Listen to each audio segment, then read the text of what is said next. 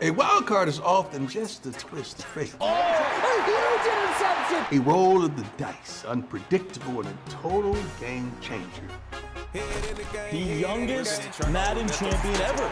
The Destroyer. And he's dancing his way to his first ever belt. Sometimes going all in is the only option. Astro's team was out there doing tip drills. Skip-o, no one hits harder. But as a great man once says, a tiger never stretch before he go gets his prey. You gotta always be ready when it's time to strike. So tell me, who's willing to take the ultimate risk? 3 straight belts for Henry Leverett.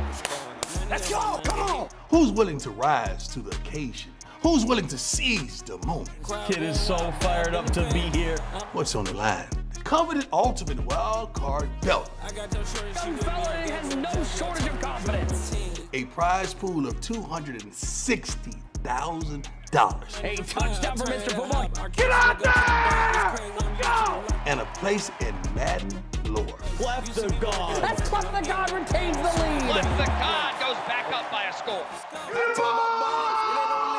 So buckle up, cause tonight we are in for a wild ride. Put your head in the game, head in the game, head in the game. I gotta find it. The ultimate wild card is next. Yellow diamonds on me like I put the Steelers. I'm in the field up just like a Steeler. Oh, this your girl, Bobby had the Steeler. I hop on the beat and I float like a real. I caught a TD, yeah, right across the middle. I'm speaking facts, boy, you telling riddles. Can't hang with the gang, so we had to sit them with.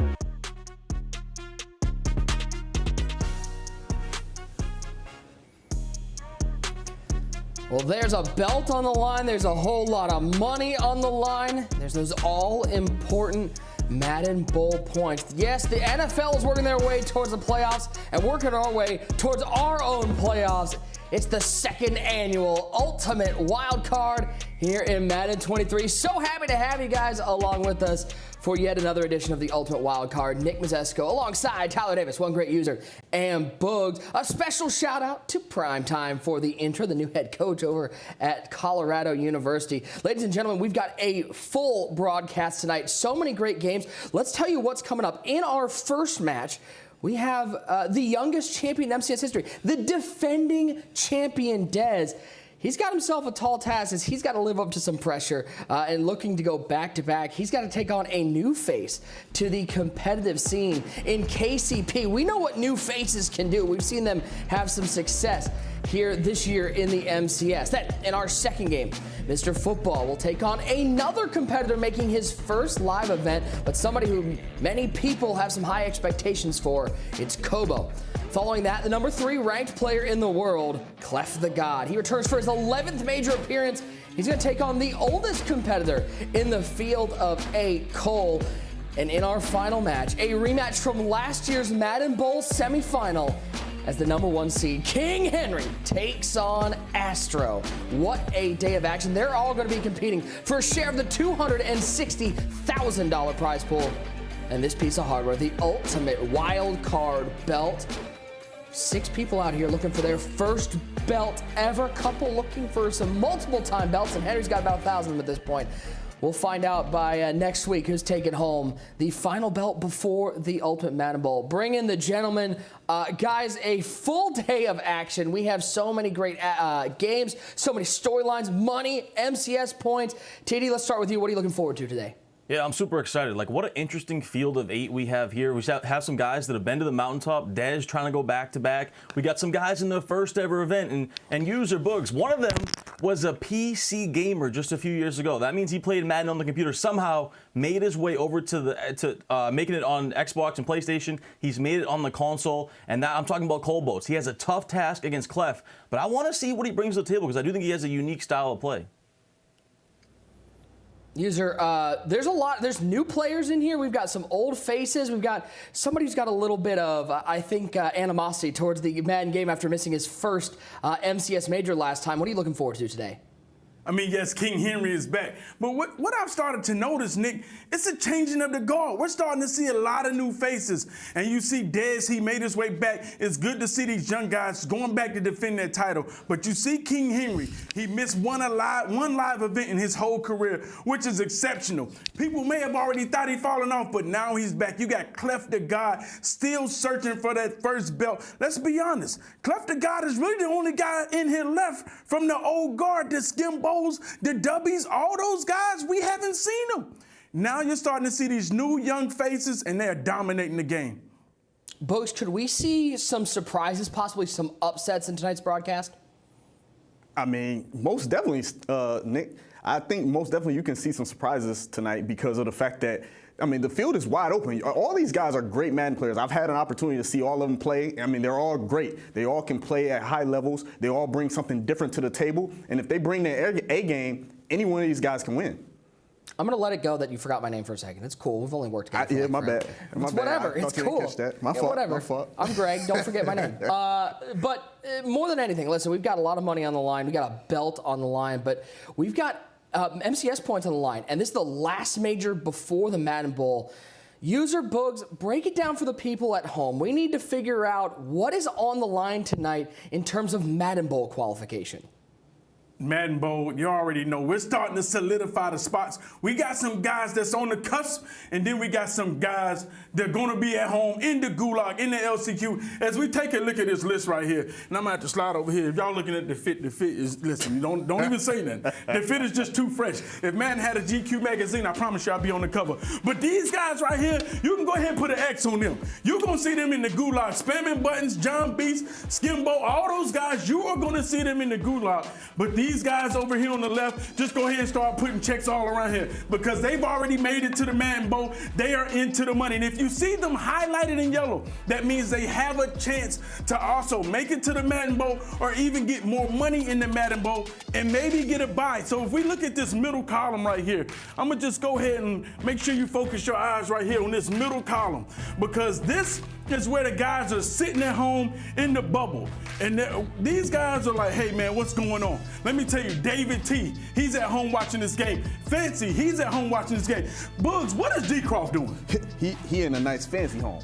He's in a much more comfortable position right now than David T and Fancy because of the simple fact that he only needs one person out of the three between Cole, Astro, and KCP to lose the game. So he's sitting in a much more fancier home, a little bit more comfortable. He got a white picket fence. Yeah, he got the white picket fence. He probably does have a white picket fence. But let me tell you, D-Croft is in that number one position. But we have a guy over here that you have to keep your eyes on, KCP. KCP, he's out right now. He's going to be in the gulag if he does not make it to the finals. That's the only way KCP can make it to the Madden Bowl. He has to make it to the finals. So we have a bunch of different scenarios that could cook up. If one of these guys, Astro, loses or Cole loses, D-Croft is automatically in there. But that depends if KCP doesn't make it to the finals. Now, I'm not going to say that he's going to make it to the finals or he's not going to make it, but I will tell you this. He has a tough task in front of him because he has to face the former champion in Dez. Yeah, he most definitely has probably the best chance out of the three, in my opinion, to probably get through because he has a softer side in most people's eyes. Sweeter side, softer side. That's kind of crazy. That's kind of crazy, chat. Now, you heard it. Now, whether y'all want to take that up with Bugs in the back alley, that's you. You hear that, Dez? He said it's a soft side over there. The champion is a sweeter side? Whatever. No, huh? It's the softer Well, I'm going to tell you, you may think that's a sweeter side over there. This is who I'm focusing on right here. This guy right here. I'm going to tell you why. Because he has to play Clef the God. And I'm going to be honest, chat. Y'all know Clef the God. That's my brother. That's my brother. But he has cheated the game. He has cheated the system. He hasn't been locked in on the game like he should have been. And now, somehow, some way, he's made it to 2 lives back to back. I know the type of work it takes to get here, and somehow, when he said he's God's gift, he just might be God's gift. But you can never cheat the game. I don't know how his run's gonna be, but I tell you, Cole has a chance to upset Clef the God, and we're gonna see if Clef the God is just that special. Nick, Ty, I need to know. Who are you liking out of this situation, man? What is your predictions when it comes to this situation? Do you think all three of these guys have a shot? Yeah, it's unprecedented, guys. You know, and honestly, I'm surprised. Like, these guys sitting at home, they're in a great spot. As you see here, the clinch scenarios.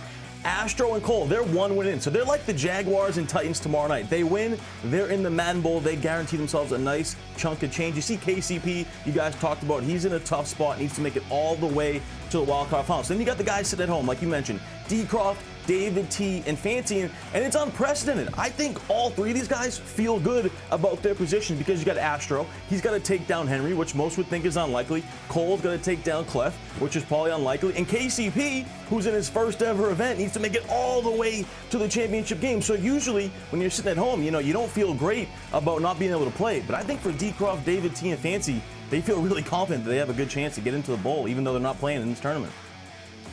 We know there's one person sitting at home who might have some stake in what's going on. It is none other than Daniel Mycroft, a.k.a. D. Croft. He tweeted out just a few minutes ago, rooting for Dez, Clef, and Henry tonight. Needs some help to get into the Madden Bowl. Hashtag Ultimate Wildcard. Remember, guys, use that hashtag Ultimate Wildcard. Listen, everybody's out here. They're counting out KCP, but never forget, there's a guy by the name of Jack Organ. I don't think people expect to make a deep run in the tournament, and all he's done is guarantee himself a spot in the Madden Bowl. So you never know what happens once the chips are down. A lot on the line here at the Ultimate Wildcard. Now, let's talk about our first matchup. We have the defending champ, Dez, taking on KCP. KCP in a must-win situation, and then he needs to win every single game that he plays in order to qualify for the Ultimate Madden Bowl. He's got a tall task. Dez, what a run that he had in just a couple weeks ago. You know, this 17-year-old phenom made a huge splash in the Madden scene by becoming the youngest player to win a belt. With his ultimate Thanksgiving victory, Dez enters as the hunted and no longer the hunter. The question on everyone's mind is, can he do it again? Elway back to pass, needs 7 yards, going to throw it up, and picked off! Pull him out with the interception! The youngest Madden champion ever, 17 years old. Let's go! Let's go! Come on, man! The night that I won, the reaction from my family and friends was insane. I must have had over 1,000 notifications. My phone was going up, going crazy. You know, my friends were reposting it on their stories. They couldn't believe it. This is an absolute clinic by the 17-year-old. I mean, he's doing whatever he wants against one of the top 5 players in the world. I don't tell my family a lot that I play competitive Madden, so when they saw that I won that much money, won the belt, and I went to Thanksgiving with the belt, it was insane. Nothing but green grass. There goes Chris Johnson. OOT. OOT. It's been quite a humbling experience because I've done a lot of interviews with like news outlets, newspapers, and then my school interviewed me. It's really just changed my whole life, really. And I'm blessed because it's just so humbling that just winning a video game tournament could do that for me. He's climbed the mountain, he's took down the top of the top, he took down Wesley, he took down Clef, and he's dancing his way to his first ever belt. What have you done? What have you done? Come on. I've played football almost my whole life growing up, so, and Des Bryant, you know, I wore number 88 every year after him. He was my role model. So when he shouted me out, he hit me up on Twitter, followed me back. It was surreal, so it meant a lot. I was so proud of it because the only person that expected to win was me. You know, no one really thought I really had a chance besides myself. So when you win, when no one else thinks you can do it, it's a really good feeling. Let's go! Come on! I don't want people to think that this is just a fluke. This is like a 1 tournament, 2 tournament type of thing. Like I want to make runs in every single tournament that I play in.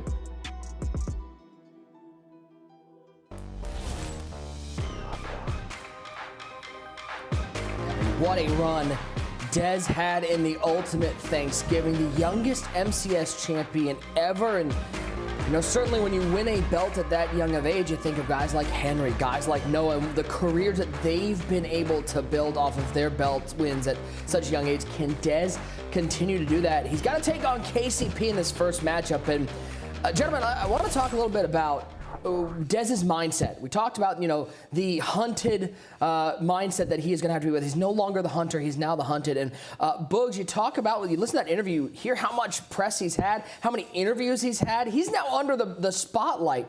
How tough is that adjustment mentally for Dez going into his first tournament as a belt winner?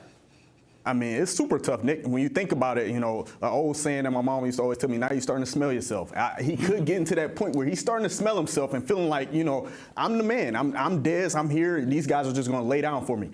That's not a guarantee. It's not a guarantee at all. KCP is somebody that's, you know, just coming on the scene and trying to make a name for himself. So he has matchups in front of him that he needs to focus on. So, and there's a situation he really needs to just lock in, stay humble, and do what he does. And then he's going to be able, if he can continue those 2-game stretch that he had in the championship, he can really win this, go back to back. Yeah, and user, how much of an advantage did it help Dez going through that Ultimate Thanksgiving tournament and having to go through guys like Clef, guys like Wesley? He wasn't running through nobodies. He was taking down the top of the top on his way to a belt. How does that help him going into the Ultimate Wildcard?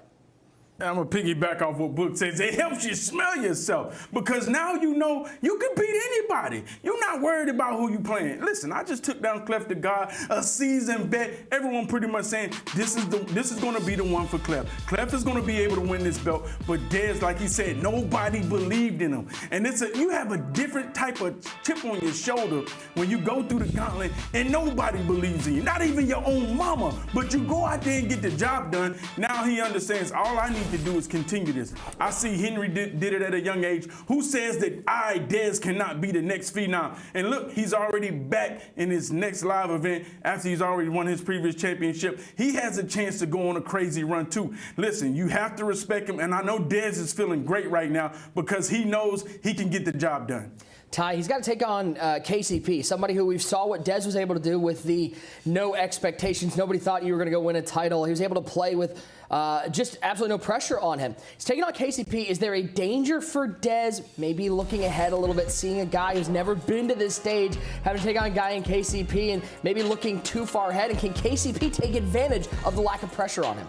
Yeah, you know, you don't want to look too far ahead. KCP is hungry. He's playing with a chip on his shoulder. He's playing with house money. But I talked to Dez a little bit last night. He feels like there's no pressure at all on him. And that's the thing I love about the kid, too. He's cool, calm, collected. He feels like it's one game at a time. I like KCP's game, too, though. He's really hungry. Talking to him last night, he wants to make a name for himself. Actually, too, quick little tidbit. These guys actually have linked up recently in the same crew, that Top Dog Madden crew. So they've been kind of getting reps. They know what each other wants to do. So it's always an interesting dynamic when you get two guys in the same crew or just familiar with each other going at it in the first round here. Never something you want, but I think both these guys will be prepared. And Dez, you know, just always so confident. Also wanted to shout out his mom and sister who are going to be watching him in Barcelona. How cool is that? They're going to be rooting for him to try to get his second belt in a row. But Dez doesn't come across a guy that's going to be nervous. The pressure's not going to get to him. He's going to be ready for this moment. Should be a great way to kick off the wild card broadcast. And then we followed up with another newcomer to the MCS in his first appearance. It is Kobo taking on Mr. Football. And Ty, Mr. Football is one of those guys we know very well. We've seen him not just in MCS, but in a lot of tournaments. This is a guy who doesn't lack confidence and isn't afraid to tell you about it. But he's looking to make that next step. What does Mr. Football have to do to win this first round game and get to day 2 of the Ultimate Wildcard? Yeah, and Mr. Football has quietly been one of the most consistent players the last few years. It seems like he just keeps making these events over and over again. A big personality. He's going to tell you how he feels. Has usually a little bit of a unique style. He's a little bit risky with the way he plays, but really, really talented in his 4th major, as you can see there. And going up against Kobo. Kobo has one of the most interesting rosters. He has like a million abilities out there, so it's going to be a great chess match between these two. That's one of my favorite games of the night.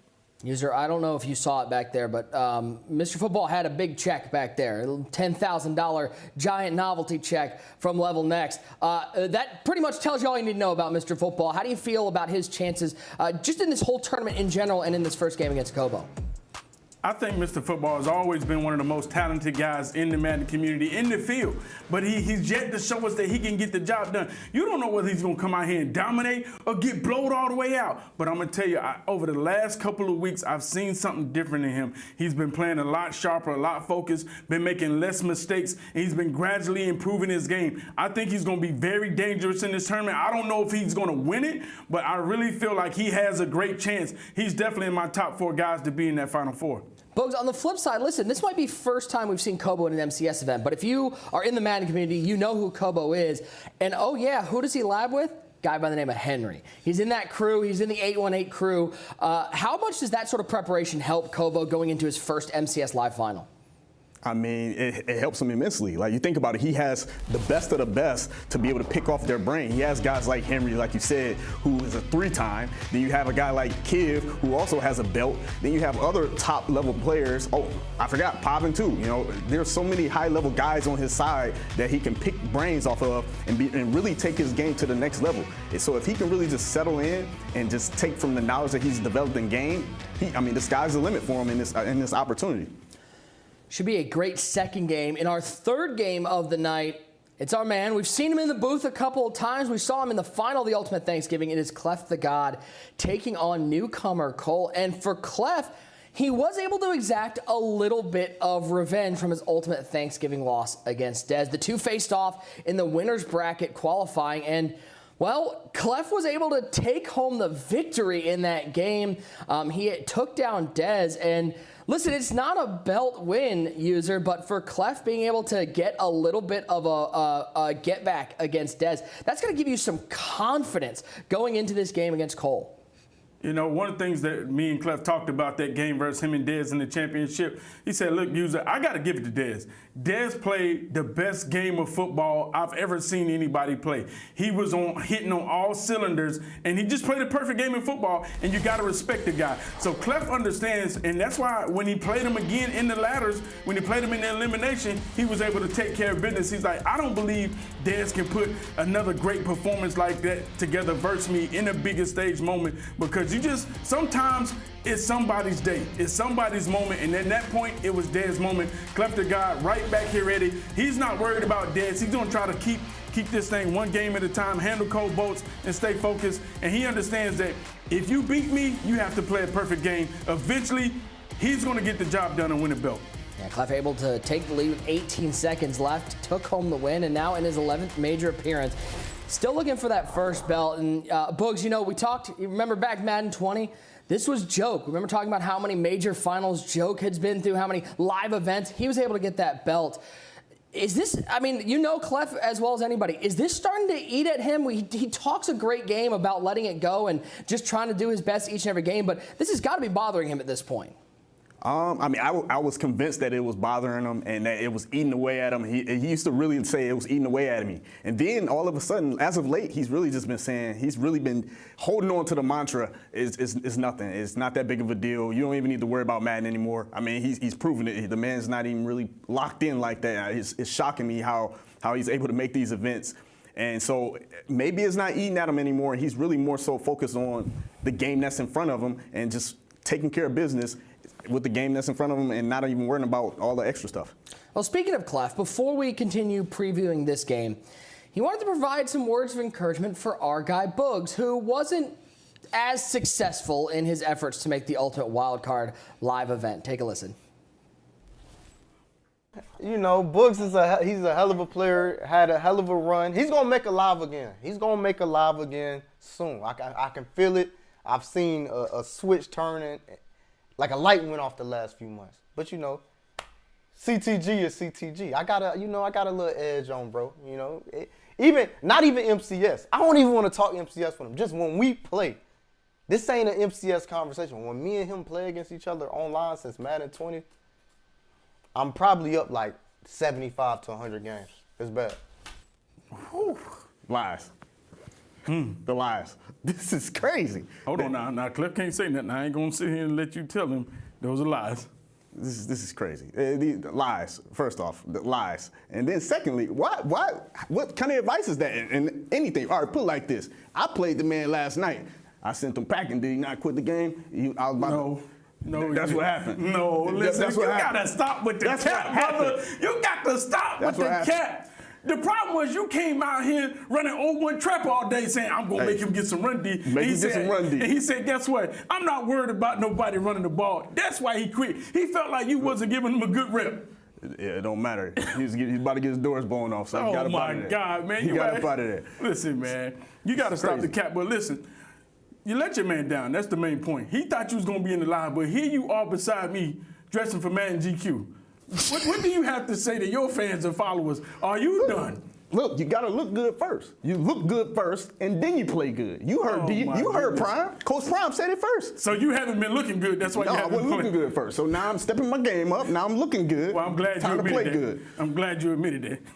Well, that should be a fun game as he takes on Cole, the oldest competitor in the field. We'll see if Clef can make another win in his 11th MCS major appearance. We close things out with what I think we all would agree the main event of the evening, a rematch from the semifinals of last year's Madden Bowl. It is Henry taking on Astro. Man, this game, I don't know what to say about this. Ty, we got to call this game.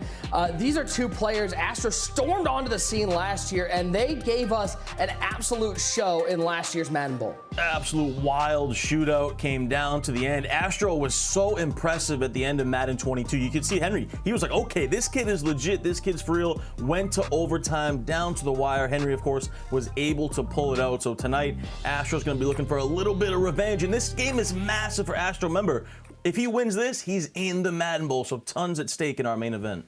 Bugs, talking about chip on your shoulder. Listen, we know the success that Henry has had, but he had to sit home through the Ultimate Thanksgiving for the first time in his professional Madden career and watch a tournament.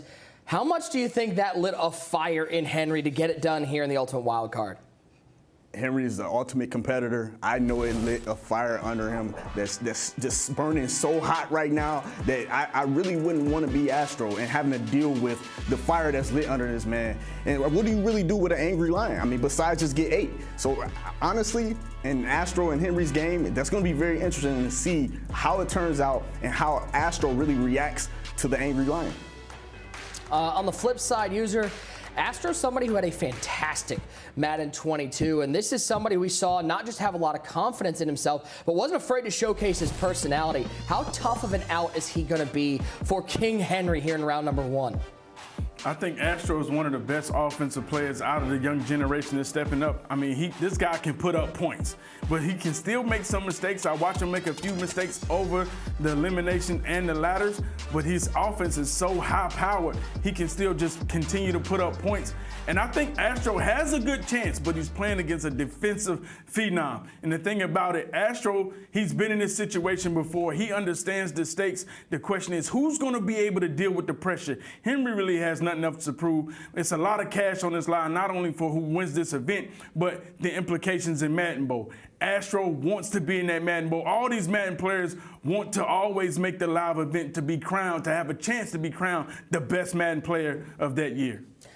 Great day of action we'll have here, and I know there are a lot of Madden Ultimate Team fans out there. We got some reveals for you. Let's reveal the legends coming into the game in just a short period of time tomorrow morning. We start things off with, on the defensive line, John Randall. This is somebody's going to help stop the run. He's got 97 block shed, 94 power move, 96 finesse move. He's going to get some pressure on the inside for sure. Now, we're going to need somebody to block John Randall. How about one of the best guards? Marshall Yanda, Baltimore Raven legend, 96 overall. Certainly going to shore up the interior of the offensive line. And we're not just talking about the lines, the trenches. We got to give you somebody who's out of the skill positions. And why don't we help that defense a little more? How about Mike Haynes, cornerback, 96 overall, 95 speed, 96 man, 96 zone.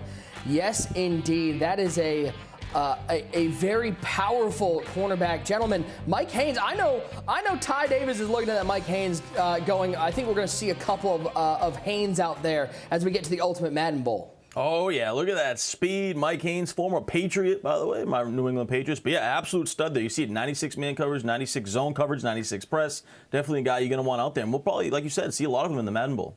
Yeah, and Books, the meta, we've seen the defensive meta change a little bit. Man coverage, shifting to a little more zone coverage. This is a guy with 96 in both stats who can play either way. Exactly. He can play either way, and he's a bigger body. Honestly, his last card, his most recent card before this one, was one of the best cards I've used, and I can only see this one being even better. User, you're going to add Mike Haynes to the squad. I know you need help stopping the pass more than anybody. You think Mike Haynes can help you out? I think Mike Haynes is a good card. The meta is kind of shifting from man. Even though he gets inside shade for 2 AP, I would have liked him to have deep out because I'm still going to try to run more zone. It seems like since the update, the man coverage isn't as good. That's why we see a lot of cards like the Cromarties coming out with the two AP inside shades. I don't think the inside shades and the man coverage is as good as it once was. That's why I feel like in this tournament, we're definitely going to see more zone coverage, even though Mike Haynes' card has been incredible all year. I'm not shifting back to that man coverage meta just yet, even though you're trying to make it sweet with that 2 AP inside shade. Well, gentlemen, it's a fantastic day. We're really excited for the games, and I think we should probably start it off with a bang. Why don't we give away all 3 of these legends to one lucky viewer out there? That's right, it's an early dump truck. Mike Haynes, John Randall, and Marshall Yanda, the winner of that dump truck. I know there's everybody out there who's hoping it's them. The winner is none other than Rams fan STL4. Sorry about the Rams season. I know it's been rough, but you got the Super Bowl last year. Now you're taking home a dump truck, so not a bad consolation prize. Rams fan STL4 is taking home that dump truck. The NFL has announced that each of the league's 32 teams will be going all out to show support for Damar Hamlin this weekend. The Bills safety went into cardiac arrest on Monday night during the first quarter of the Buffalo's game in Cincinnati. Hamlin had to be revived on the field by medical staff who performed CPR. As you see in this tweet from the NFL, a fund has been established by his family, and donations can now be made directly at chasingemsfoundation.com. Again, that website, chasingemsfoundation.com, as the team support Damar Hamlin. Take a look at our bracket for tonight as we work our way through round 1 of the Ultimate Wild Card. KCP and Dez will be our first game on the docket. We got Mr. Football and Kobo after that. Clef the God and Cole, and closing things out with Henry and Astro. KCP needs to get to the finals to secure a spot in the Ultimate Madden Bowl. And Dez already having secured one. Fancy needs Cole and Astro to lose today, and KCP to not make a wild card final. So Dez really is feeling great, knowing that his spot is secured, and there are a lot of people at home waiting to see how these games go. It's time for predictions as we do our favorite thing, which is try to figure out who the mush is this particular broadcast. Could be anybody up here, and we know that if Tyler Davis gets just a single one right, he's going to let everybody know that he was perfect. We're going to start things off with Bugs. Bugs, who do you got in this first game? Dez taking on the newcomer, KCP. In this game, I know what I said at the beginning during the brackets, and we were talking about the scenarios and all that stuff. However, I said that I was sweeter and KCP had the best chance. It didn't mean I meant that he was going to do it all and win it all. He's going to lose this game. Dez is going to win and move on to the next round. In the Final Four, KCP is going to go home packing. User, upsets are a possibility here. KCP in must-win situations, who's taking home this first game? I mean, it's a tough situation. You're playing the current and reigning champ. This is your first live appearance. It's a lot of pressure on you, not only just to win one game, but you got to make it all the way to the finals for the Madden Bowl. And, I believe KCP, he has a great game plan ready. He's going to come out here and run trips. He's going to run an offense that a lot of people aren't running. But I'm going to tell you this. That champ ain't nothing to play with. Dez is going to be ready for it. I'm going with Dez this game. I think KCP, even though I feel like it's going to be still about a two-possession game, I still feel like Dez is going to take KCP down. All right, let's throw it over to the man dressed like an angel right now, Mr. Perfect, Kurt Hennig, none other than Tyler Davis. TD, who you got in this first one? We know you already know who's going to win. You know you're going to let us all know that you're right.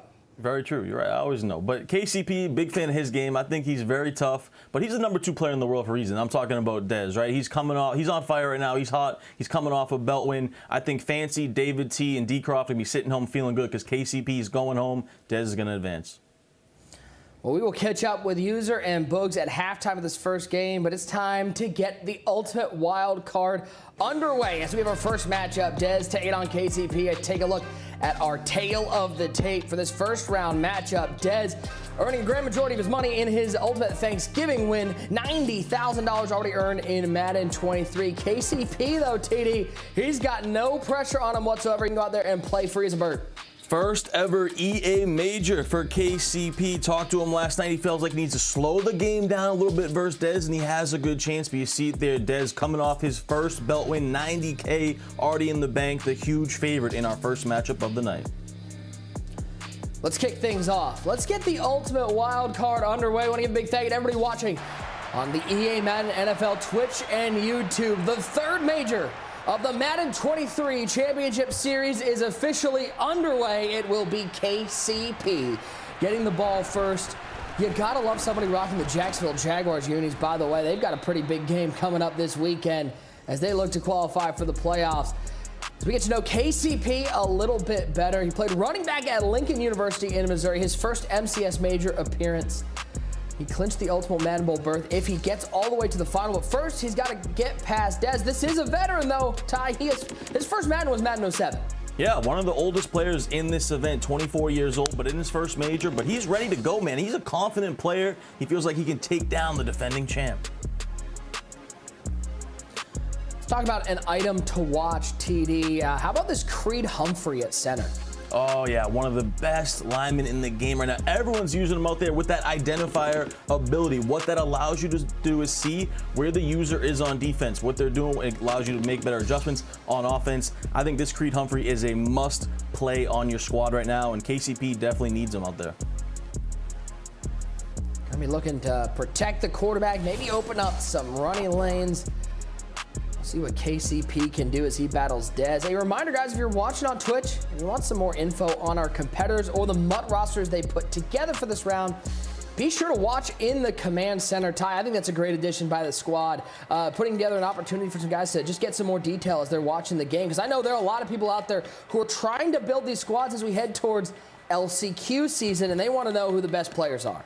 Oh, yeah, without a doubt. We see the new legends that drop. You talked about LCQ, which is going to be, as the boys would call it, a gulag. It's going to be a grind out there. Whoever makes it, by the way, at LCQ, man, there always has so much momentum going into Madden Bowl. So, you know, get your cards, get your teams ready. LCQ is going to be a grind. But if you can come out of that with the victory, you're going to be on fire heading into the Madden Bowl. We're going to start things off. Who else at the helm? Ty, that number 12, you might be familiar with him. The GOAT, the greatest of all time. And by the way, the new meta at quarterback right now, Tom Brady, you see everyone kind of rocking him, gunslinger, hot route master, fearless abilities out there, an absolute must start at quarterback. Just back pass on 1st and 10, look at the left side, that's a tough throw into coverage. CD can't make the catch, and Dez can't believe it's not going the other way. Scary first play right there for KCP. And, you know, talking to KCP last night, he says, I don't really have any lab partners. I'm kind of out here solo dolo.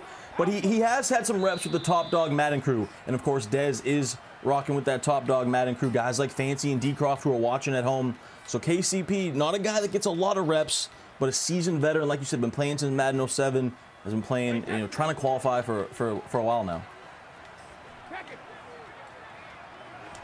2nd down and 10. Brady in the shotgun, trips over to the right side. Plaxico Burress in the slot. He's got Herman Moore out there. He's got CD Lamb in between the two.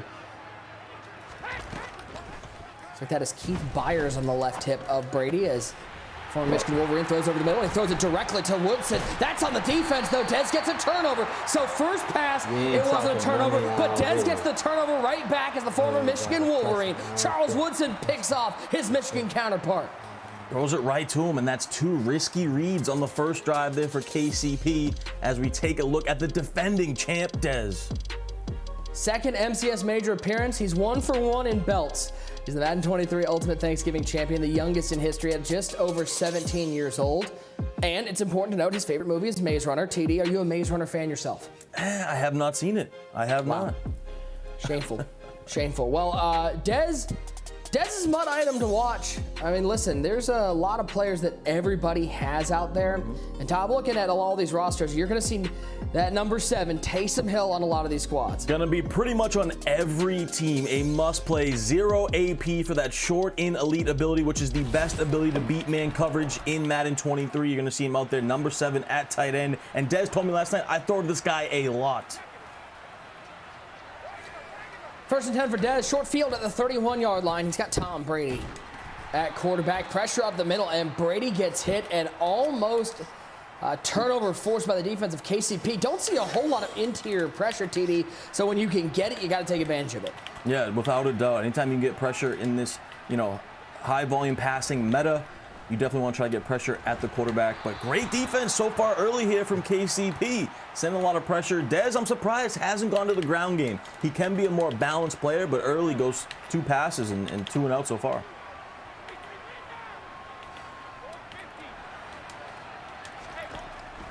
Third and 10. Brady, quick throw up the seam. There's Herman Moore. He skies for that one. The Detroit Lion and legend finds his way inside the 10 to the 7-yard line. Dez hurries to the line. What's the best way to attack zone coverage in those seams? He goes to wide curl out of bunch, high balls the seam inside route, and he's cooking. And he's got Burris left side. Touchdown. The first one of the ultimate wild card as the defending belt winner. Puts one on the board, and who does he find? The former Michigan State Spartan, Plaxico Burris for 7. Couldn't ask for a better start from the defending belt champion Dez, and he goes to one of his favorite money plays out of that stack Y flex formation, that outside wheel route to the stack receiver, high balls it back of the end zone. Amazing start. Gets the defensive stand and scores. Going to get the ball at half. What a start for Dez. 7-0 the lead for Dez as let's take a look one more time at that touchdown pass.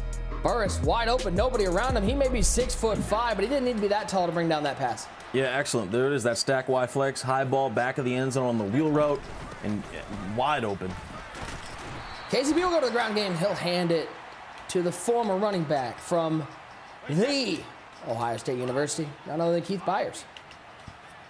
Yeah, we'll see who KCP. Now, it's interesting to note, too, he's the only player, I believe, in this tournament that we're going to see in trips tight end. We might see Kobo run a little bit of that unique stuff later, but trips tight end, not very, obviously, it's been popular the last few years, but this year's been primarily a bunch and tight meta, so he's going trips a little bit different, but it seems like so far early, Dez has had some reps against trips tight end. By the way, Ty, we talked about the command center. You can get more info on the players, their rosters. Look what the squad, our top-tier production team is at the bottom of the screen. Scrolling abilities. No longer do you have to wonder what's lighting up out there. There's so many abilities out there. Our team has put together a ticker at the bottom where you can see each of the abilities that these players are running. I absolutely love that for all the Madden players out there looking to get better at the game. Absolutely amazing. And you saw the Harold Carmichael just popped up at the bottom there. KCP said that might be his most important on defense. 6'8" DB, obviously Harold Carmichael receiver, but that out of position DB back there. And you need him in the Madden 23 where there's a lot of high balls and aggressive catches with tall receivers. Here in the middle, he finds CeeDee Lamb all the way down to the 30-yard line. You know, a lot of Cowboys fans out there rooting against the Eagles this week and hoping that they can lock down an NFC East title. Oh yeah, and that CeeDee Lamb, you're probably going to see him on every roster tonight as well. Might be the best receiver in the game as Byers gets loose. There goes Byers to the 10 down to the 5-yard line. Goes Keith Byers, 6'1", 245. Plays more like a fullback, and he was able to fight through some tackles and get KCP in business. And a complete shifting game plan from KCP. I love it. First drive, the nerves can get you a little bit. First ever major, his game plan was to come out, slow the game down, and run the ball. First drive didn't work out, but second drive goes right back to the plan, and it's paying off. Now first goal from the 5-yard line. We knew the 2-minute mark in the first quarter. Brady tried to take off there, and Ty, you're a Patriots fan. You've seen Tom Brady scramble before. Not the quickest of feet. Yeah, we know he's not the guy to be trying to run up the middle like that. Great pocket presence, but not the guy that's going to get you any yards on the ground. And now it tightens up here down in the red zone. What does KCP go to? Has he been in the lab trying to find some red zone dots? He's got Byers with goal line back. Let's see if that comes into play here on a 3rd and goal. He's going to split Byers out of the backfield. Empty it out for TB12. Back to passes Brady, just a 3-man rush, and Brady is going to get leveled. Javon Curse around the edge, the former Florida Gator. He makes the play for Dez. And because that, KCP will settle for 3. Got to feel like a little bit of win for Dez there, TD, but for KCP, just getting some points on the board and selling down those nerves has got to feel good. Yeah, it was definitely a better second drive. He slowed the game down like he wanted to, ran the ball. For Dez, though, that's a big win right there. Like I said, it tightens up in the red zone. He played all-out coverage there on that third down. There was absolutely nothing open. KCP forced to take the sack. So now this drive is going to say a lot right here about KCP. He needs to find a way to get off the field. Only holding the 3 is okay, but you cannot let Dez go down and get 7, especially when he's going to get the ball to start the second half. Hand off to number 72. That's William the Fridge Perry, absolutely rumbling his way to the 38-yard line. You do not want to see the Fridge running downhill at you. Oh, you don't. We're going to see a lot of Fridge, Keith Byers like we've seen. A lot of these big backs, especially with that goal line ability that you talked about. When you get down in the red zone, you get extra blocking on any runs inside the 5-yard line. So that's something to monitor as we get into these red zone areas. But a nice little dot right there. Once again, CeeDee Lamb over the middle. Run this down, and we'll see if Dez even snaps this ball as he rehydrates, take a swig of water. As it looks like he's comfortable taking this all the way to the second quarter. Dez able to force an early turnover, able to force a stop. He's got the lead and the ball up 7-3 in our first game of the Ultimate Wildcard. Yeah, of course, young Peyton Tuma, 17 years old from Newport Beach, California, the youngest Madden champion of all time. Looking good here early. Nice little check down, but incomplete. So get down. This is where I think Dez is going to try to slow the game down. He's already used 2 timeouts, but you want to use as much clock as possible here. Try to get this at least under 2 minutes if you can. Get some points and get the ball to start the second half. In the middle is Taysom Hill with his first catch. Our Mutt Ida watch will bring in one great user. Really interesting start to this game between Dez and KCP. Yeah, and you know, Dez, he's running the typical defense that we have seen, the meta, the nickel 3-3 or the nickel 3-3 cub. But you see KCP, he's running a defense a little bit different now. We ran this last year a lot, that 2-4-5 odd. Now, people might not notice on that backside, on that left side, you can still get a loop out that 2-4-5 odd, but it's still real tough to stop the run. I want to see how much pressure KCP can put on Dez running his defense. My God, get the A little bit delayed game user. Another interesting thing, maybe some of those people just getting back into Madden, maybe not playing a lot of Ultimate Team. You saw right there a sack from, was that Bo Jackson coming down the edge, an out of position player. That Bo Jackson is somebody you're going to see a lot of defensively. Yeah, and that Bo Jackson is tough because he gets acro for 1 AP, so a lot of people are using him for a user. And so it's a tough debate between who's the best user right now, between him and Ted Hendricks or that Bo Jackson with that 1 AP acro. Bo Jackson is faster, but he is shorter with being 6'1". So you hit it right on the head. We're going to see a lot of Bo Jackson out there on the field, whether he's at the safety spot or the user spot. 3rd and 29 after another sack. That time is Antonio Cromartie, and there's Bo Jackson. Tyler Davis, Bo Jackson, 2 sacks on that drive. Antonio Cromartie with a sack. KCP sending some edge heat with those DBs. And that's the thing with that Bo Jackson. You know, user alluded to a little bit. You can use him as a user. You can use him in the secondary. You can use him off the edge, screaming. And KCP turns up the heat on defense. 3 sacks on Dez. Phenomenal job to get right back in it. You got to feel good. Confidence is high right now. Big drive here. Got to go down and get 7, take the lead, but phenomenal defense. Him running that 2-4-5, you know, it might have caught Dez off guard a little bit because he's not used to seeing it. As you see the pressure coming in with 3 straight sacks. And I'm surprised, too. Dez, usually known to be a more balanced player, goes to the run game at all. He's been pass heavy to start this game, and KCP kind of just pinning his ears back, sending pressure on him out of that 2-4-5. 7-3 our score. It is KCP with the ball back off the stop. Brady stepping right.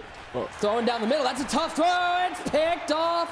Another one of those cards that is out of position. That is none other than Julius Peppers with the interception for Dez, the second one of the game. Yeah, bad decision right there from KCP. And that Julius Peppers, Nick, 6'7", out of position. In my opinion, that's my favorite card in the game, because if you can get a guy 6'7" back there, he's going to make a lot of things happen. And Dez just playing phenomenal pass defense right now. It's been rough for KCP. Yeah, Ty, if you can have somebody who played 6'7", 295, you're putting him out at DP. Just forget about trying to get the ball over his head.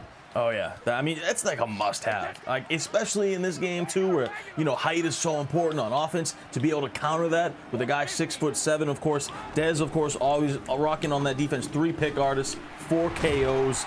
So he's done a great job countering KCP's trips tight end pass offense. I'm curious. I know he's not on mic right now, but I'm wondering if one of our our production team in the back could find out if one great user was ever a fan of Julius Peppers. I have a feeling he might have been. Oh, yeah. Carolina Panthers club champion. And off to Byers, right side. He's got some blocking out there. Look at Taysom Hill holding the block on the right side as Byers will find his way down to the 8-yard line. And I love what Dez did right there. It's been a lot of this 2-4-5 from KCP, so he goes to the 0-1 trap, and that does a great job with in the middle with those pulling blockers, especially versus a backed off coverage like that. Where you don't have much meat in the middle of the field right there. Dez does that. This time goes down to deuce close to counter it. So you see Dez really starting to think, what can I do versus defense? He's going to utilize the ground game a little bit more. 7-3 the score. $1:20 left. No, 66.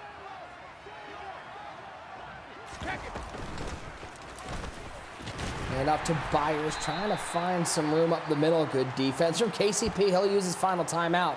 3rd and goal from the 7-yard line for Dez. And I know Dez didn't get much out of that play, but I love it from 2 aspects. First of all, he forces KCP to use his final timeout. He motions over that lead blocker where KCP did not have any defender on that left side. You saw his user kind of in the middle. Left side was wide open, but unfortunately wasn't able to get a big gain out of it. 3rd and goal. 3-man rush, quick throw to the wheel route. It is Byers into the end zone. Boy, it wasn't easy, but Dez is able to find 6 and extend his lead with just about a minute to go in the first half. Yeah, phenomenal play call. A little bit of a freestyle drive right there from Dez. You saw him go to the 0-1 trap. Then he went down to deuce close. Then he throws this wheel route out of deuce close, which you never really see him pass out of, but he starts to figure things out throughout the game. He's great at adjustments. That's why I think this kid is just one of them ones. He's one of those top guys that's really going to be, a staple in the Madden community because he does that. He makes those adjustments throughout the game, and he does it right there with his offense. Astro take that to the 25-yard line as we take a look at the play that set this all up. Another throw over the middle, another defensive play from Dez, and then little wheel route. I'm having flashbacks to the last couple Maddens with those halfback wheels. Oh, yeah, and that was perfect timing, too. If he would have threw that maybe 1 or 2 seconds later, that potentially could have been a pick. So great timing on that low ball wheel route right there. 1st and 10 for KCP. He'll look to the corner out right side. He finds Plaxico Burris to the 50-yard line. Clock keeps running. He'll have to hurry back to the lines. Under a minute to go. Yeah, and a lot of people, too, been talking this right side of the bracket is a little bit weaker than the left side. Of course, left side, you got Henry and Astro. You got Clef and Cole. Who's the favorite on this right side? You got to think it's Dez, but a lot of people were saying KCP could make a run to the finals. Of course, he needs to do that to stay alive for the Madden Bowl. But early in this first half, it's been all Dez.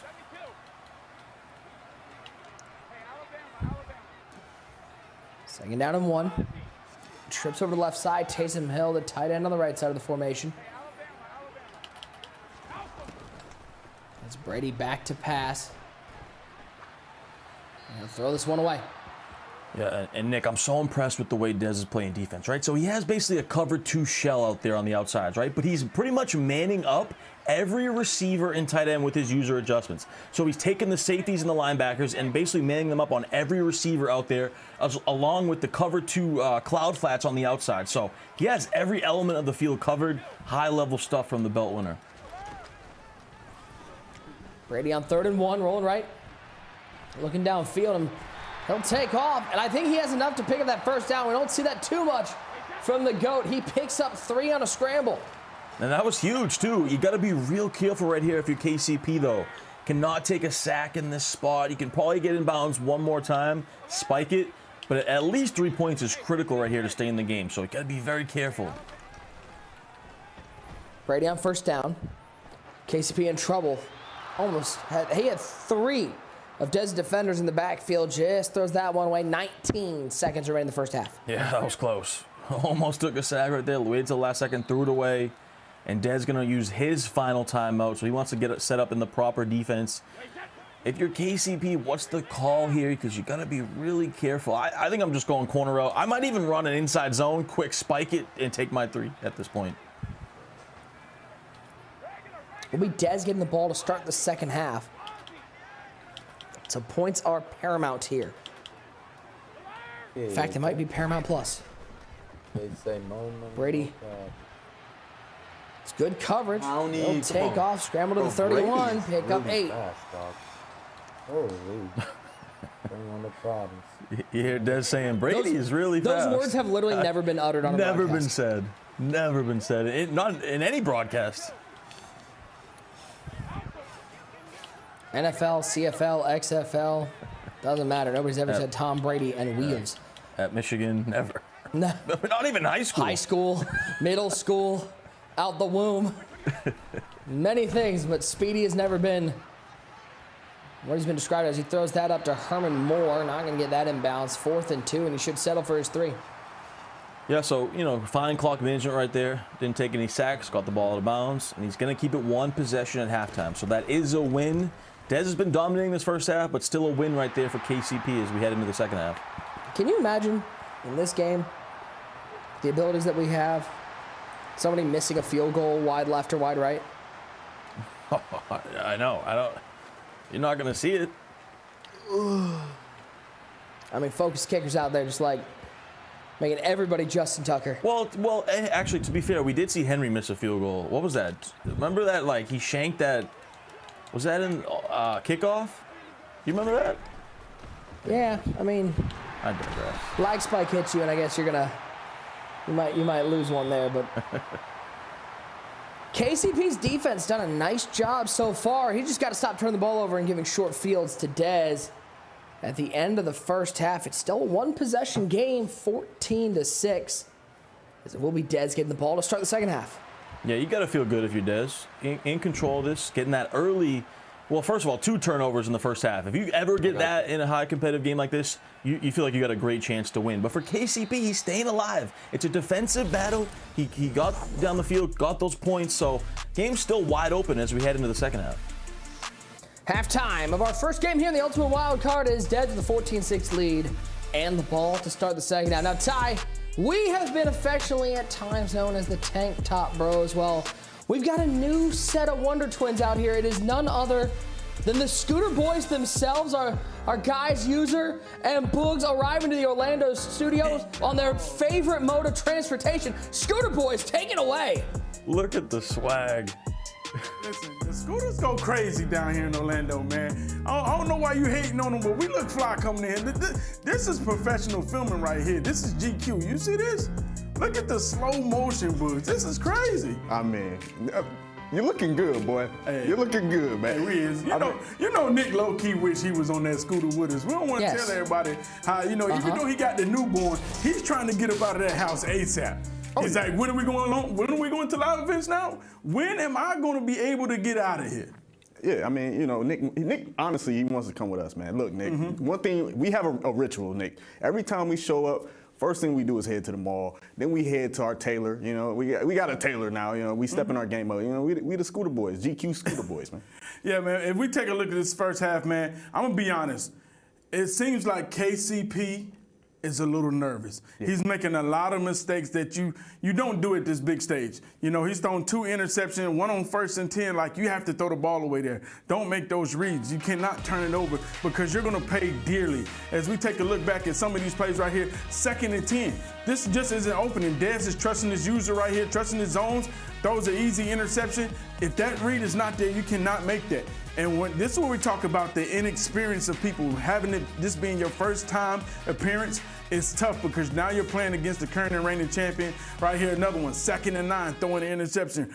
Boogs, you can't come out here and make these type of mistakes. No, not at all. And what he's doing is he's really utilizing those Madden 22 trips, tight end, route combos. He's not even using the combos that are more effective in this year's Madden. And also, he's looking very jittery in the pocket.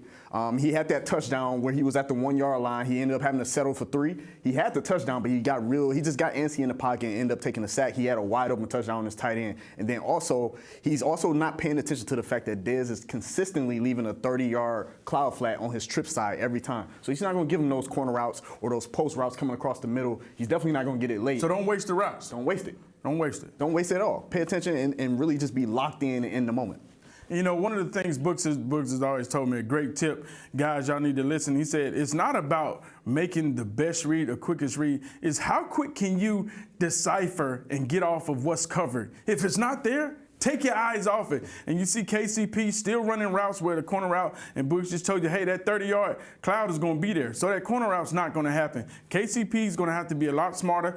He's taking a lot of time snapping this ball, giving Dez a chance to prepare his defense. I need to see him snapping that ball quicker. Right now, Dez gets this ball in the second half. He has a tough task being down 2 possessions. He needs to make sure he at least holds him to 3 or get a 3 and out, because if Dez go down here and get 7, it could be night. Nick and Ty, we'll see you back after the game.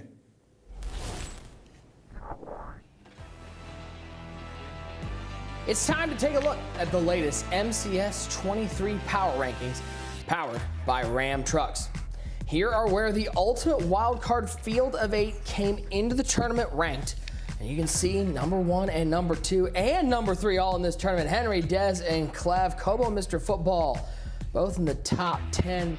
Astro, KCP, and Cole needing some help to get into the tournament. They just got to win some games. It's that simple. Go win some games and work your way up those MCS 23 Power Rankings, powered by Ram. Some legends and maybe future legends on this list. And speaking of legends, earlier we revealed 3 items being released during tomorrow's Legends release. As you take a look here, you can see some of those custom abilities these guys are going to get. Mike Haynes, Pick Artist for 0. Get Acro for 2. Marshall Yanda get Nasty Streak for 0. John Randall, Under Pressure for 1. Inside Stuff for 1. All interesting custom abilities for these 3 legends that are releasing tomorrow. And it wouldn't be a release, it wouldn't be a segment here on the Ultimate Wildcard if we didn't do a giveaway. We got a mud item giveaway. Winner of this one taking home John Randall. Are there any Vikings fans out there is what I'm curious. Well, this one I don't think is a Vikings fan. The lucky winner of this John Randall is Patriots 5505. We'll have to check whether that is Tyler Davis's. I like that. You just got to check that. Is that your lurk? Did you just take home John Randall? Maybe. Are you sure? Okay. Maybe. It's possible. It certainly is possible. Congratulations to our winner of that John Randall. As we move forward to the second half, we see Dez in action. A great first half from Dez, able to force 2 turnovers, a couple interceptions over the middle of the field. As we take a look at the Madden Bowl impact from this game, Dez already has secured his spot. For KCP, it's simple. You got to win this game, and we'll end the next one, and you will secure a spot in the Ultimate Madden Bowl. Fancy needs KCP to not make the wildcard final. So right now, at this particular second, he's a big Dez fan, TD. Yeah, Fancy so far looks like he might be 1 of 3 right now. He's feeling good, sitting back, rooting on Dez to take home this victory. And also, too, to point out, let's not forget for Dez, as well as Henry and Clef, that the bye for the Madden Bowl is still on the line for all 3 of those guys. The bye is very important. Nick secures you an extra guaranteed $25,000. You know what $25,000 can get you, right? I mean, first of all, a few of those scooters. Maybe one of those Blazers Boogs is rocking. You know, get you a few here's of those. all I'm saying. All I'm saying, Ty, you and I have been out here, okay? We've been working hard in our houses. We've been fighting through everything that goes along with a remote broadcast. Well, those two got their cushy jobs with their Dasani waters, apparently, that aren't good enough for them in Orlando. I need our production team to send Tyler and I one cameraman, just one cameraman, to film us a slow motion thing as I get up from my bedroom and walk to my garage for filming. I need my slow motion hype video. Yeah, same. Film me putting on my basketball shorts with my suit on over it. I don't give away the secret. It's 4th and 6. Big opportunity for KCP to get a defensive stop. Quick throw to the flat. It is Keith Byers out of bounds at the 36. I'll pick up the first down. Barely sneaks across that first down line, and Dez with a huge conversion right there. But to be honest, you got to admit, Dez is really struggling against this 2-4-5. If you're KCP, keep applying that pressure. Like I said earlier, I'd like to see Dez go to the ground game a little bit more. He's had success when he's gone to it, but he's committed to this passing attack. Over the middle for Dez. He'll pick up another first down to the 49-yard line. 2 touchdowns over the air, and Ty, it makes your offense go a lot smoother when you get to start a lot of your drives on the other side of the 50. Oh yeah, for sure, and goes to that high ball to the seams again. The seams have been the one spot that he's been able to attack. This time goes to the corner route, Plexico burst.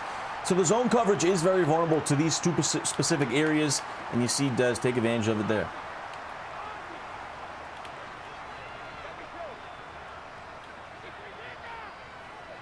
First and 10.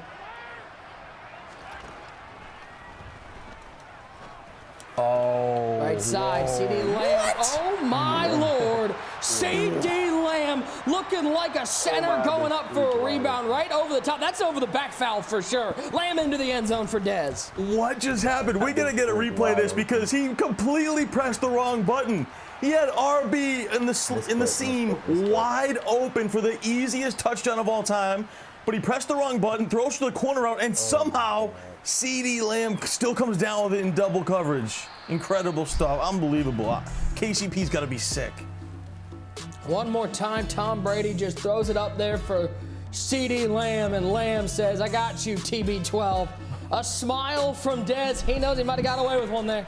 He definitely did. I mean, Plexico Burris, there was no one within 5 yards of him in the back of the end zone. And no emotion from KCP, though, too. So I like that from him, right? It shows he's still locked in. But, man, if that was me, I'd be going berserk in that situation. Maybe he knows he should have gave up a touchdown to RB anyway, so it's irrelevant. But big play there for Dez, and that was huge, going down to get 7 the first drive of the second half. Brady takes off, scrambles, and he'll slide down at the 44-yard line. 21-6. KCP, his hopes for a Madden Bowl berth on the line, needs to win this game and one more. Hasn't been able to put an offensive touchdown, or any touchdown, as that's a matter of fact, on the board yet, as he'll look underneath and pick up 3. Yeah, and goes to a little bit more bunch tight end now. Goes to the, ever so famous PA boot over right there, checks it down to the underneath route. But, I mean, Dez just has everything he wants to do dialed in. Oh, nice play there, though. I like that, too, because what we know, Nick, from Dez is he's manning up all these receivers. It's all man coverage. So you put Plexico there on a little baby zig route, and that does a great job to beat man coverage to the outside. So nice adjustment there from KCP.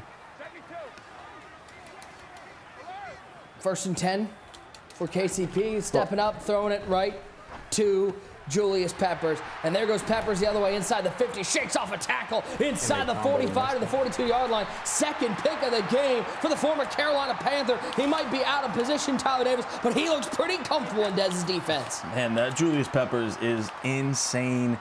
And KCP was starting to get a groove against the man coverage. As soon as Dez goes to zone and sends pressure, basically sent 7 right there, KCP looked like he got nervous and just kind of threw it. He wasn't ready for that zone blitz on the outsides, and he just kind of threw a blind read, and Dez is going to take advantage of that all day long. Who's that coming in from off the screen? Is that a bird? It's a plane? No, it's a scooter. It's our man Bugs coming in. What's you seeing in this game? Dez in firm control against KCP. I'm just seeing the inexperience of KCP and his inability to make the right read consistently. He's taking too much time on his offensive play calls. I mean, I'm a big fan of the Peyton Manning style of play where you're just taking your time deciphering the defense. But what he's doing, he's allowing Dez to just man up everyone and just make every adjustment he wants to make, and also back up corners and do all kinds of things. He has to settle down now, but he's in the fourth quarter. He's going to need a miracle to pull this game off now at this point, because defensively, he's honestly played pretty good. Yeah, that's a great point, too. And you always, sorry to cut you off, Nick, you always do want to mix in the quick snap a little bit, Boogs, right? Just to keep your opponent off balance so they can't set up their defense every single play. Exactly. I just want to know. Allowing it too much. I mean, Dez 2 yards away from a score, so I got to ask the important question. You guys say that you guys go to the mall when you guys get to Orlando. Do you guys like splitting Orange Julius? You guys like at Annie Ann's each getting a pretzel? What are we talking about? No, it's all business. It's all business. I don't believe all you. The time, Nick. I don't believe you. All business all the time. Not one bit. Go to the mall, we find clothes, and then we go to the tailor and have a good time, man. Get clothes right, man. If you notice, I had the dress user this time around. So. Oh my goodness. I heard somebody in the background there. I don't know who that was. I know my mic is off, but no way. It's like his mom yelling from like the other room. What'd you say about me? Nothing, Ma. Yes, please. Yeah, I mean, it is what it is, Nick. It is what it is. I thought you was about to pass. I thought you was about to come over there and steal Bugs' We're not mic. looking for the quick. We're not looking for the quick pass. We're not looking for the third and goal fullback dive by Fridge. We're not looking for none of that. You know, this game is out of hand. It's over. What we're not gonna let slide is your comment talking about you dressed me today. That's what we're not gonna do. You know what I'm saying? I'll let you do all the capping, but there's no way you're gonna come up here and discredit me and try to take credit for my style and swag and drip. Ain't no way, sir. No way. I've been dressing you and the whole man community for the past 3 years on these broadcasts, and you know it. Nick, all I'm gonna say is just look at him and then tell me who he reminds you of when you see his full body shot. I mean, when I saw him on camera, I went, he looks just like Reginald Brown. That's all I saw. That's crazy. That's crazy, The Cap. man want to go with the Euro cut pants, the slim fit looks, you know, the patterns. That's crazy. You know, he don't even wear socks no more, man. Where you get that Oh, from? my bro? goodness. Hey. First of all, I do want to say though, I think Bugs was in my turtleneck bag. I got to be honest. You know, he coming out here in the turtleneck. Like, what's going on with that? yeah, and which is out of control because it's like 100 degrees down here, and he got on the turtleneck. I said, yo, you're crazy, bro. But you know, this is the swag that y'all try to bring out the turtleneck. Now, I will admit, when I saw these pants, I was like, you know, the Euro cut will go crazy on him. So now he's trying to take credit because I put the Euro cut on these pants, but he had nothing to do with the whole get up from head to toe. All I know is I got called the Monopoly Man in pregame, so. Hey, Nick, to be honest, I apologize for that. I did not know the mics was hot. Yeah, is that it? You know what I'm That a saying? shame? I did not know the mics was hot when I said that. You know, it was all out of love. You know what I'm saying? Yeah. I still need to be there for the Redhead League, okay? Yeah, here's all I'm saying. If there's anybody out there in our EA chats that wants to try their hand at commentating, I might have a spot open over on Mudhead, so just leave your resume, and That's crazy. let's see what The happens. Monopoly Man is a sharp brother, man. You know what I'm saying? Who had the tuxedo, the mustache? Listen, you know, I mean, that's not Can a we bad cut User's person mic to be off? compared to. You got Will? Can we just ixnay? 24 to that's a 6. bomb. Over the top. There's KCP. CeeDee Lamb. KCP. Finally. 10-5. KCTD into the end zone. He finds his way there one time to cut in his lead. Staying alive. Staying alive. Live? You got a little bit of live? He's gonna have to mix in some quick snaps, Nick. He's definitely gonna have to mix in some quick snaps because he doesn't have any time. So a few of his play calls when he does get the ball back, assuming he gets a stop, he's gonna have to just go ahead and snap the ball fast, snap a play. He's gonna have to have preset plays in his head in his next drive. He really has to start thinking about his plays now before he even gets to it. Somehow, some way, he needs to get a stop in about 40 seconds. Yeah. To take a look one more He can time. be able to score. He just outran him. I mean, that was just CeeDee Lamb showing off the burners. He hit that nitro, that NOS button, and he was out of there. Yeah, and sometimes that does happen when you do all the manning up stuff that Dez is doing. Sometimes you'll get a little bump action. One guy will come free over the top. It's just a streak That's route. not a stop. That's actually the opposite of a stop. Look at that big man rumble. Keith Byers, 15, 10, 5, one play, one response. Dez slamming the door on KCP. And that was one of the weaknesses we talked about, that 2-4-5 out. It's great defense, great pressure, but its weakness is the run. I'm going to be honest. I couldn't stop the run in this defense. Me and Skimbo sat in this defense for the longest. Skimbo was out here running the crossfire with it. Now, he was a lot better stopping the run, but we still had to use abilities like inside stuff and run stopper and all that to help on the run because it was that difficult to stop the run in 2-4-5 out. That was really his inexperience, if you ask me, because if you are going to stop the run, you got to go on a more run-stopping defense. You can't. He was in pass defense. He was, running the cover 2, blitzing. You need to get in the cover 4 where you got your safeties and the run fits that they can help you out a little bit, know the situation, and then that way you may have a possibility of getting that stop. First attempt for KCP. You're dyslexic, it might look tied, but it's 31-13. Yeah, and KCP just really struggling against this pressure. You see, especially in the trips, Dez recognizes that. There's no blocker over on that right side, no tight end, no running back. He's just sending that guy and coming free a majority of the time. Trips to the right side. One tight end left side of the formation, Tom Brady.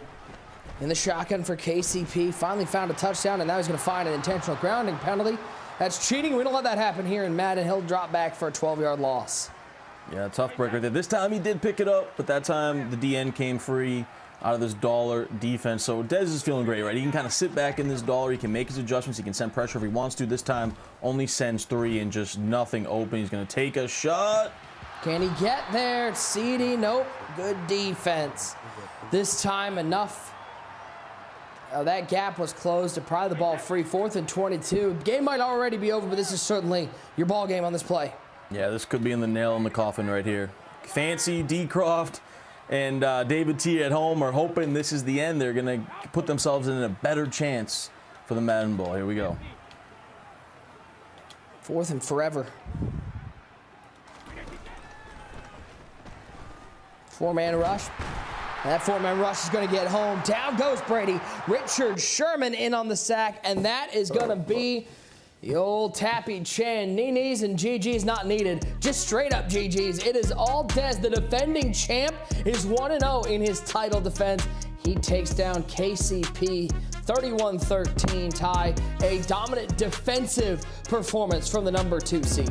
Defense, defense, and more defense. You see why he's the number 2 ranked Madden player in the world, coming off a belt-winning victory, and shows it here. It's all about the defense. Multiple turnovers. Just had KCP in a bag really all game, whether it was coverage or blitzing, and he's moving on to the semifinals. We will talk with Dez, get to find out how he's feeling in his first title defense, look at some highlights, and preview game number 2 as the ultimate wild card in Madden 23 continues after this.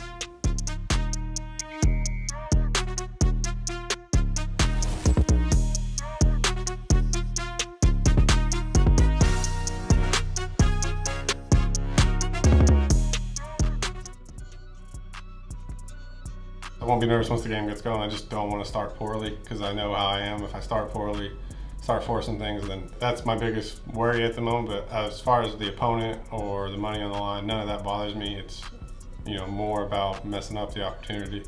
And the way this game is, you don't want to mess up early. I think as long as things in my personal life and work life, all that jazz, continue to give me the opportunity and the space and the time, I think this will be a good start, a great start.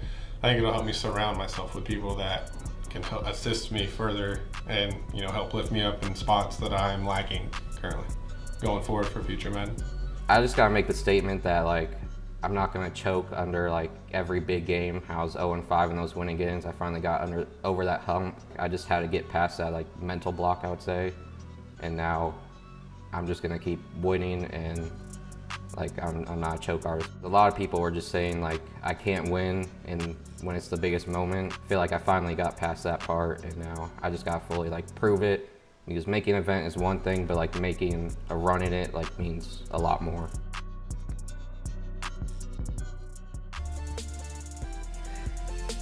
You still have one more chance to compete in this year's Ultimate Madden Bowl for a share of the $1 million prize pool. The last chance qualifier takes place January 14th and 15th. You can register now at MaddenChampionship.com or by scanning the QR code shown here. Registration remains open until January 14th.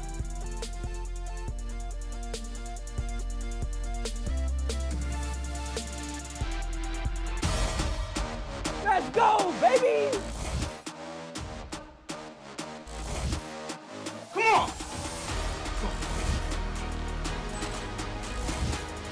Let's go! Get it! On him! Come on! Oh! Help me! Come on, bro!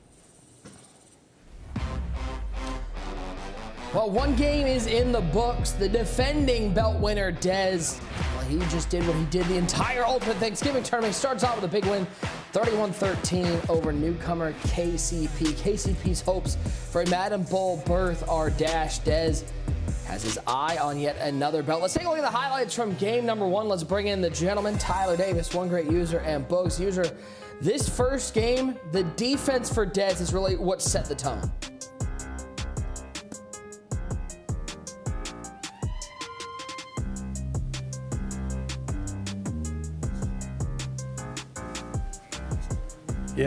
Yeah, it was all defense, Nick, for Dez right there. You see him go up the Plexico too. It was offense. His offense wasn't great, but it was what was needed in the right times. And you know, especially in the red zone down here, Tom Brady just wasn't mobile enough for KCP. By the way, Nick, I think D. Croft, he's gonna owe a dinner to our guy Dez here. I mean, obviously locking himself into the Madden Bowl now with this win from Dez over KCP. But yeah, you saw KCP, and the guys talked about it too.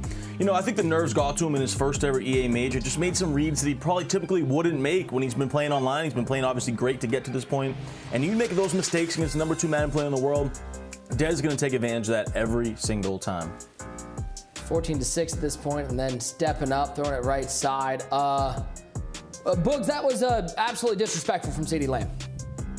Oh yeah, that play right there was rough. I mean, obviously, I'm assuming that Dez was looking at the slot receiver RB wide open on that play, but somehow pressed the wrong button and got the disrespectful ag on his receiver, on his Antonio Cromartie, and was able to score a touchdown.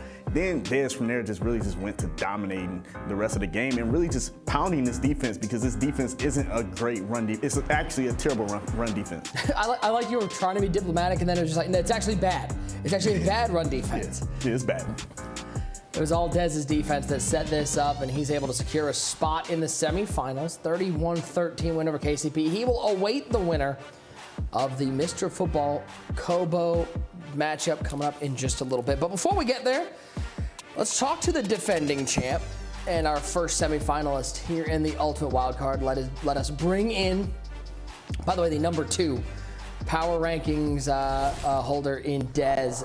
Dez, big win. Congratulations, my friend. You're able to take down KCP. Let me ask you this, just big picture. Going into this tournament, you know, you had all the media attention, you take home the belt. Was that a new experience for you? And did you feel any added pressure being in the spotlight this time going into the Ultimate Wildcard? Oh, yeah, for sure. I actually think I felt more pressure going into this tournament than going to the Thanksgiving one, because, you know, I didn't want to obviously I had Madden Bowl secured winning the belt, but I wanted to make this one more than any other tournament, because, you know, I don't want people thinking it was just like a one-hit wonder, one tournament thing. I want to make all the tournaments, so this one was really special for me. You know, Dez, it's kind of funny how you saying, you know, you don't want people to think you're a one-hit wonder and all that. Man, you are the youngest guy in this field and the youngest champion. I don't understand how you have that chip. I'm looking at you like, man, you could be someone that makes another epic run like Henry and become the next young phenom. You got guys like Noah, and you're the youngest guy winning this belt. Do you feel like these chances and opportunities, you obviously think of yourself, can put together a run like Henry? I think I do. I think at my best I can compete with literally any person in the world. Obviously I'm ranked number 2 right now, but you know, I want the number 1 spot. I think I can compete with anybody any given day. Dez, congrats, man. Great win there. Obviously coming up, we got Kobo, Mr. Football 88. Are you familiar with these guys' games? And if you had a preference, who would you rather face next week? Yeah, I actually played Kobo in the Win and Get In for Thanksgiving tournament. So I played him a few times this year. You know, we're both on PlayStation. I haven't really played 88 much. Haven't really seen him play much. Don't really have a preference of who to play. You know, they're both pretty good. It's really a toss-up. I can't wait to watch him play. That's really what can I say. So Dez, congrats on making it to the Final Four, making it to the final day once again. What was kind of the mantra and the thought process going into this game, as far as like knowing that you had to play KCP? What did you think about your opponent, and what was kind of the plan? You know, there's not much film on him. You know, I hear little things, you know, what he runs on offense and defense, but obviously I've never seen him play. So this was like my first real time, like, you know, I had to catch on to his tendencies fast or else he was going to expose me. So I just did my normal stuff, what I do versus trips. what I do versus 245 odd. That was kind of a new defense that I ever played, so it took me a little bit to get it going. But yeah, that was kind of the game plan, just go in, catch on to his tendencies quick. Well, Des, not a bad way to start the new year. Congratulations, a good win to kick things off. And we'll see you next week in day 2 of the Ultimate Wildcard, and obviously in the Ultimate Madden Bowl coming up at the end of the month. Let's take a look at some updated MCS information. That's right, ladies and gentlemen, because this is going to be updating throughout the night, throughout this tournament, as we try to get some clarity at our Ultimate Madden Bowl field. And you see right at the bottom there, Ty Davis, you mentioned it, D-Croft might need to be buying a dinner or two for Dez, as with that loss for KCP, D-Croft clinched the Madden Bowl berth and gets a chance at that $250,000. Oh, yeah. He's going to be buying maybe a few dinners because he just secured himself, I don't know the exact amount, but secured himself a nice chunk of change getting into the Madden Bowl. See him right there at number 10. David T, Fancy, Astro, and Cole. A lot going to be determined at the end of the night as to who of those 4 has locked into that game. KCP unfortunately eliminated, but nonetheless going to take home a nice chunk of change from his first MCS appearance. Now we have game number 2 coming up. It is Kobo taking on Mr. Football. Gentlemen, let's dive into this game a little bit. And Books, we talked about it in the pregame. Kobo is a guy who labs with some of the best in that 818 crew. Somebody who's could possibly match up with the finals if he's able to win some games in Henry. But being a guy coming in his first MCS major, does that provide him any sort of advantage, considering there's probably not a lot of tape of him out there? I think the only advantage it gives him is just like this. He doesn't know what to expect, so he can kind of just play free. He could, but it also could work against him as well. We don't really know. I think that's really been Kobo's biggest hiccup and what's held him back. Like he said, he's been in this situation 5 times to get to a live event and couldn't get over that hump. So him getting over the hump can either propel him or it could just, not really do much of nothing. User Mr. Football is slowly becoming one of those experienced players. This is his 4th MCS major appearance. And have you been through 3 of these? You got to think he's learned a little bit. What does that experience provide Mr. Football going into this matchup? It helps you every time you get here. The further and further you make it in the tournament, making these live events is tough. It's way different from back in the day. Top 32 was live. Now it's making the top 8. Football 88, he's starting to get that experience because now he's making these events. And like I said, he's always been a good Madden player in the community. It's just, you just never know what you're gonna get from him. Sometimes he come out there and he looks like the best player in the world. You're like, put all the money on him, push all the chips in on the table. Then the very next game, you're like, who is this? What is going on? So that's what I want to see, if he can play his game, because when he plays smart and sharp, he can go with the best of them. And I just want to see what version of Football 88 we're going to get today. Ty, give me, this meta has changed a lot from what we saw in the Ultimate Thanksgiving and even all the way back to the Ultimate Kickoff. You saw this first game, a lot more methodical offenses, less of those high balls. Give me a key in this game between Mr. Football and Kobo to sort of determine who's going to win this game. Yeah, besides our main event, I think this is the most interesting, evenly matchup of the night. And I'm excited for it. I think we're going to see much more points than we saw in that first game. I think these guys are a little bit more loose cannons, especially on offense. They can be a little bit more volatile, more risky. They will take shots down the field. I think the experience factor definitely helps Mr. Football a little bit, but I think Kobo might be the more talented player. So I'm just really interested in this matchup, and I think we're going to see a lot of points scored. Let's get some predictions. First game may be a little easier to predict, so I'm not going to give Tyler Davis too much credit, but we'll start with TD. Who you got winning this game between Mr. Football and Kobo? Yeah, this is tough. Like I just said, I think Kobo might be the more talented player, but when you get to these big events, you get with the pressure, the nerves, the pressure, the lights on you. I think that experience is so important, and Mr. Football being in his 4th major, I'm going to go with Mr. Football, but I think it's going to be really close. Folks, who you got in this game? Kobo in his first MCS live event, taking on the 4th appearance from Mr. Football. I think Football 88 definitely is one of those players that he plays free, he plays with confidence. He's one of those guys where I really feel like, he's just meant for moments like this because of his confidence. But at the same time, Kobo, in my opinion, has been one of the best players all year round. This is our first time seeing him at a live event, but he's been one of the best players. He's had an argument. Now he's here to show it. We'll see what happens. I'm going to go with Kobo.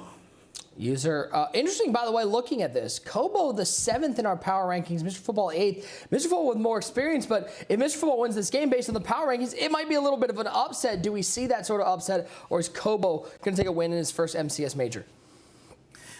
This is a toss-up to me because I've seen Football 88. The last time I saw him play, he was playing Clef, and it didn't look good. But then I see him play skimbo. I was like, he looked like he one of the best players in the world. I don't know which version we're going to get. Now, Kobo, he's going to be a phenomenal Madden player regardless. I think it's going to take a little bit more for him to get some more experience. Yes, he just made his first live event. Technically, you know, his skills and attributes, I think he's going to be one of those guys when it's done at the end of the day. I don't think, you know, this moment, I think this moment is going to be just a little bit too big for him if 88 doesn't throw this game away. 88 being a seasoned vet, just play smart. Kobo has to be feeling the pressure. He just made his first live. It's been nervous for him. Just don't throw the game away acting crazy. If he can stick to his game plan and play sound football, I believe 88 will pull this out. Well, we will catch up with the Scooter Brigade at halftime of this fun, but it's time to get to game number 2 of the Ultimate Wild Card as Kobo battles Mr. Football. Let's take a look at our tail of the tape, see how these two size up here in the Ultimate Wild Card. A very even matchup across the board. Tyler Davis, you said it was a toss-up, and this one feels like it. It really is a real toss-up. Two guys that are going to air it out. They're going to play great on offense. Of course, Kobo repping that 818 crew. Labs with guys like Henry, Pavin. Mr. Football 88, he's kind of labs with a bunch of different people. He gets reps from all types of crews. So these guys both are very, prepared. They get a lot of good reps. So these guys are going to be great. It's going to be a good game. I can't wait for this one. Let's get to it. Game number 2, Kobo and 88. Well, I got no in the chat. You call him Mr. Football, you call him 88, you call him Mr. Football 88. Might be calling him a semifinalist at the end of this game. He's got to get past Kobo as the kick is away. It is Kobo going to get the ball first, rocking those Patriots unis, so we know a completely biased call will be coming from Tyler Davis as Kobo gets to the 22-yard line. Let's get to know him a little better here in his first MCS Major Live appearance. He has clinched an Ultimate Madden Bowl berth through his performance in the first 3 qualifiers.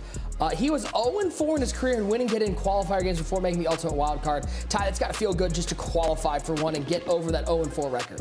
I love the perseverance from this young man. Four times you lose in the game before you get into the live event. Money on the line, everything on the line. You keep losing, but you don't give up. You keep coming back for more. You get right back in that spot, and then finally you get over the hump. You get to your first live event. Super impressed with the perseverance.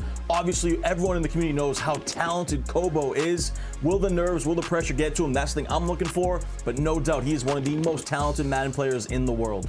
Speaking of what to look for, Ty, who are some MUT items to watch for Kobo? Yeah, so Kobo has one of the most interesting rosters in this whole tournament. We haven't seen any playmaker abilities. He's got that on Herman Moore. He's got 2 return man specialist abilities. I think he's going to have Cordell Patterson at fullback, so in case you do the short kickoff, he has 2 chances to kind of get jiggy with it on the returns. He's got runoff elite for DK Metcalf, so that's something to watch. If it helps you on run plays out of this tight offset formation. You got Nasty Streak, which will help on some inside zones in the middle, kind of laying out the linebackers and safeties. And then Joe Thomas, of course, threat detector and edge protector, one of the best MUT abilities in the game this year. So Ty, safe to say, we might be seeing some offense from Kobo that we haven't seen in the past. Oh yeah, without a doubt. I mean, how about this? This is a one of our few games, and by our few, I think our only game, well, our last one, but it's our first one of the day, that these guys have both already secured spots, and nothing that happens in this game is going to affect anyone else. These guys are just playing for the money and the belt. Yeah, no, not too much pressure. Obviously, tons of pressure in this specific tournament, but these guys both locked in for the Madden Bowl, so they've already secured themselves a nice chunk of change for that. But you know the glory's on the line in the Ultimate Wild Card. They want to fight for the belt. Mr. Football's been close a bunch of times, so he's trying to get over that hump. And of course, Kobo, his first live event, we'll see what he's got. Plus seating on the line if they're looking to improve their stock in the Ultimate Madden Bowl. It's a nice defensive play there. All right, ladies and gentlemen, those of you out there looking for those Twitch drops, we are aware that some people watching on iOS are not able to see their Twitch drop progress. We've been told that progress should still be tracking. However, the drop will need to be claimed on a desktop or a non-iOS device. This is for all you iOS users. Another workaround is to go to Google on your mobile browser and search Twitch desktop site and log in like that. So if you're worried about your Twitch drops not tracking, they are tracking. You are going to have to claim on a non-iOS device or on desktop. And again, a reminder, guys, we love the engagement. We love seeing everybody in the chat. But there's no need to spam anything to claim your drops. Just link your EA and Twitch account, watch, claim, and enjoy. Big shout out to everybody hanging out with us on Twitch and on the EA Madden NFL YouTube. Ty, love seeing the people turn out for these MCS games. Big fourth down coming up. And how about the defense from Mr. Football getting an early stop? And see, I always feel like your first EA major, it's tougher to get the ball first. And that's what we just saw with Kobo, right? I think you'd rather sit back on defense. You let the nerves calm down a little bit, but that wasn't the case. And Mr. Football dials up the pressure, gets a huge 3-and-out, and he's in business already at the 19-yard line. Well, if you don't know who Mr. Football is, you're going to hear about him from himself and from us. His 4th MCS major appearance. He is the Madden NFL 21 Falcons Club champion. He has clinched an Ultimate Madden Bowl berth. And we know this is somebody West Coast schools represent. He's an Oregon Duck out in Eugene. Mr. Football, one of those guys that we have gotten to know very well over the MCS the last couple of years. Yeah, great point, as well as level next. John Britt, 23 years old. You mentioned it. Eugene, Oregon, his 4th major.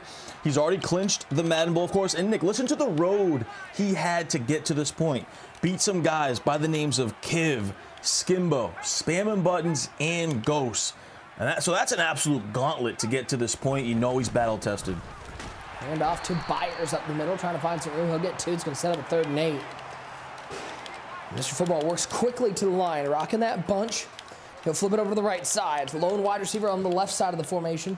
He's got Taysom Hill, Plaxico Burress, CeeDee Lamb, and it looks like Herman Moore is the lone wide receiver now, with Byers on the left side as well.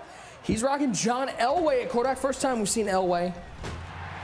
And Elway's under pressure. Now he's going to take a seat. Charles Woodson right up the A-gap, taking down the former Stanford Cardinal. It's going to force a 4th and 15 decision time as we take a look at a player to watch. It's the aforementioned John Elway. Oh, yeah, John Elway at quarterback. A little bit off meta from what we've seen today. You know, I thought we were going to see a lot of Tom Brady, but John Elway does have that set feet lead, that fearless ability. So some guys still rocking with Elway. I thought we'd see more of a transition to Brady, but he's rocking that Elway at quarterback. Elway, that Team Diamonds, John Elway. By the way, a player that, Ty, I felt like, if you were talking 2 months ago, everybody and their mother was trying to get that John Elway item. Oh, yeah. Oh, yeah. I mean, and it's still good. You see it here, me and you say, I'm a Brady guy, but hey, John Elway's still great. We take a look at the stop. How about the pressure off the edge? Able to force an incomplete pass, and that gets the first points on the board for Mr. Football. Let's bring on our very own Mr. Football, former Carolina Panthers Club champion. One great user defense, the name of the game early in this second game of the day. Yes, it is. And as you see right here, Kobo, that first drive, he did not come out here running the ball this time, coming out here running the ball. He's going to have to run the ball more than he wants to. You know, in the community, you really want to be cute, throw a lot of dots. But in this case, in this situation, playing the defense the way 88 is setting it up, he's going to have to stay balanced and run the ball. But listen, I had to chime in because, you know, I heard Ty say, well, you know, 88 beat Skimbo to get here. And Nick, Ty, I don't know, we're getting a lot of rumblings online saying that we're throwing a lot of smut on the 3-times name. And I just had to let it be known, like, look, the 3-time is still the 3-time, one of the greatest of all times. Mm-hmm. But right now, at the end of the day, these young guys are out here balling. Will Skimbo get back? We don't know. He has to play in the LCQ and play some of the best people around. But 88 has been playing phenomenal defense, as you see right here. And to be honest, 88 is going to be looking like one of my guys that can make it down to the very end, because I told you, if we see this version of 88 playing this great defense and offense, he's going to be hard to beat. And also, too, you know, Skimbo, obviously a GOAT. I think he's got a watch party going on right now, so shout out to Skimbo. Oh! Julius Peppers. That's a book. He jumped. How good is this Julius Peppers out of position, TD? Oh, he's the best. He is the best. 6'7", 290 pounds. Mr. Football is dialed in on defense right now. Just to finish my point, I was going to say, user, Mr. Football might have Skimbo's number. I think it's been a few times now that he's taken him out in these elimination games. It's tough. It's tough because 88, you remember 88, he was always coming to these events getting popped. And over time, it looks like he might have him beat on the post. CeeDee Lamb, good defense to break that one up. That was Ronnie Lott out there in coverage. By the way, I don't know, user, I think we mentioned, I think that Julius Pepper guy, did he play anywhere in that Charlotte, North Carolina area? Did he play for any team down there? Come on, man. Like, listen, Julius Peppers is a Hall of Fame Panther, man. I don't care about Green Bay, Chicago, none of that. I'm so tired of them trying to claim him. He's a Carolina boy for life. I just had to give you that moment to stand up for your Panthers. Keep pounding. 3rd and 7. Quick throw to the flat. And it's Plaxico Burress using every bit of that 6'5" frame to pick up the first down for Mr. Football. Yeah, and Mr. Football is rocking that Indianapolis Colts offensive playbook. So you're going to see him going from bunch offset over to the tight. I talked to Kobo last night. He said he's been very prepared for this exact offense. He knew exactly what football was going to run, whether it be the tight offset or the bunch. And so far, though, Mr. Football taking advantage. There goes Byers, and he's got nothing but green grass in front of him. The blocking was absolutely stellar for Mr. Football. He puts the first touchdown on the board and will extend his lead to 2 scores. Kick is up. It's good. 10-0. And that's absolutely massive to go up 10 points. You see Football getting animated, getting loud. He knows that was huge because he's been playing amazing defense. So to go down and get 7, absolutely massive. As the kick is away, it is Cordero Patterson. He's got that return man ability. He'll take it to the 20-yard line as we take a look at Keith Byers one more time. I mean, listen, Keith Byers has played fullback a lot at Ohio State and in the NFL. Not known as a speedster, but when the blocking looks like that, TD, just about anybody can find the end zone. Yeah, goes untouched. Football's fired up about it. 10-possession lead. So now all the pressure in the world shifts to Kobo. Of course, Kobo rocking with those 818 boys. Says his 2 main lab partners are Henry and Pavin. Anytime you got those 2 guys in your camp, you're doing something right. You're going to be prepared. He's out here rocking the Los Angeles Chargers offense playbook, primarily because they have, one of the best gun-tight offset formations, which is what he likes to operate in a lot. And what's important to remember, Tyler, as you look up at that scoreboard, 10-0, is we have never seen anything go wrong for a Falcons team leading a Patriots team by multiple scores. Yeah, we've never seen anything go Never. wrong. Poor Matt Ryan. He just... Yeah, Matt, maybe it's time. Maybe golf seems like a good way to spend your retirement. I'm just 3rd and 3. Elway over the middle, tough throw in coverage. Teddy Hendricks almost just took that one away. It's a first down for Kobo. We'll hit the end of 1. 10-0 your score. And you can tell 88, he is ready for this tight offset formation that Kobo wants to run. I talked to 88 last night. He, mainly labs with guys like Wesley, the TGL guys, like K-Mac and Noah. But he's been getting reps with the NFA crew, Nick. And, of course, in the NFA crew, you got guys like Ghost and Drini. And they've been giving him good reps against this tight offset formation. 1st and 10. Kobo back to pass, pressure off the edge. Nice recognition, though. Quickly throws it to the halfback, Byers. He'll pick up 7. And Kobo's been getting out of this tight offset, though. He's been going over to trips, a little bit of bunch. He's been getting, it stays in the tight here, but man, 88's all over it.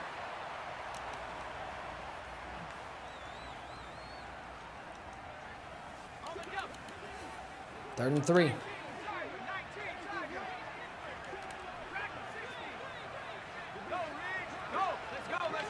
Tight formation, Byers on the right hip of John Elway. Elway trying to get those Denver Broncos back into competing form. Thought Russell Wilson was the answer. It might not have been. Denver fans, let me know how you feel about riding with Russ. Down goes Elway. Who is that? The star of Tecmo Bowl, Bo Jackson with the sack, 4th and 12. And you see Football, too, rocking that nickel 3-3 formation. One of the most popular. You bring your outside linebackers. They come around the edge. Sometimes you get a DN to come free. And Kobo just has no answer for this right now. Timeout taken by Mr. Football. Saw the adjustments that Kobo was doing and said, hold on. Got to make sure we are where we want to be. As Kobo's going to come out, looks like tight offset. And try to find 12 yards. 4:12 left in the second quarter. Burris going to motion from left to right, joining Taysom Hill and CeeDee Lamb on the right side of the formation. Herman Moore stays alone on the left. Byers on the right side. For Stanford Cardinal, John Elway back to pass. In trouble, takes a hit, and that ball falls harmlessly to the ground. Another defensive stop for 88. This is a masterpiece right now from Football 88 on defense. And you saw right there, Kobo tried to go to that playmaker ability that we pointed out in the pregame. Put him on a little baby in route, Herman Moore, and playmakered him up the field, but just did not have enough time. The pressure was screaming at football. So a little wrinkle that no one's really running, that Kobo feels comfortable with, is that playmaker ability, but just hasn't been able to utilize it. Let's bring in third member of our crew, Bugs. Bugs, how impressed have you been with Mr. Football, especially his defense early in this game? I'm very impressed with how he's playing pass defense. He's playing really good pass defense right now against Kobo. He's really doing a great job. He's essentially doing the same exact thing that we saw KCP doing out of the 2-4-5-I, where he's sending a slot cornerback off the edge, but he's also hitting him with the loop blitz off the one side where he's bringing down that linebacker. And that he had Byers, overthrew him. But he's doing a really good job. The thing where I'm disappointed at with Kobo, though, Kobo seems like the lights are just too bright for him right now. He's seeming like he's struggling. He's putting himself in bad situations. 3rd and 3, this defense isn't very good run defense, like I said about the 2-4-5-I. Run the ball. He put himself in a 4th and 12 in that last possession when he could have easily gotten the first down. So I want to see him start running the ball more. 3rd and 7, left side. Taysom Hill to the end zone. Number 747. Touchdown, Mr. Football. We might need to get the floaties out. Tyler Davis, it is all 88. That was one of the hottest dots I've seen. I mean, he motioned out the running back out wide to create nice spacing over there. Then it's a little baby corner route to Taysom Hill. I mean, that was really, really nice. And you said it. We might have to get the floaties out, the rain boots out, the snow boots out, whatever you want to call it, because Football 88 is dominating. 17-0, all 88 early in this game. Take a look one more time. Beautiful route combination. Got Peppers on the rub route, and there goes Taysom. Yeah, you know, the running back motions out, so you have to worry about that. You man the running back up, then the corner route gets behind the flat defender. Excellent play call from 88. Safe to say, TD, this drive, massive if Kobo wants to stay in this game. Yeah, you hate to say it because it's first half, but this could be the ball game. And even just 3 is okay. I mean, it's not okay. It's less than okay, but you need at least some points in this spot if you're Kobo. That's CeeDee Lamb right side. He'll pick up a first down. Nice little find for Kobo. He'll get to the 35-yard line as we work our way towards the 3-minute mark here in the second quarter. And I like seeing Kobo go a little bit more to the trips formation because he's struggling out of this tight offset. Football has just all the answers, especially the pass defense out of it. But maybe go to this 0-1 trap a little bit more. Nice motion block right there, goes up that right side. I like that. Remember, Kobo does have the nasty streak ability with Jason Kelsey, who I believe he has at right guard. He's got a bunch of great offensive linemen, so maybe utilize the inside zone, the 0-1 trap, just a tad more. Go to the wheel. It's Byers to the 42-yard line. Another first down for Kobo as he gets on the other side of midfield to the 42-yard line. And you also don't want to see 88, you know, play a little bit more bend but don't break. Keep that pressure on Kobo. He's been sending the dogs out of the 3-3. That time he went a little bit more coverage-wise, and Kobo took advantage. So if you're Football, you want to keep the pressure on Kobo for sure. You don't want to play soft at all in this situation. 2-minute warning in the first half. And Tyre, we starting to see the meta shift to an offense that favors some balance. We're seeing these guys who are able to mix in the run have some success.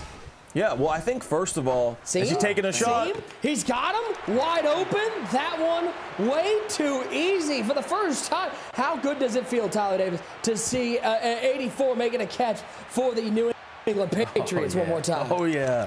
Randy Moss, baby, the GOAT. But that was a great play design right there from Kobo, and that could be what he needs to get his confidence up, get the momentum going a little bit. You saw 88 right there. Zone coverage seems always kill the zone coverage right down the middle right there, and Kobo takes advantage. So that was huge for his confidence. 17-7, just under the 2-minute warning. Astro will take this up past the 24-yard line, and that's where Mr. Football will start. So we take a look one more time at this touchdown pass. John Elway. Seam. Everybody knows about the Herm. It is Herman Moore with the touchdown.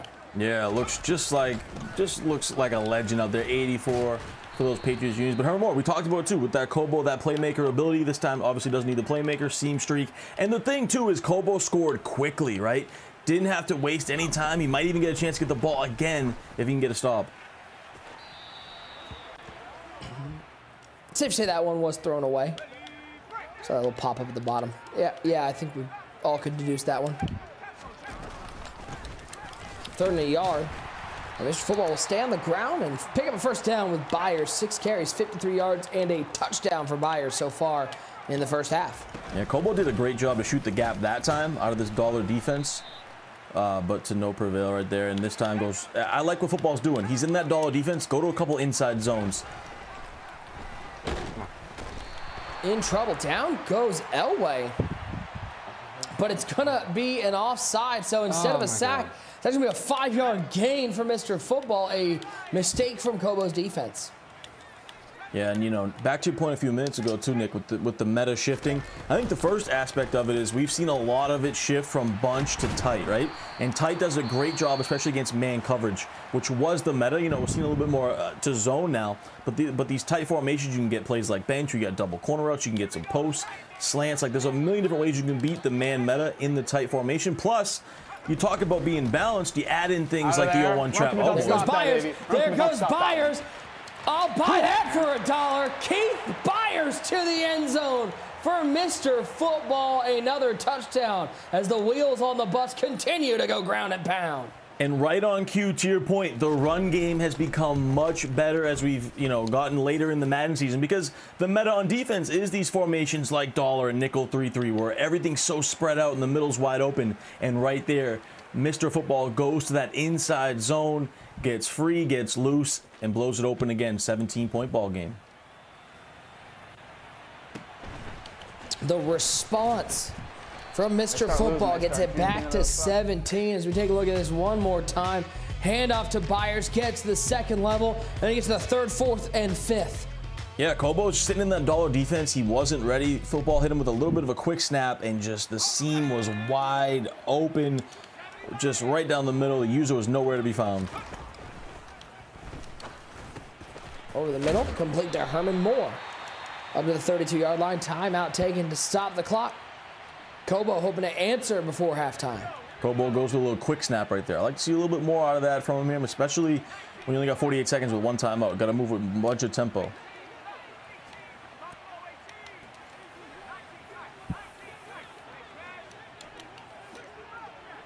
Taysom Hill will motion over to the left side. Elway back to pass.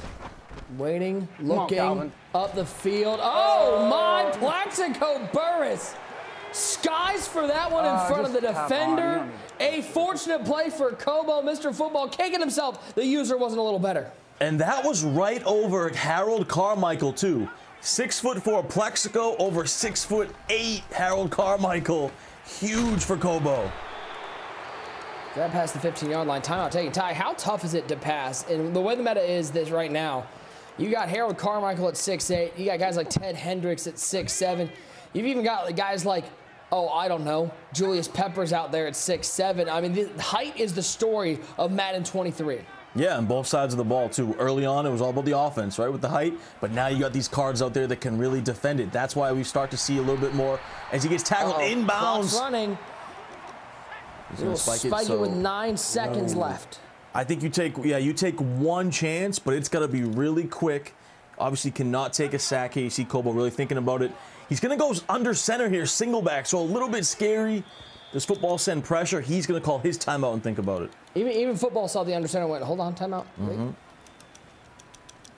If you're looking for height out there, Plaxico Burris 6'5", Herman Moore 6'4".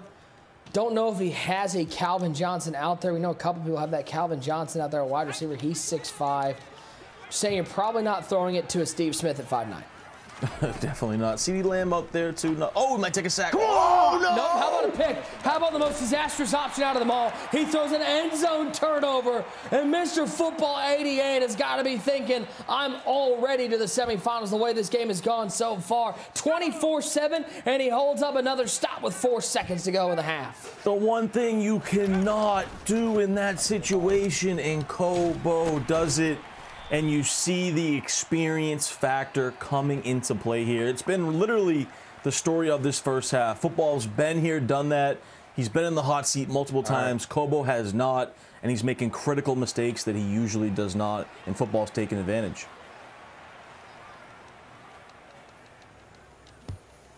Kick is away, and oh yeah, Mr. Football's getting the ball to start the second half, up 24-7. As Hester will take this past the 25-yard line near the 27, and that's where we will start the second half. One more time, Ty, you cannot make this mistake. Yeah, he got scared of the pressure off that left edge, throws it up, and Charles Woodson is there, and football is dominating as we head into the second half. All I know is that Henry and Potvin are sitting there going, we did not teach Kobo that play. 24-7, all Mr. Football here in our second game of the Ultimate Wild Card. Let's throw it back to Tom Ford and Mr. Couture. Oh, wait, no, that's User and Books. They're looking good over there, gentlemen. Take it away. Hey, this is what I was talking about, Nick. You never know what version of 88 you're going to get. He can come out here and dominate exactly like what he's doing right now, being up 24-7, playing great defense. You know, Boogs, I know you thought Kobo was ready for this moment. And you said, hey, all he has to do is trust his lab work, run the ball and be balanced. But as you see right there, right before half, turnover, you're down 3 possessions. 3 does not hurt you right there. No, it doesn't hurt you. I mean, it helps you. It helps you most definitely. I think he hiked the ball. Maybe he was trying to catch him off guard. He maybe saw him on the safety and just decided to hike the ball in that play. And then it just didn't work out. He tried to catch him slipping. The pressure came screaming off the edge. And he just had to get the ball out of his hand because he could not take a sack. Because if he took a sack, it was over with. And he needed that 3 points. But that wasn't the call. Yeah, and I think, you know, the first 2 games, I think the big difference is experience. And as we take a look back at this film right here, the experience in 88 right here, he's been dominant because he's been in these situations. Kobo is pressing. And if we take a second and we look back in this situation, 88 comes out here. And Books, go ahead and tell me what you see from the snap of this. I mean, one thing you see right here, you see he motions out that running back here, this running back, Kevin Byers, who's really a fullback, he motions him out and makes it more of a 5-wide look.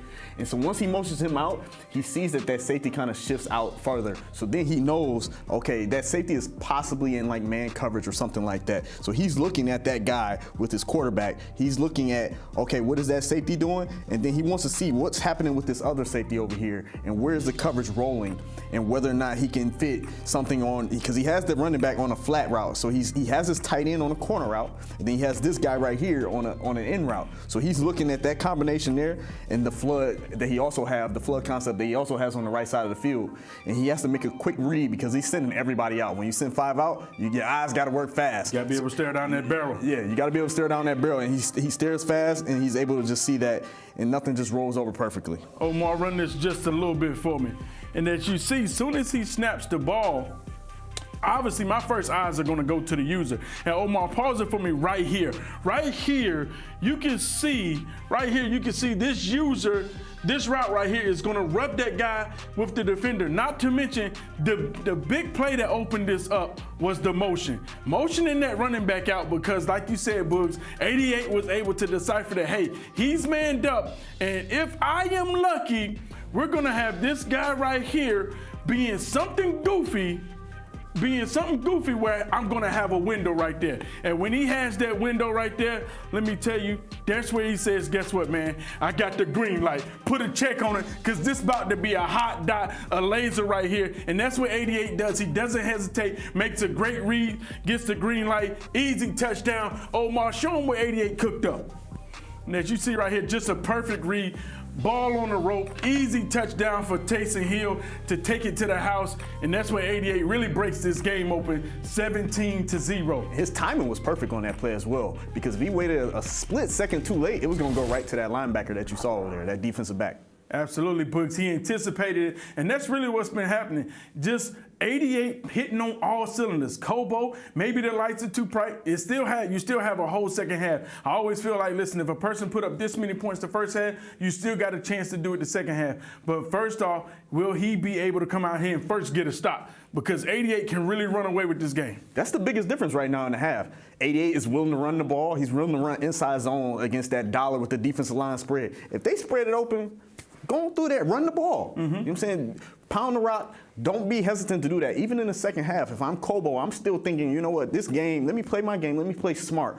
Don't let him run 3-3-5 normal. Don't let him Can't do give that. it to him. Don't no let matter him the do that. situation. Force him out of it. No matter the situation, because you know that 3-3 normal is going to be screaming. It's going to be hard to pick up the pressure, and that's what 88 was betting on right before half. Hey, I'm going to stay in this 3-3. I want to see if he has the guts to run. You asked me, that was a fluke pass that got him down there. Should have been picked, but a bad animation. But then he throws the pick right back at the end of the zone. I really want to see what type of adjustments Kobo is going to make this second half. Does he have the mental fortitude to bounce back with such a big deficit? Nick and Ty, we'll see you at the end of the half, end of the game.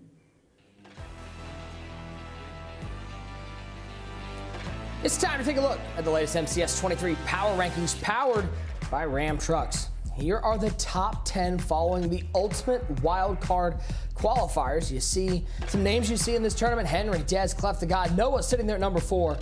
Wesley and Big Gucci, after big early years, are 5 and 6. Kobo and Mr. Football battling it out right now at 7 and 8, and closing out with Jack Organ and Dat Boy at 9 and 10. And I didn't even try. I took for a second, try to add up their career earnings. There's just a lot of money up there. There's a lot of really good players in our Power Rankings top 10. Ladies and gentlemen, we got another MUT item giveaway for everybody who's hanging out with us in the chat. Shout out to everybody who's here each and every time that we have a broadcast. A reminder of some of those custom ability buckets for these players.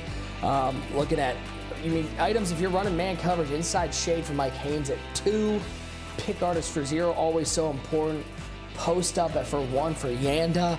I'm a big Marshall Yanda fan. I mean, not so much as a Browns fan, but I watched Marshall Yanda dominate a lot of those Browns defensive linemen, and I think we should give one of those away. I think somebody needs their offensive line to get a boost at the guard position. There he is. That's a whole lot of guard right there. 97 pass block, 96 run block. Marshall Yanda, winner of this Yanda in the chat. How about Javon 12? Javon 12, who I think I've seen in some Friday Night Football broadcasts. I know I've seen him in some MCS broadcasts. Congratulations, Javon 12. You're taking home that Marshall Yanda. Let's get back to gameplay, TD. All Mr. Football, and he's got the ball.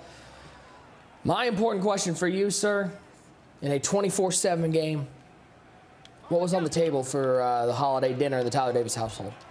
Oh, lots of things. So, I went over to my girlfriend's family, who's very Italian. So, we had the, what are they, the 7 fishes? Oh, yeah. Always a great time, Thanks for the invite, man. Appreciate you. 24/7. Well, I don't know where you are. You're all over the country every day of the week. You're on a new place, so I can't keep up. I was probably passing through, dog. Let's be honest. That was thrown away. I have never personally gotten a chance to experience an Italian household's Christmas, but I've heard it is indigestion-inducing and nothing but joy. Oh yeah. Well, I want to know how yours was too. You got the first ever newborn Christmas. How was that? Got off to Byers. Come on. I almost got out of there. First Christmas with a newborn, it was great because for about 15 days I didn't see my child. Everybody wanted to hold that baby. It is it's become clear, and I'm sure Boogs and User can probably help confirm it. It does not matter whether I show up to any holiday for the rest of my life, as long as that child is there. That's all that matters. So, but it was great. We got to see all of our families, and hope everybody out there had a happy and safe holiday season. Whatever you celebrate, Happy New Year to everybody out there as well. Definitely. 24/7. All Mr. Football in this one. As we're under 4 minutes to go in the third quarter. Bunch to the left side. And now it's over to the right side. Hey, Nick, see you commentating my game and raise you a flip. Elway in trouble. Elway takes off, and he'll pick up a yard. Gets it to a 3rd and 11. Yeah, this has been a great drive, too, for Mr. Football, too. You do want to use a little bit of clock, though. He goes to the passing game early there on 2nd down. He's been great at utilizing the run game, being balanced. Big 3rd and 11 here for Kobo, and he gets stuck. He got stuck on a D tackle. Oh. To the 11-yard line on 3rd down. Yeah. Who else but Keith Byers? And you can see the disappointment in Kobo's face, too. He knows this is not the way he's been playing all year. and he is just not executing. He gets stuck on his D end right there, gets taken out of the play, and then makes a bad user mistake with his user. So football is in a great position now. Nick, my two favorite words are guap drive, but two of my other favorite words, you know what they are? Milk and cookies, baby. Out of there. Come on, man. There was no milk. There might have been cookies, but there's no milk there. That was just a handoff end zone. It's flood time. That technically is 3 words. Yeah, I should have said milk. Yeah, whatever. Listen, Mr. Ty, Football punches it in. Game's over. I let that go. I let the grammar go. Okay. I will not let go that you thought he was going to milk the clock. He scored 1 play later. Yeah, this is domination right now. Football takes about some good time off the clock there. Takes 2 minutes off the clock, so don't run to the crutches. really dominating. Don't run to the crutches. Come on. Take a look at Mr. Football's road to the Ultimate Wild Card. You mentioned the gauntlet he had to go through to get here. Kib, Skimbo, Spammin, Ghost.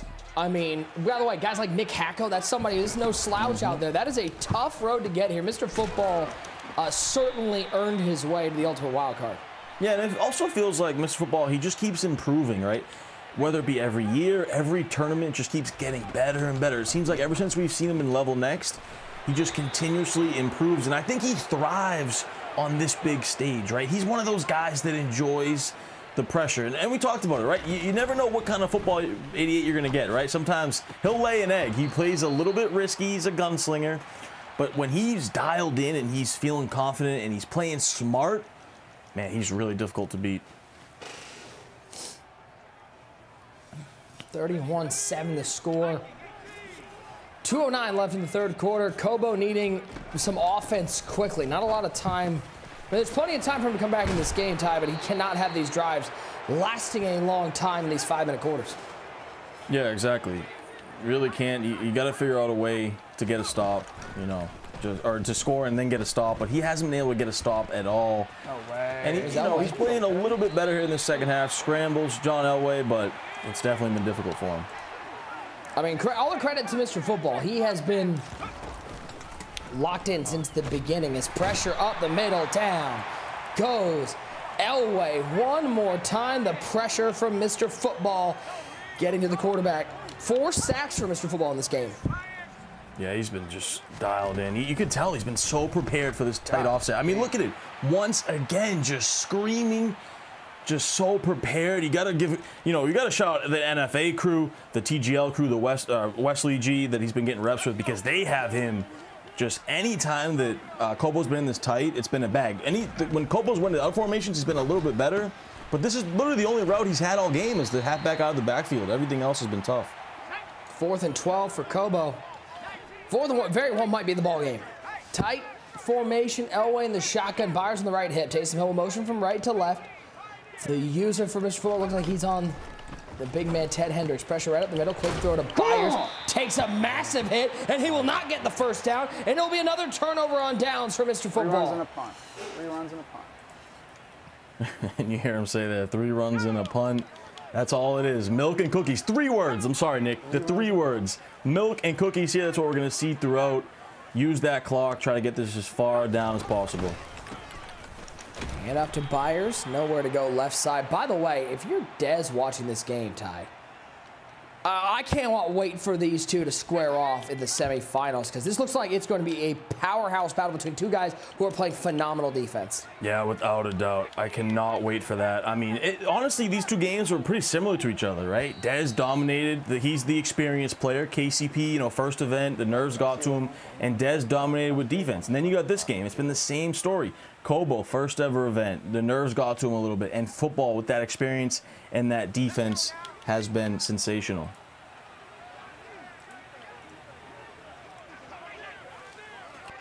Second and 16, 2 seconds left in the third quarter. All right, we got 2 more games to go here in the Ultimate Wild Card, day number 1. So happy to have you guys along with us. Nick Mazesko, Tyler Davis. A reminder, guys, if you're looking for some more information on the players that are playing or the MUT rosters that you're using, make sure you watch in the command center here on Twitch as Bruce Smith finally gets home and gets a sack for Kobo. We'll head to the fourth quarter. 4's up in the chat. It's all 88. And Nick, of course, while we have a moment here, talking to Football 88 last night, he did want to give a shout out to his mom, Tammy, who, but listen to this, Nick, watched all his elimination games. Like, that is a dedicated mom right there. To watch all her son's elimination games to get to this point. Hope she's at home watching right now because she's got to be proud of her son. You love to see it. By the way, big shout out to all the Madden moms out there supporting our young Madden players. Let's bring in User. As we sit here in a 31-7 game, User, how was the holiday spread in the Armstrong household? Oh man, the holiday spread was crazy. I couldn't see it. I cooked breakfast. couldn't We see do a my Christmas thing. breakfast there. Oh, they got to be a flag. I'm messing. But I cook breakfast when it comes to the holiday. We have everybody come over. We have about 30 to 40 family members. I'm in charge of the eggs. I make the best eggs in America. Don't question that. All right, so I need to come down to Charlotte for breakfast time in the User household. Absolutely. Okay.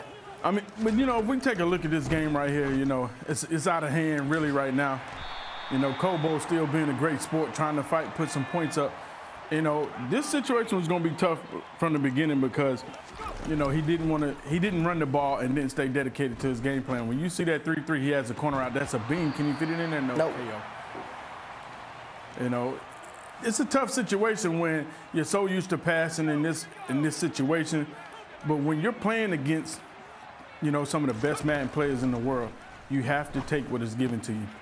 Well, and what he's been getting is that flat route all day to the running back. And User, you mentioned that 88 might be one of those guys that could make a run, could surprise some people. You got to think Dez watching this game, this is going to ramp up the preparation he's going to go through over the next couple of days before he gets that matchup on day 2. And Screamer, it's tough because, to be honest, I know Dez is probably watching it like, man, I'm not really getting any good film for this. Because you only really pick up good film when you're watching close, good games. Because right now, Hey, found the end zone. 88 is just pretty much running the same defense, saying, hey, let me see what you can beat them. And that's a nice dot right there. Good read by Kobo to read that and not throw it to the flat this time and take the slant over the middle. And by the way, he found 88. That was CeeDee Lamb with the catch. Nick, that was a dime. Great Drew. Great Thank Jim you. right there. Appreciate it. Cheers. I'm here all week. That's a dot right there as he goes for 2. But, Dad's sitting back watching this because a lot of time when you're watching film, people really don't understand really what they're watching. They're just watching the game. Like, what am I supposed to be looking for? You're supposed to be looking for the game-changing moments. What does your opponent do when it's, 3rd and 10? Does he have tendencies when he's trying to come up with a big play to make a first down or on 4th down? But, if you have a blowout, most of the time, guys aren't going to be showing you much. And that's why we see 88 just keep giving up the same play to the flat. I know when Dez is probably watching, it's like, well, 88 really ain't not showing me much of anything anymore. Like right now, he's telling you, hey, I'm going to run the ball and punt after 3 plays if I don't get the first down. 31-15 our score. 3:38 left in the 4th quarter. Empty backfield for 88, so he probably not run the ball here. Stepping up with Elway, and he'll take the sack. The 29-yard line. DeMarcus Ware in on the pressure. And listen, I'm not saying there's a great chance. I am saying, though, it's still technically a 2-score game. Yeah, you're right. Live?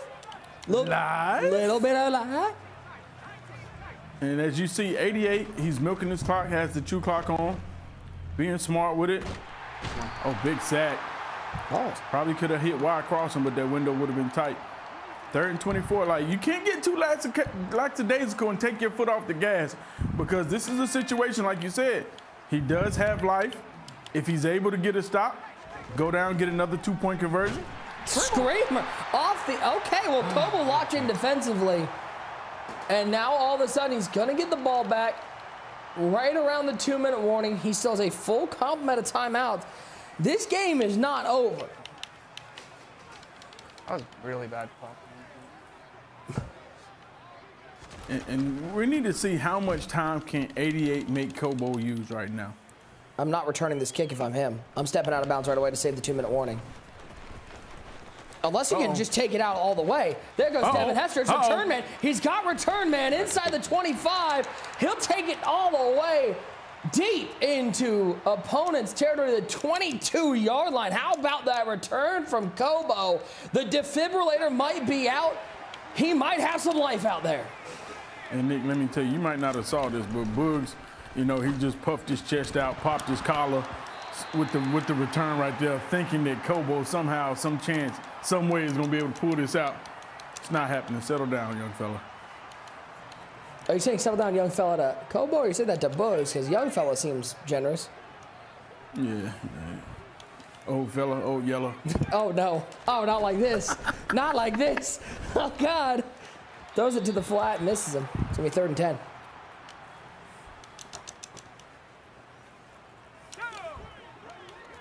And 88 coming out. Looks like he's just running cover 4 drop, trying to keep everything in front of him. Making some zone adjustment. He's going to have to watch that seam on the right side, putting a little pressure on him out that dollar. Throws it to the wheel route. Gonna pick up 8, 4th and 2. Clock still running. He has to go for it. This is your ball game, folks. Gonna have under a minute and a half left. Elway in the gun. Quick snap. Throws it to the seam. Nice. Taysom Hill. End zone. Touchdown for Kobo. And that's a smart play by Kobo right there. Just snapping the ball regardless. Hey, 88, you better be ready to get your clicks ready because I'm snapping this thing. And right here, this is major, this 2-point conversion. Needs this to make it a 1-score game. 4-man rush, got him, Hill. Oh, KO! The KO lit up and knocked it out. Taysom couldn't come down with the catch. It's onside kick time for Kobo. Oh, he thought he had that 2-point conversion. That KO came in late, and that will roll out of bounds, and that may just seal this one. Yeah, 88 really only needs about a yard, maybe 2, to kick a field goal and still be in good position. But either way, he's still up 2 possessions right now. So he just needs to run this ball, get this clock going, make. Oh, that's it. That is a yard. Actually, that's more than a yard. As Byers will get to the 23-yard line. How about the day on the ground for Mr. Football? It was all that ground and pound offense over and over, just like Novocaine, and that's going to get him a spot in the semifinals. Yeah, and that was the big difference between this game. One person was willing to run the ball and the other one wasn't. You know, it's funny because in the Madden community, you know, it's a lot of shame and a lot of slander gets thrown on people for running the ball. I guess it's the different style of runs. You got people like Ragusa, you know, that come out there, they got Cam Newton, their quarterback, and they're running a bunch of bubble gun read options, triple options, all types of shovel passes and buck sweeps. But then you see guys like 88 and Henry that was play balanced. They're really balanced players. You know, well, 88's playing balanced right now, but making sure, you know, hand the ball off. Make sure the defense stays honest. And a lot of time players really don't understand that. They get too pass happy, and I feel like that's what kind of happened with Kobo. He came out here, really didn't want to pass the ball. I mean, didn't want to run the ball and gave up a lot of short situations where he could have easily ran the ball and kept this game close. 4th and 9. Settling for a field goal. Kick is up. Oh my God, I'm really sweating. And it is good. 34-21. TD, I'm just saying, we talked about Falcons and Patriots history. It was looking like for a second we might have a repeat. Yeah, that was scary there a little bit for Mr. Football. You heard him just say he was real sweaty right there because edge of his seat. I mean, he played phenomenal, 3.5 quarters? And then almost let Kobo back in it. You love to see the fight that Kobo did have there. But Mr. Football just too much, too early, dominated defensively.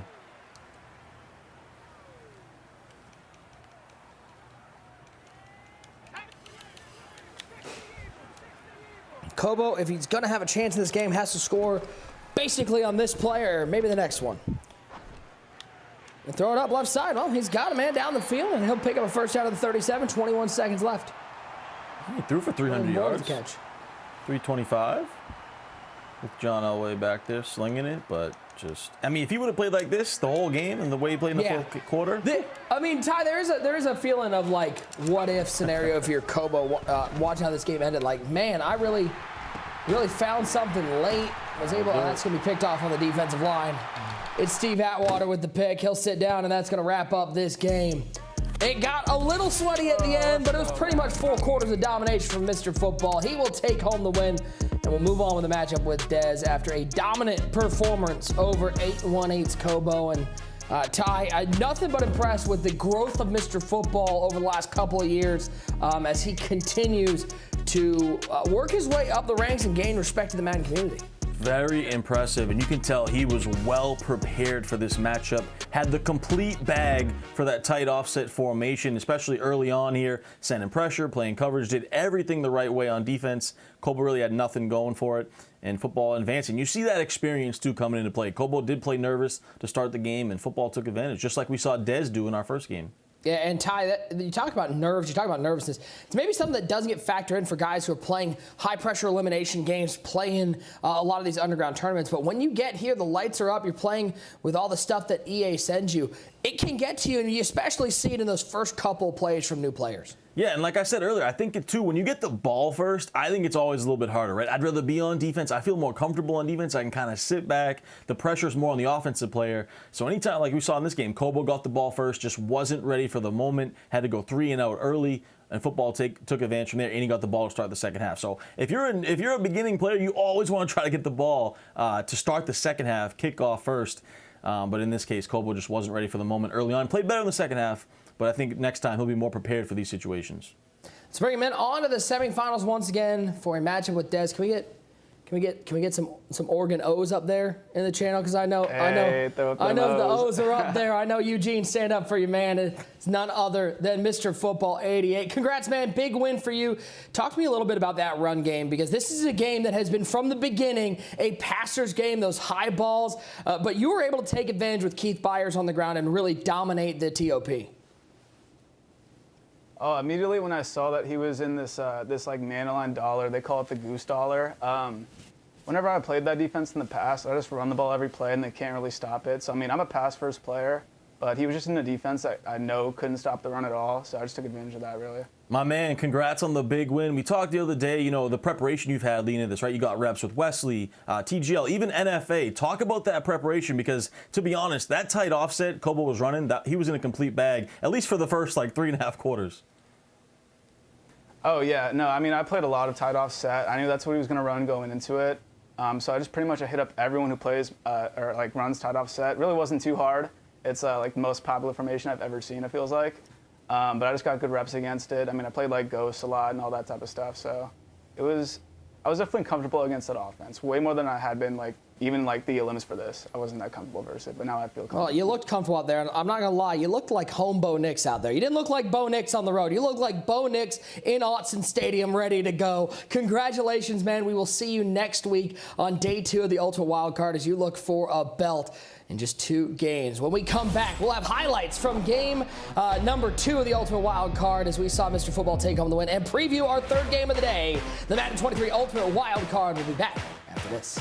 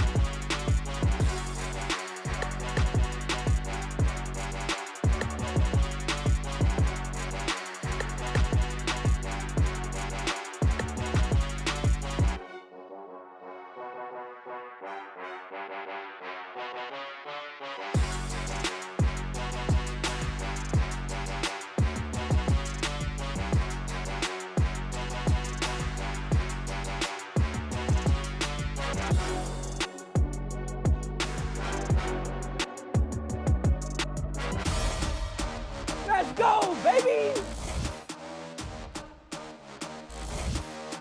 Come on!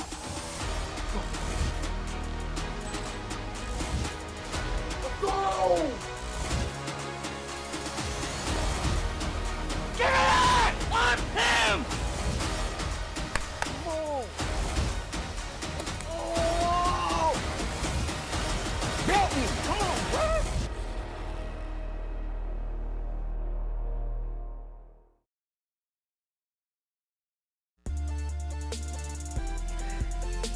You still have one more chance to compete in this year's Ultimate Madden Bowl for a share of the $1 million prize pool. The last chance qualifier takes place January 14th and 15th. You can register now at MaddenChampionship.com or by scanning the QR code shown here. Registration remains open until January 14th.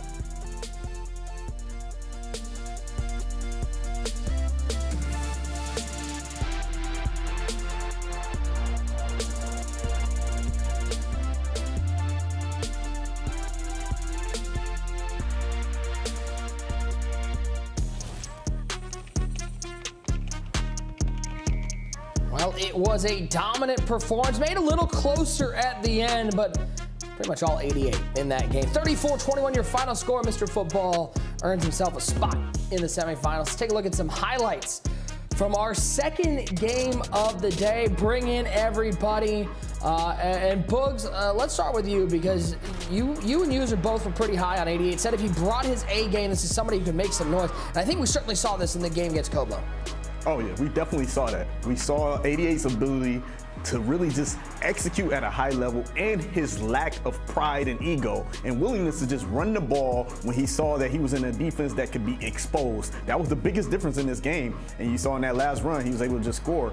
And he played just lights out defense all game long, and he really showed himself and showed why I picked him.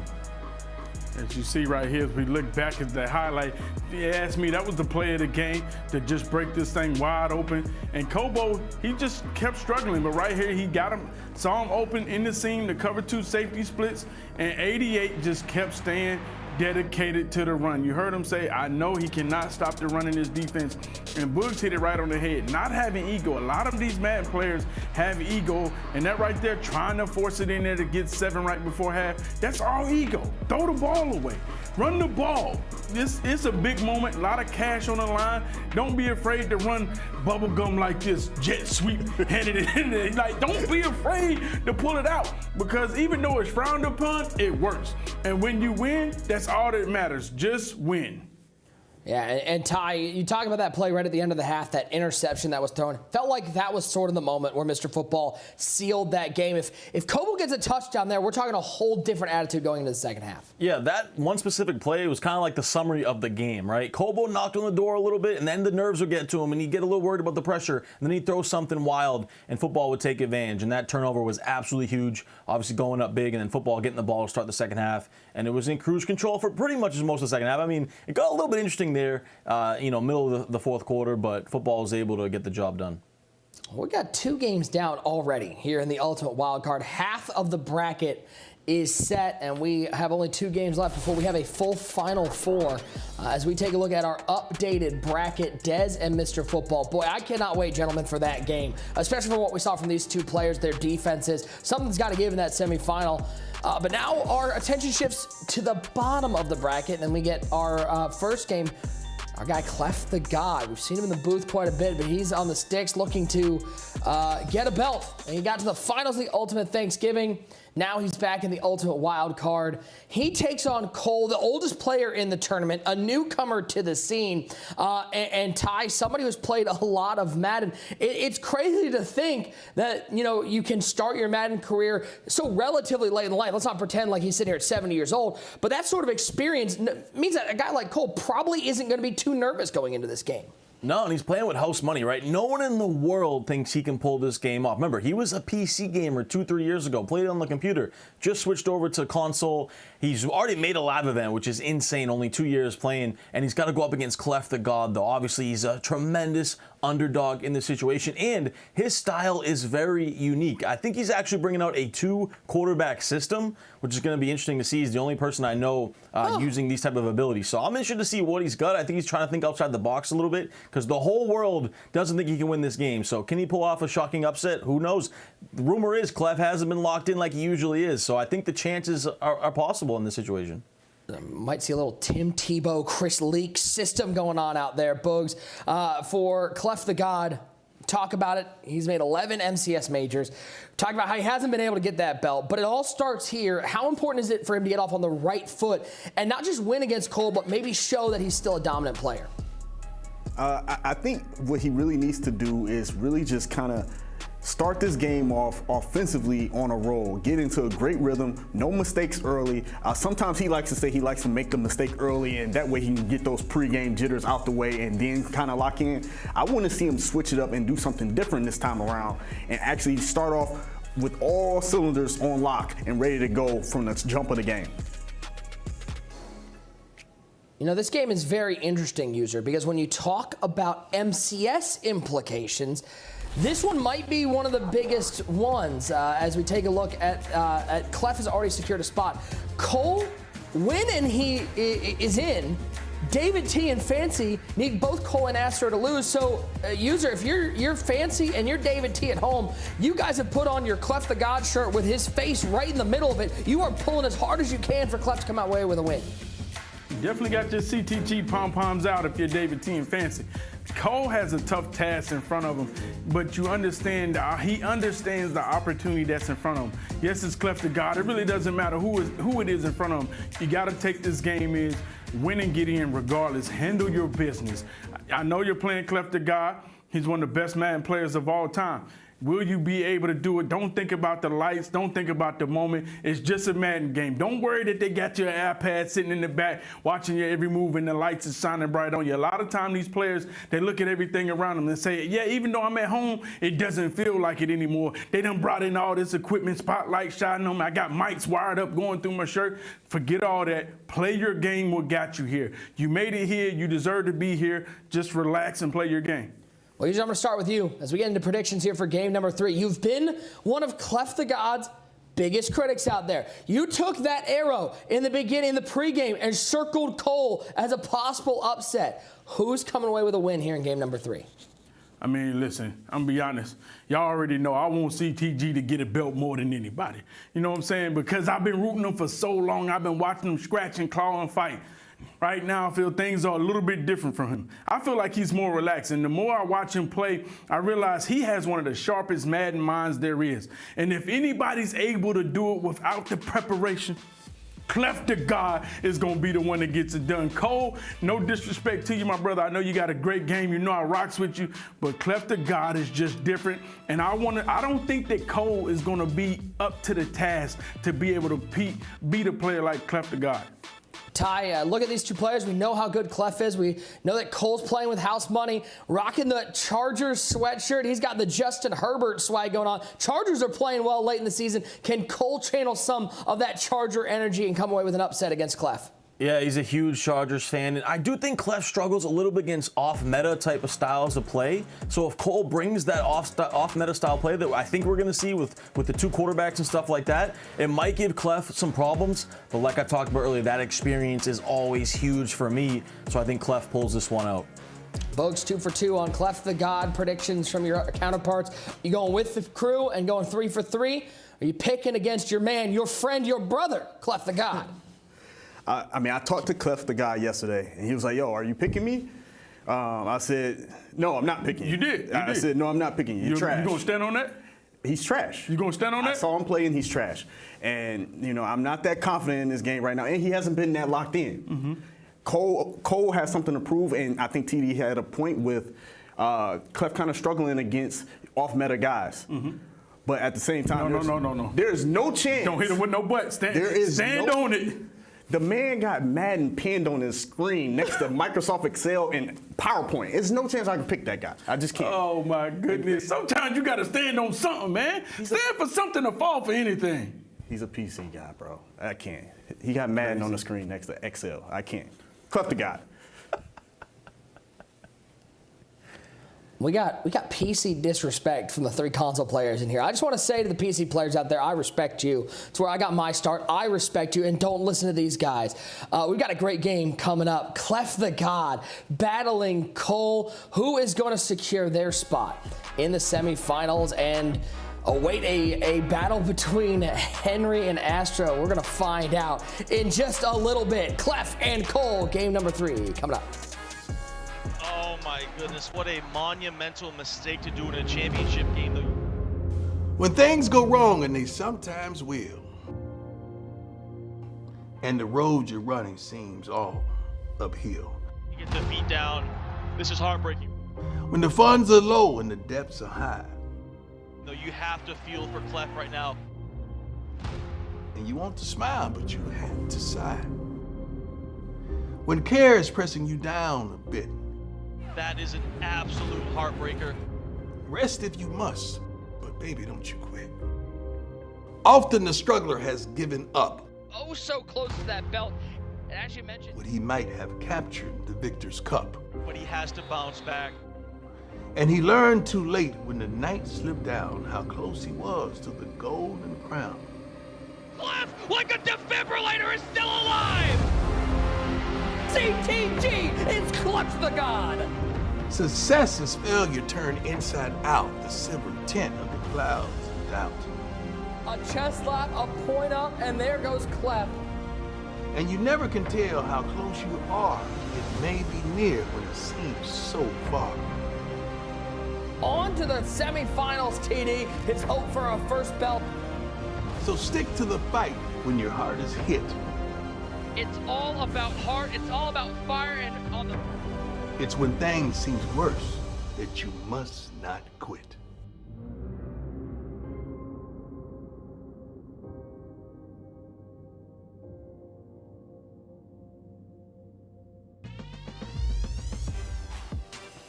Take a look at our tail of the tape as these two size each other up here in our third game of the day, TD. If this was a scale, it would be heavily weighted towards CTG.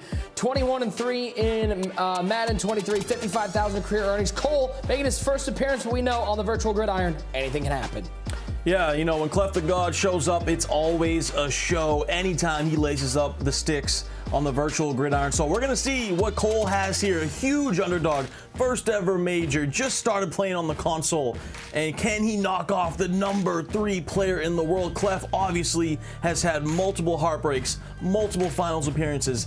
Could this be the tournament he does it and gets over the hump? It starts tonight going up against the newcomer Cole. Who knows what we will see? We've seen two dominant performances already. Tonight, can Clef make it 3? Would Cole possibly make it 3? Who knows? All I know is that we've got 2 more games to go. Big shout out to everybody watching on Twitch and YouTube here at the Madden NFL. It is game number 3 underway. Cole will be receiving the ball first as he will take it in the end zone, and we'll start on the 25-yard line.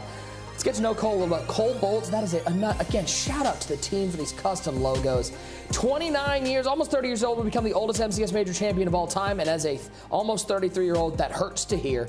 His first Madden played was Madden 01. Favorite MCS analyst is whoever believes I can beat Clef, and I believe you can beat Clef. I take the role. I will accept that one. Thank you, Cole. Of course, Nick Mazesco does, former PC gamer himself. By the way, chat, if you guys are any PC Madden players out there, show your love. I know Cole's made some fans if you guys are PC gamers out there, but tall task at hand here. Of course, if Cole were to win this belt, he would be the oldest MCS major champion of all time. Can he pull off the unthinkable? We're about to find out. Stop putting so much emphasis on oldest. He's 29. He's not even 30 yet. I hate. Stop.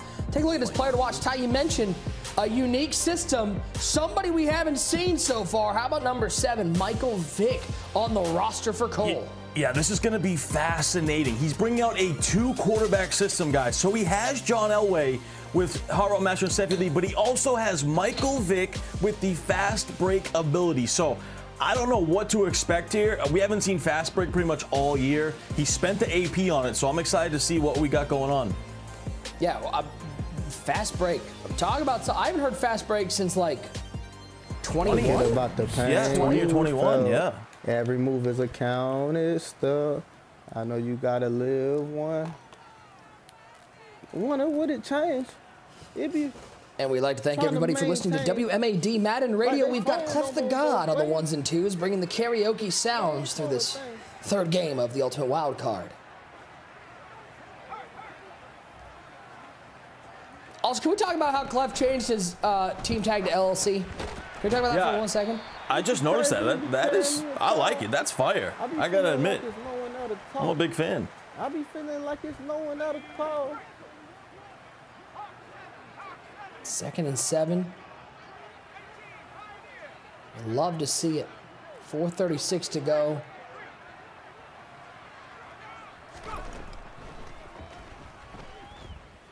Elway. Stepping right, waiting, looking. He'll throw this one away. Yeah, and so a few notes about our guy Cole here. First ever major we talked about it, Christopher Anthony, 29 years old from Jasper, Tennessee. And Nick, listen to his road to get to this point. Beat, of course, Young Kid, who we talked about earlier. Beat Fancy, who's a diehard Clef fan right now at this point, and he beat K-Mac to get into this event. So big time wins, to go up to get into this event, to go up against Clef now. And he's able to pick up his first down. Just picking up something like that, a tough throw over the middle in coverage, able to hold on to that one, Ty. That's got to just give Cole an opportunity to take a deep breath. Yeah, without a doubt. And you see him mix up the formations as well. Still haven't seen the Michael Vick yet, so hopefully we get a look at that at some point. This time goes over to the bunch formation, going to use a little motion slant. Right up the seam, and he's got CeeDee Lamb to the 33-yard line. He's also rocking John Elway at QB, and he's in business. And I love the route combo right there. Really stresses the user. So he motions out the slant. Clef has to worry about a little bit. Then backside, he has a smart skinny post over the middle out of that bunch trail play. So phenomenal play call from Kobo. 1st and 10, Elway over the middle. Another find. This time, first time we've heard Adam Thielen's name in this game. He finds about 8 yards through the air on that quick slant route, and Cole looking confident out there. Yeah, he looks good using motion. You see those receivers out there: Adam Thielen, CeeDee Lamb. He's got 3 short-in elite abilities, as well as Taysom Hill at that tight end position, who we know is an absolute stud in Madden 23. 2nd and 2, hitch route left side. There's one of those KOs going crazy as he'll knock that ball free on the hitch route, set up a 3rd and short. And a little auto motion play right there. Had the halfback swing on the auto motion with a little sit down hitch route right there. It was open. It was a good read. Just wasn't able to come up with it. So very unique, diverse offense from Kobo right now. I'd like to point out that at any one time, Clef the God could have 9 KO abilities on the field. That is not a typo. No KO ability needed there. As the pressure right up the middle. Mario Williams right down Broad Street with the sack on Elway, and it may force Cole into a field goal here. It'd be a 50-yard kick from the 33-yard line. Yeah, big time sack. And to your point, Nick, about all those KOs, he also has, I believe, 7 pick artists back there as well. So a bunch of KOs, bunch of pick artists. You know, you can tell he's been prepared for a heavy passing attack from Cole. It's Cole from the right hash mark, 50-yard attempt. As the kick is up, and it is good. And Ty, for the first time today, the first drive from a newcomer did not end in a turnover. It actually ended in points. Cole with a 3-0 lead. Yeah, he looked impressive too. And you know, like we talked about, Clef can struggle a little bit against the off-meta stuff. And Cole switched up his formations a bunch. He was in trio. He was in bunch. A bunch of different stuff right there, and gets 3 points. So anytime you want to, calm your nerves down, that's a great job going down, getting some points. In his 11th MCS major, Clef the God, a 3-time runner-up, 9th highest earning player in MCS history. With a win, he would become the oldest first-time MCS Madden champion since Joke, an appropriate comparison. And he's the 11th player all-time to reach 80 wins. Ty, he is, without a doubt, one of the best players of all time, and I think right now, without a doubt, the best player without a belt. Yeah, without a doubt. Probably the best player ever without a belt, and just one of the faces of our sport. The top dog. He's always a favorite. Every single tournament's been to the finals so many times. You root for the guy because you just want him to get over that hump and win his first belt. You know it's going to happen at some point. Could tonight start that journey, but I always love watching Clef play. He plays with so much passion, emotion, and he's one of the most prolific players on offense and defense. Ty, somebody to keep an eye on. Somebody who's had an impact in literally every game we've had so far tonight. That out of position Julius Peppers. Yeah, and we mentioned all those defensive back abilities. You get Julius Peppers out there, 6'7", 290 pounds. We've seen a bunch of plays from him already in this tournament. Expect to see more in this game as well.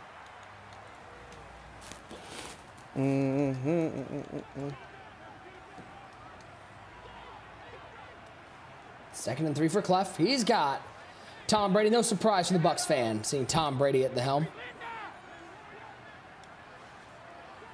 So he's got Herman Moore. He's got Steve Smith. First time we've seen Steve Smith get some play, and CeeDee Lamb out there, all 80s.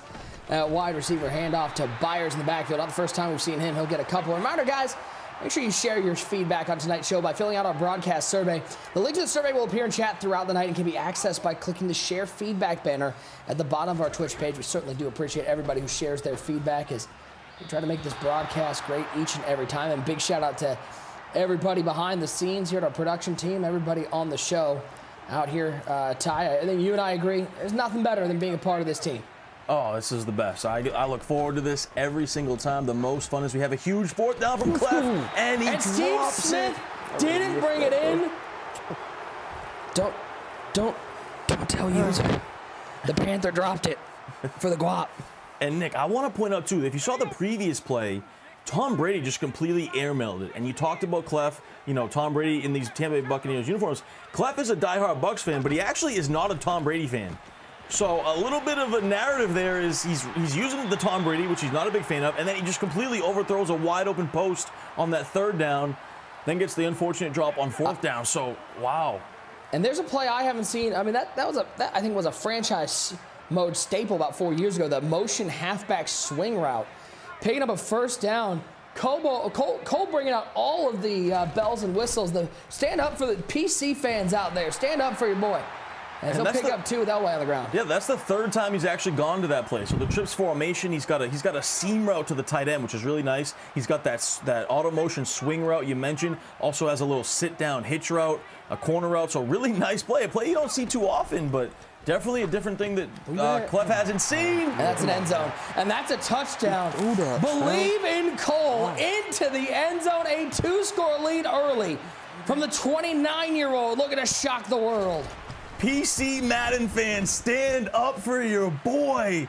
Cole Boats is legit, and he's saying, I can do this on any system. Xbox, PlayStation, PC, it doesn't matter. And he's going up 10-0 right now on one of the top guys in our sport.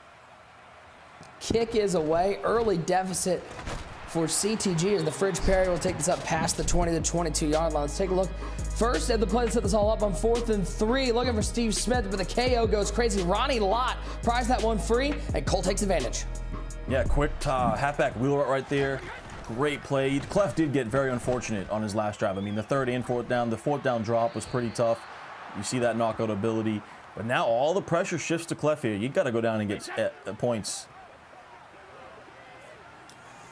2nd down and 10. Brady back to pass. Looking left side for Steve Smith once again. And once again, who is there but Ronnie Lott swatting that one away, the USC Trojan. By the way, one of the few players out here from that Legends program. See a lot of Zero Chill players, but not a lot of Legends out there, but Ronnie Lott is always going to get play. Oh, yeah, without a doubt. And Cole Boats continues to send the pressure. And that's a tough read right there, too. I mean, that is covered. Send the pressure out of this dollar. The DB fired, too. And already we have a massive 4th down again here for Clef. He's got to stay alive.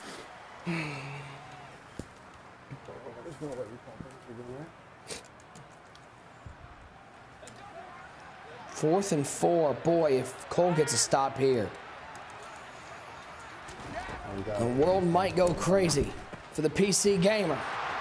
CTG, though, he knows how to clutch up. He finds Byers out of the backfield, gets a first down, and maybe that will settle down Clef the God.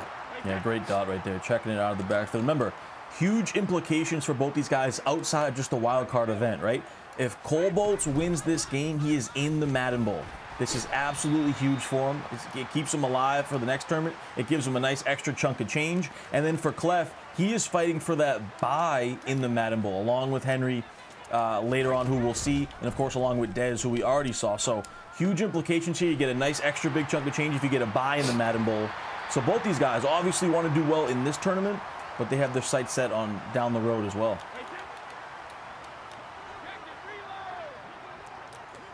Clef able to work his way down to the 31-yard line. Play action pass on 1st and 10. Looking left side, and once again finding CeeDee Lamb. Clef might have found something underneath as Lamb has a couple big gains. Yeah, CeeDee Lamb's been a staple of all of these rosters. Has that short in ability on him, so if he plays man coverage, he'll do a great job under 10 yards versus man coverage. That time it was just a drag route versus the zone. Gets underneath the zones. Nice completion.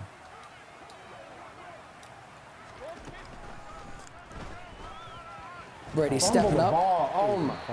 Taking a couple hits. We'll get to the 8-yard line. Let's bring in Bugs. Bugs. It seems like every time we have Clef on broadcast, he never makes it easy. No, he definitely doesn't, you know, and as, you know, his friends and stuff like that, it's stressful to watch that. But as you know, guys, as fans of Madden, it's always fun to watch because it's always going to be exciting. You know, it's going to be high intensity. You know, he's going to bring some high level intensity, and then you also know it's going to be some high level Madden. And then it's going to be a late game where you never know what's going to happen. Clef, look out for his red zone threat here. Clef uses red zone threat. Watch out for him going for a red zone threat. He has Plexico bursts out there on the outside, so look for that. Up the middle to the 1 yard line. Who else? Big William the Fridge Perry. Yeah, and he's got that goal line back ability on the Fridge. So let's see if he goes right back to him. Yes. Big. There he goes. Into the end zone. Clef the God able to find 6. A drive that we've come to expect from CTG. He will cut into this Cole lead. Big time response right there from Clef. That goal line back ability gives you that improved run blocking within 5 yards of the end zone, so it pays off right there. He got phenomenal blocking, goes untouched into the end zone. William Refrigerator Perry and Clef right back in it, so big time response. Yeah, that was a great response right there by Clef the God. And if you saw, he was just able to just kind of just be patient, be smart. He was able to get himself in the end zone. You saw him go to that play action play, and he really just utilized those double drags. He saw something with that. Also, I want him to kind of remember that when he would motion out his receiver, Cole would shift his line out because he expects pass. So he needs to keep that in mind and try to catch him off guard, because when he expects run, he shifts his defensive line so that he can blow up the base. So when he comes out in that tight, he needs to shift, just kind of play little mind games with him, motion that receiver out, and then force him to spread out that defensive line and then hit him with some base when he gets back on offense. 2-minute warning in the first half. 10-7 the score. Cole with the lead. And Ty, there is I don't want to say there's a danger, but you always do wonder when you have guys here in their first MCS major. They get a lead here. We learn a lot about them with what they're able to do with this lead, and if they're able to keep the pressure on, as he's going to face a big 3rd down and 4. Yeah, that's a great point. You know, Clef getting the touchdown, shift a lot of the pressure here to Cole, so you will see how he responds, and he responds with a high ball dot. One other thing, too, that I want to point out is Cole is using the spread offensive playbook, which you don't see too often. It's all shotgun. You know, resembles kind of that college spread offense. And you've seen he's gone from trio, he's gone to bunch, he's gone to a bunch of different, all these spread or shotgun formations, mixing it up and keeping Clef off balance.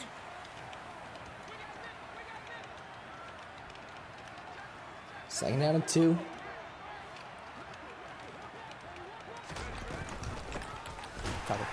Handoff, nowhere to go up the middle. It's going to drop a yard. It's going to be a 3rd and 3. Hurts back to line. This is where he hit that high ball to Hill last time. Yep, and Clef's definitely ready for those inside zones. Every time he's gone inside zone, it's been a bag. He went to a bubble screen earlier. Looks like he's going to go dual slants here with the post behind it, so. On the left side, he's got Adam Thielen with the catch in coverage, and Clef can't believe it. We got to talk about the stick work, though. I mean, that was not open, and he basically threw into double coverage, but he trusted his stick skills, clicked on, made an amazing user catch. That was nice. Adam Thielen's got short out elite, short in elite, and neither of them applied there. It was just a good route. There's a corner route, high ball to Taysom Hill. Ty, you mentioned this Taysom Hill. Boy, he has come up big for a lot of people tonight. Oh, he's a monster, especially in that tight end slot position, and I'm impressed with these route combos. I mean, he motioned out a flat route right there. You saw the spacing, so we can throw to that corner route to Taysom. I mean, he'll throw this one away. You see the spacing on these plays. Even this auto motion trips play he does. Like, the spacing on these routes is phenomenal, and really spreading out this zone coverage that Clef wants to go to. So he's got Megatron out there, splits off the bunch. Elway steps up. Elway takes off. He'll slide just short of the first down at the 9-yard line. So make it a 3rd and 1. Yeah, got to be careful here. Let's see what he does. Are we going to see Vic? Yeah, that's what I'm wondering. I'm wondering that too. Like, why spend the AP if you're not even going to use him at all? Maybe for the red zone? I'm trying to figure out what his plan is, but it's been all Elway. 3rd and a yard, 9 seconds left. Left side, got him! Touchdown, Cole. Oh, my goodness, bro. Adam Thielen once again with a catch. Bolt fam, stand up as Cole has a 2-score lead. That was a clean laser. I mean, one of the cleanest dots. Like, in the slot right there, throws a curl route, throws it on the cut. Like, these are some things you don't see too often, and Clef looks a little bit lost going up against this offense. I think he might have to get out of this zone coverage because Cole is dicing it up. 6 seconds left. See if Clef can find a play downfield. Take a look at this touchdown one more time. Just right in between the zone. Thielen finds his spot in the former Minnesota State Mankato Maverick with the catch. Yeah, you see he waits for the flat defender to pull outside. The safety's too far back. It just sat right in the middle of him and throws an absolute beam into the end zone. I'm just so impressed right now with the way Cole is making this offense work. Well, that's going to take us to halftime. Just remember, right at the beginning, I said I believed in Cole. So I'm his favorite broadcaster, and he's up 17-7. It will be Clef with the ball to start the second half. Ty, you got to take this first drive out of halftime. Massive for CTG. Yeah, game's still wide open, of course. Like you said, massive opening drive to start the second half for Clef. Got to go down. I think you got to get 7 at this point, too. 3's not going to do it. You're struggling on defense. Main thing with Clef, too, is you got to figure out a way to stop this kind of bubblegum, unique offense that Cole's doing because it has been impressive. He is slicing and dicing Clef the God right now. 17-7, the newcomer. Cole with the lead over the number 3 power rankings holder, Clef the God. Got a whole half of football to go. Bugs user, I'm just going to give it to you guys. Y'all been pretty critical of CTG, and so far he's got a hole to dig himself out of. I mean, if we take a look at this first half, man, you know, Cole has really been in full control. And I'm thinking all the bubble gum that Cole is running, it reminds me of when Clef the God played A.I. Nash. You know, it's real similar. I mean, it has the same aura, the same feel to it. Somehow, some way, Clef the God, he's going to have to be able to tighten up on this off-meta stuff. Cole playing a great game, taking his points, making his reads, not forcing any turnovers. Clef the God is tough when you're playing something that you're not used to seeing. You know, him taking these hitches and curls, that was a great play right there in the red zone. And when you look at this first half, Boogs, I kind of wonder, what are you thinking the adjustments need to be made by Clef right now? I want to see him find a way to get some pressure. He has to get some pressure on Cole. A lot of times when you're playing guys like this, if you can find a way to get some pressure and take away their first reads, that's when you can start to see the mistakes come from him. So if he can start screaming at him somehow, whether it's the 3-3, the dollar, you know, Clef has always talked about learning when to just kind of just get out of a defense fast enough or make the adjustment on the defense fast enough. We're going to see in the second half if he can do that. And if he can get the pressure, I think he'll be able to start getting stops. I think it's going to be tough because Cole is in this spread offense. Not many people run it. Nobody runs it, let's just be honest. And you're running these mountain swing routes and all this little bubble gum. It's tough. And we're going to take a look back at this play right here, Omar, if you put it up on the telestrator for us. As you see, you look at the snap, and you're going to look at Clef's user right here. Clef's user is real hesitant, like he's just not sure what's going on. And Boogs, break down what you see Cole is looking at on the offense. So Cole, you know, he has 3 receivers on the right. He has the slot over here in the middle. He's looking at this stack side on the right in the wide trips. It's kind of a wide trips offset.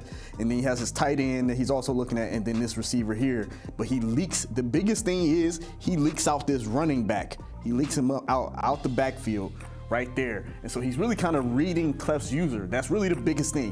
What is Clef's user doing? So he's going to really just kind of read the field from right to left and really kind of also eyeing Clef's user. And then when he sees that running back leak out, he's standing right there.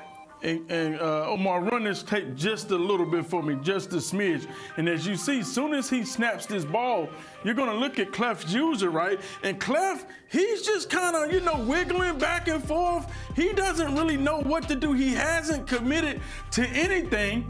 And the running back is wide open, and that's unusual for Clef because you're like, hey, man, trust your user. Trust what you see. Trust what you see, Clef. But see, Clef isn't trusting his eyes when he should be spotlighting, looking at that running back coming out. But he's being hesitant with his user, not committing. And Kobo, guess what? He's not hesitating. He's saying, guess what? I'm not going to second guess this. It looks open. It is open. I'm going to fit it in there. And that's exactly what happens. Omar, run that tape right there. Kobo as he throws a beam, a laser right to Byers, right out the backfield. And Clef being on it, but just a second too late. And a second will cost you championships. It will cost you thousands of dollars in these moments, these big plays. The guy who doesn't hesitate, who looks straight down the barrel and says, you know what, I'm going to take that shot, that's going to be the guy that pulls out this win. Yeah, those drives are so big. And honestly, when you have combinations like that as a passer, you're really kind of eyeing it down. So there was a good chance he was going to throw that anyway if Clef was just broke on it. And then that could have been the biggest difference of the game because it's possibly a pick six if Clef really just breaks on that route, and then it's probably the other way. Yeah, you're right. I felt like he definitely was eyeing that down. And so Clef the guy, he's going to have to try to guess his first read, trust it, and break on it. Regardless, him hesitating is not going to get him to the money regardless. You feel me? Nick, Ty, this is a great first half. Clef the guy always giving us a heart attack when we're watching my toe Bugs. I say he got 80 wins, and I don't think he ever blew anybody out in those whole 80 wins.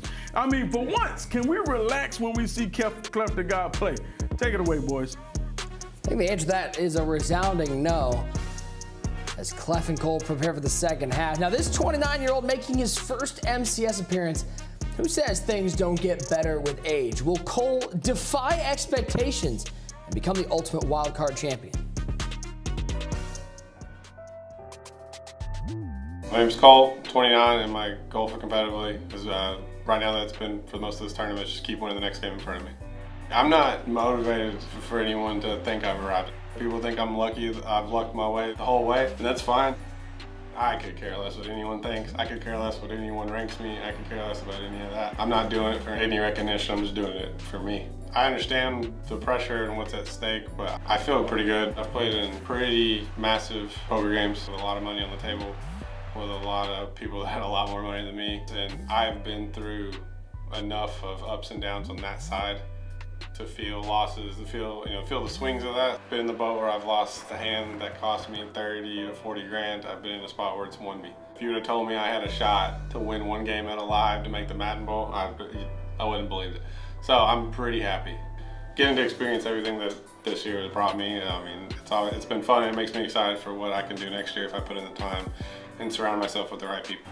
I think I have a good understanding of what I want to do on defense, and I think that is a big deal in this game. I'll be honest, my offense is not great, but your offense doesn't have to be great in Madden 23. I just need to move the ball enough, and I can do it enough, and I have enough to score points and mix with those things. That's why I'm 100% can be the wild card.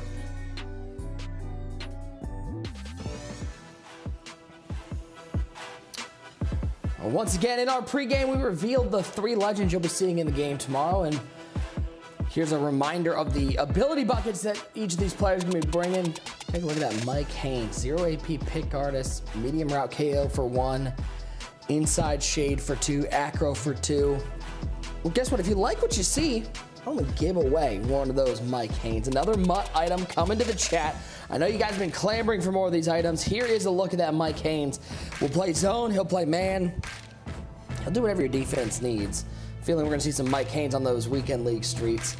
The winner of this giveaway, drum roll please. How about Space Jams 28 or Space Jams 28? I like your name, I like your cut, and I like that you got a Mike Haynes. Congratulations to Space Jams 28. You're taking home a Mike Haynes Legends item. Remember, these legends release in game tomorrow. 17-7 our score. As we go back to work, it is Clef the God with the ball.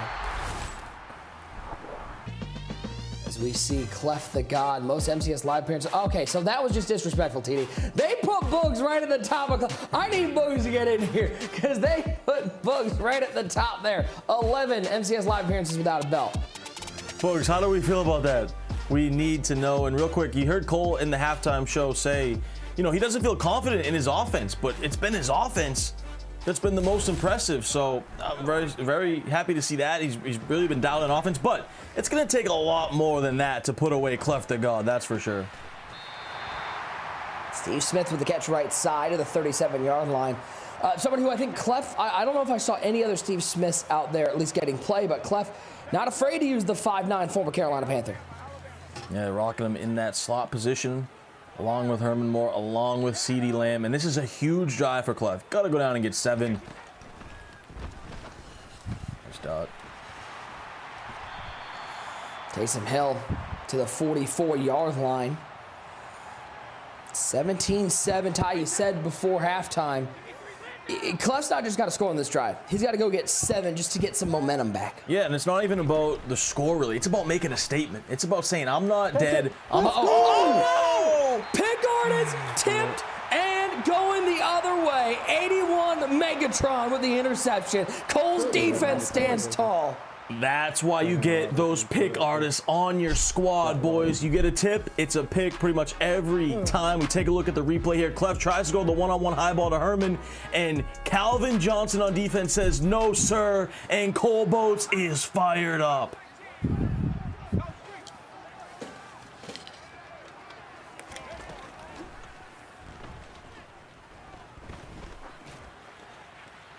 Looking over the top. Does he have him? Can he get him? He just misses the big play. Went for it all and was maybe a football length away from a touchdown. He had him too. He had a few steps on him. It was a good touch pass. Just a little bit, let him too much.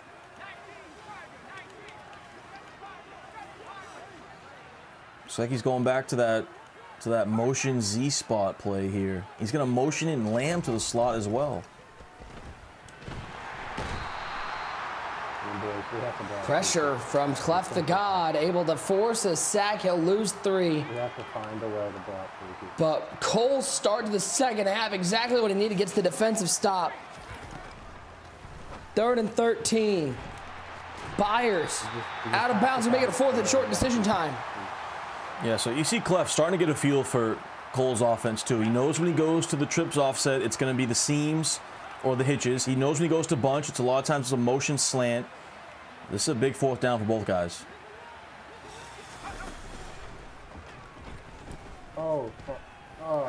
Pump fake over the middle. I don't think he meant to pump fake. You heard the oh no from Cole. I think that was an accidental double tap, and Clef gets a stop right back.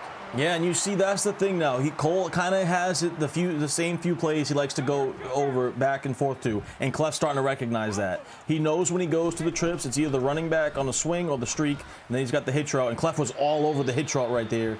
Just couldn't throw it. So Clef's starting to get a feel for what he wants to do, but the main thing for Clef, you got to go down and get 7 right here and get right back in this ball game, make it a 1-possession ball game. Clef's got to find some offense because it has been tough sledding out there. Cole's defense has been stellar so far. 2nd down and 10.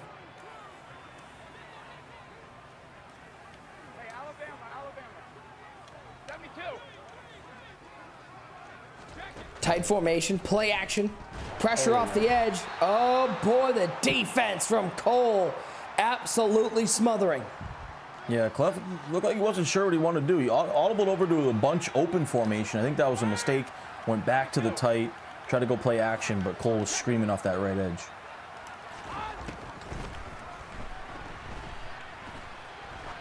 That's a bag. Tough sledding out there, 4th and 10. I think he's got to settle for 3. He's thinking about it. Nope, looks like he's bringing the offense out there. He knows he needs 7. I like it. I like it. I want to see more of that fight. If Clef gets a 1st down here, I want to see that Clef passion come out.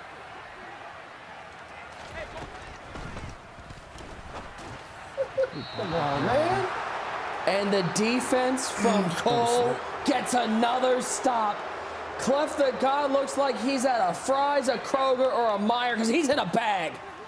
Yeah, this is phenomenal defense from Cole. I mean, Brady kind of sailed that one, but still nothing open, and the pressure was coming in. Clef had to throw it, and now Cole, does he go to a little bit of that milk and cookies, going to the ground game, inside zone?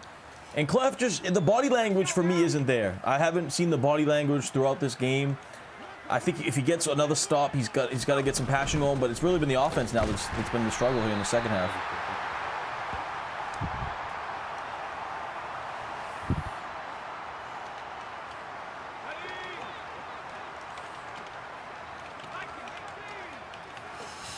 (17-7) and Cole with the ball again, 3rd and 5.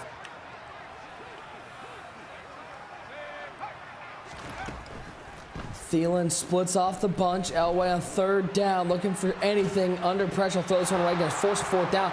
Clef's defense is giving him a chance. His offense is letting him down, though. 4th down, and Cole looks like he's going to bring the offense on the field. Yeah, and if you're Cole, I might even consider punting with the way you're playing defense in this game in the second half, but he's going to go for it. On 4th down, throws it left side. Good user, but the KO goes crazy. And Clef with another stop. Can his offense find the end zone? And there it is. There's a little bit of that positive body language I want to see from Clef. He's like, okay, let's go, man. I know what I'm doing. I'm playing defense. Let's go down and get 7. Starts with a dot. Here we go. Clef the God. He's going to start to get in the groove here. I can feel it. Looks underneath, able to pick up a 1st down. Let's see if Clef continues to work the underneath pressure off the edge. He'll throw this one away.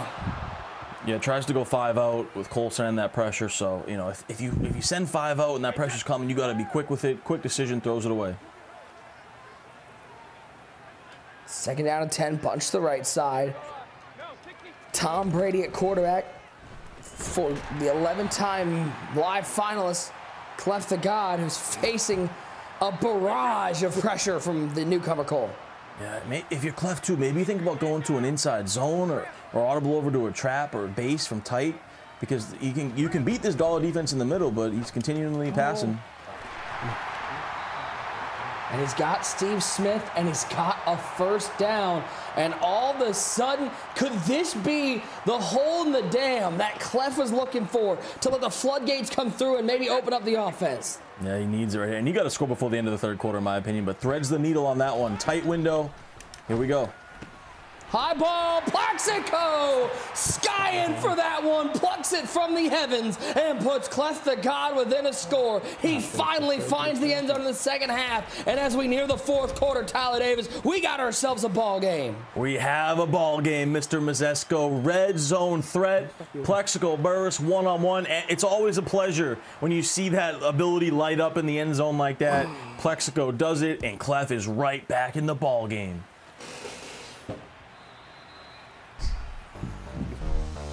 17-14.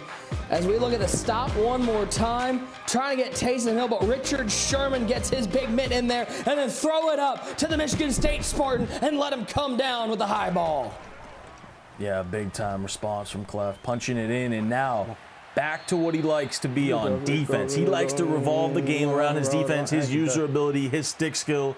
And there it is. Now Clef starting to rap again, starting to feel it, getting the groove going. The head's bobbing, the hoodie's on. He's in that Clef the God vibe right now. I love it.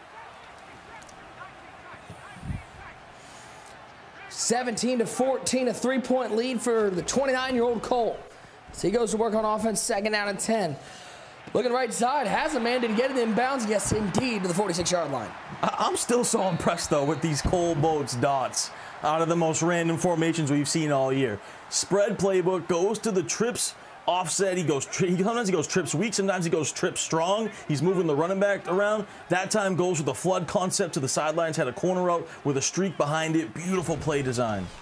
There's that motion. He's going to throw to the swing. Good coverage out there to make the tackle and tie. Let's not forget Madden Bowl implications right now with 4:54 in counting. Cole with a 3-point lead.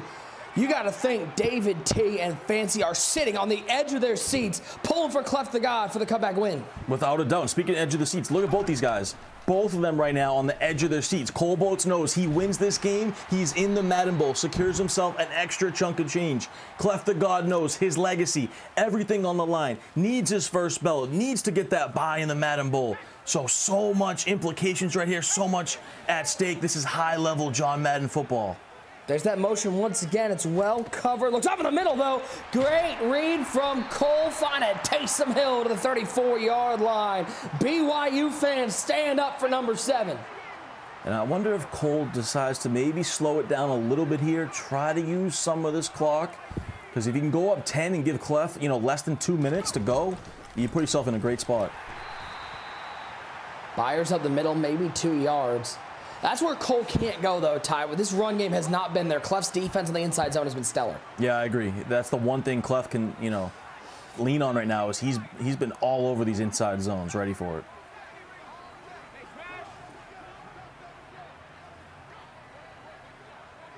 John Elway Takes the snap for Cole, up by 3 and looking for more.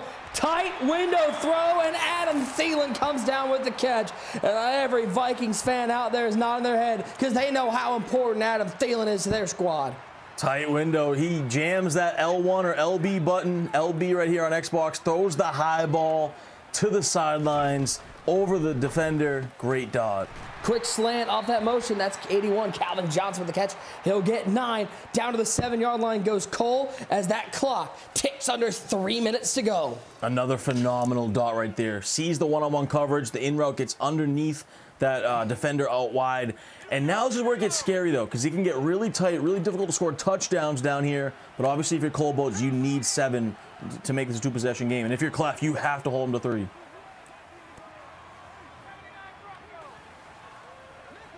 He's going back to the play he scored on earlier, Nick. Halfback streak, tight end streak.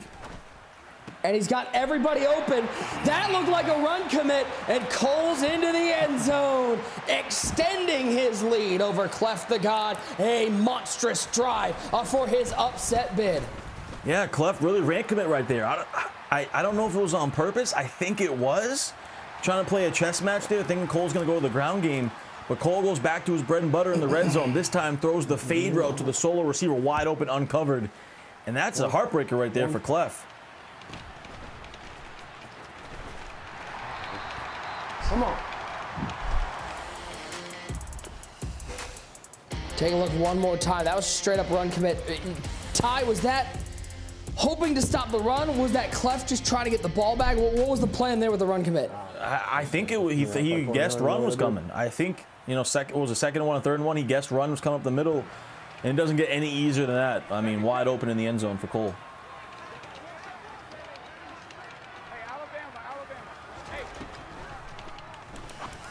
First and 10, looking left side. Whoa. Byers caught that in coverage, and Clef should be looking up and thanking whatever God he prays to, because that one could have been going the other way. Very scary. I thought that was almost picked for a second. Looked like real 50-50 ball. Cool. Like, you can have that, really. 2-minute warning, 10-point game. Clef needing to find the end zone and then needing that defense to stand up. He's got all 3 timeouts in his pocket, but he needs 6. Nice. Oh, boy. Oh, wow. Stone cold drop. Wow. I mean, that's a heartbreaker for Clef. I mean, that is sickening. I mean, that's a nice completion. You convert, you move the chains. Wow. Let me do it this point, though. 3rd and 4, swatted away. Freedom to death. Clef cannot believe what is going on. He's got to take a deep breath here because it's 4th and 4, and it's 4th in his life here in the Ultimate Wild Card. Yeah, this might be your ball game right here. It really is your ball game. If Clef doesn't convert this, so here we go.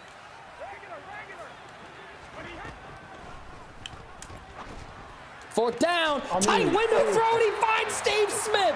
Oh, 5'9", he hit in between 2 tall trees, and he finds a first down for CTG. Minute and a half and counting. Steps up in the pocket. Woo-hoo-hoo-hoo. Right down the barrel. Pressure was coming, and he goes right back to it. Here we go, Nick. Tempo. Minute 9, minute 8.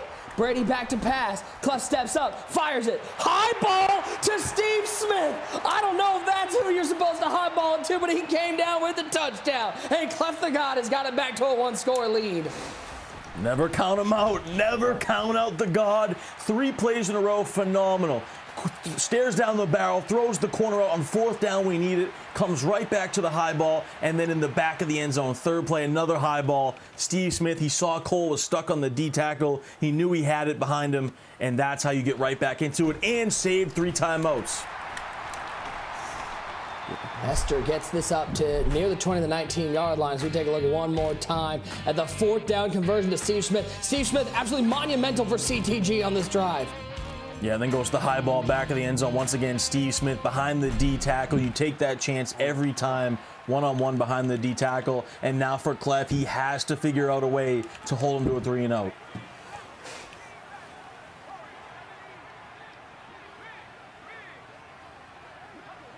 First down and 10. Left side has him. That's Calvin Johnson. Possession catch. First down and forces a timeout to be taken. Here's your Madden Bowl impact. Cole must win to secure a spot. If he closes this out, he gets a spot in the Madden Bowl. But you got a lot of people rooting against him right now. Unfortunately, Clef the God's down to 1 timeout. It's a 2nd and 7 from the 48-yard line. Yeah, Clef still has life, but it's very minimal. He has to, one more first down. Obviously, it's over. If he can get a stop, he's not going to have much time left. Byers is stopped at the 48. 47 seconds left. 30-second play clock. If he gets a stop here, Ty, he'll get the ball back maybe 13, 12 seconds, somewhere around there. Yeah, about 10, 12 seconds. So it's going to be tough. It's possible. And let's see if Cole, looks like Cole might go to the air here. Interesting. He does go to the air. If Clef can get a stop here, he takes the sack. Smart move there from Cole. 4th and 15, and there's an 11 seconds difference from the play clock and the game clock. So I think Cole purposely was like, I'm going to send out 2 streaks. I'm going to block everyone else. You saw him bring in the motion blocker so he could waste a little bit more time and then take the sack and use all this clock. So high-level stuff right there from Cole. I'm impressed. First ever live event, and he's outthinking Clef the God right now. Clef will have a chance, but like we said, it's going to come with about 10 seconds. Does Clef have a miracle in him? Smart from Cole. He'll take the delay of game.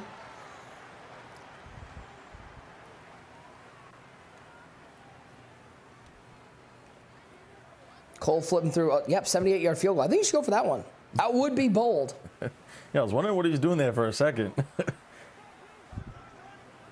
Because, Nick, in that situation, maybe if there's like 6 seconds left, 5 seconds, you run a toss, maybe you just run around a little bit, but not with 12. Hester's going to take this 4 seconds, 3 seconds. He's going to have to score on here. Now he's got some room right side, breaks 1 tackle, but down goes Clef, and he's as cold as ice. Cole pulls off the upset. He's on to the semifinals in what might be one of the most stunning performances in MCS history. 29 years old, looking like the veteran. He takes home the dub. The upset heard around the Madden world. 29-year-old Kobo in his first ever MCS event takes down the number 3 Madden player in the world, Clef the God. And he really outsmarted him, outplayed him. Phenomenal performance from Cole, and he's going to advance to the semifinals. We always say anything can happen in the MCS, anything can happen in the game of Madden TD, and we saw it today. A hard-fought game from both these players. This truly was a back-and-forth affair. Unbelievable. This obviously was our best game of the day. You love to see Clef fighting to the end there. We knew that would happen. Clef, we talked about earlier too. Every game Clef plays, it's always stressful, it's always dramatic, it's always a show. But I could not be more impressed with Kobo. You heard him say he didn't feel great about his offense. His offense was flawless. I mean, throwing dots left and right, all these different formations. His defense came up big multiple times over. Super impressed with the young man in his first ever EA major. Unbelievable. Well, I need to see some love in the chat because we're going to bring him in right now. 29 years old, first MCS major appearance, and he takes down the number 3 player in the world. I need PC players to stand up. I need the Bolt fam to stand up. If Justin Herbert's out there, stand up in the chat. It is Cole. Congratulations, my man. Talk to me a little bit about what this is like, because I know this is a new experience for you and your first MCS major appearance. But you've been playing this game for a while. Tell me what it's like out here on the big stage to get a huge win and to do it on both sides of the ball. It's awesome. It's all like that was such a bigger game for me. I think than obviously for Clef. I mean, to get to the Madden Bowl, which I'm like, right? Can you confirm I'm 100% in Madden Bowl, right? I just wanted to hear someone tell me. Hey, congrats, Cole, man. What a performance. What a game. What a way to take down Clef. I know you said, you didn't feel great about your offense. You felt like your defense was a little bit better, but your offense looked flawless. Have you been running this offense all year? I know you had some big wins in the elimination. Just talk me through how long you've been kind of running this spread playbook on offense. I've been running this swing pass concept for a long time. It started out as fun. Thanks to, I ran it all in the second tournament when I made top 8 in ladders. But I didn't run any other formations. I played, the expansion of it was I played in the Gulag tournaments, got crushed by somebody, realized I had to revamp everything. And that's why I added Bunch. That's when I added a few more formations and just audibled around to make it a little bit better. I got a few plays from Bunch, and that's kind of where You know, I've been running spread, that kind of stock stuff forever, but adding those things was like a month ago I added it. So it's been a game changer. Well, Colt, two things. First of all, you have secured your spot in the Madden Bowl. What is that like? A tournament where you could win $250,000. But I got to ask you, I see the shirt, I see the room. How does it feel having maybe the Chargers as healthy as they've been all year? You got Keenan Allen back, you got Mike Williams back. Can this team make a run for a Super Bowl while you make a run for a Madden Bowl? If we get Rashawn Slater back, yes. And Joey Bosa doesn't get hurt for the 200th time, yes. I believe the Chargers are good. I'm excited. I've been telling my friends this, like the Padres are good, the Chargers are good, Madden's going great. Like I'm waiting for something to go wrong. It feels weird. It feels weird everything to be going well at once. It's awesome. Well, I can tell you as a Cleveland fan, nothing goes right over here. So congrats on all the success over in Chargers and San Diego land. Congrats, man. We will see you next week in day 2, and we will see you in the Madden Bowl with this win over Clef the God. Man, what a game this was. Game number 3 lived up to the hype of all the other games. The upset pulled off by Cole. You see how amped he is. He's in the Madden Bowl. We'll have some analysis, and we'll preview our final game of the day. It's all coming up after this.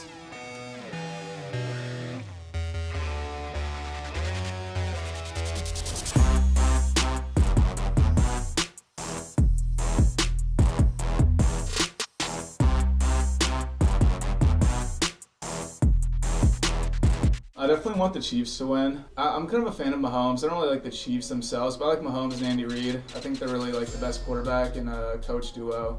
So it would be cool to see them kind of take down the league while like passing as much as they do for like such good numbers. Also, since I am an Oregon Duck, I do have to root on Herbert. They just clinched the playoff spot, so I would like to see him do very well too. He was here when I was a Duck. He was so good. I'm just happy to see him finally have a playoff appearance in the NFL, and I hope he has success in that. For the playoffs, man, give me the Eagles, come out the NFC. I don't think anyone can compete with them except for like the Niners, maybe the Cowboys. The NFC is pretty sweet this year, so give me the Eagles. And then AFC, I gotta ride with the Chiefs, man. I'm a big Andy Reid guy, you know, former Eagles legend. Give me the Chiefs. Mahomes, you know, he's Mahomes. Chiefs, Eagles, Super Bowl. Give me the Eagles. I mean, if you know me, I don't care who the Cowboys are playing. I'm gonna smack talk the team whoever they're playing, but I don't care what fan base you're a part of. I mean, yeah, if Clef's a Bucks fan, we play the Bucks first round. He's gonna hear it from me. Oh my God, you gotta be kidding me, bro. If we play the Eagles second round, you know, Astro's gonna hear it from me. This is how it is. Playoffs for the Chargers, get Rashawn Slater back. No one else gets hurt. They can beat it. Like, they're good enough to beat anybody. I hope they get to play the Chiefs. I think they'll play the Jags or Titans round 1. Then I hope they play the Chiefs because they will beat the Chiefs. The NFL is crazy right now. Like, this is the first year I've been a part of where it's like, what's going on? Like, who is the best team? Like, it's like week by week, things are changing. I think the Bucks, really, it's just, for us, it's offensive. Carolina was the medicine and remedy that we needed. It seemed like Brady and Mike Evans, he went off for 200. Brady threw for 300-400 yards. It seemed like they got that chemistry back. And our defense, it's going to be our defense. Our defense is lights out. We know what our defense going to bring to the table. Our defense carried us to a championship before. We just got to get something going offensively. We can't run the ball, so that sucks. But you got 12 back there. You got Mike Evans, Chris Godwin. Anything is possible.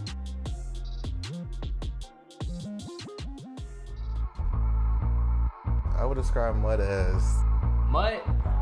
Dude, I don't know how I'll explain mud. I don't even know. Mud is definitely really complicated when you get into it, but at the basis of it, it's just a card collecting game. Vic at quarterback, with Jerome Bettis at running back, Randy Moss at wide receiver. You can set your team how you want to set it up. You can set your offense, set your defense, how you want to set it up, your abilities and everything like that. Yeah, it's pretty much just you can play how you want to play. Watch YouTube and Twitch, watch for other people, you know. If you got questions, you know, you go in the chat or, you know, YouTube it up to see if they can help you, because a lot of time there's a lot of help out there on the YouTube and Twitch.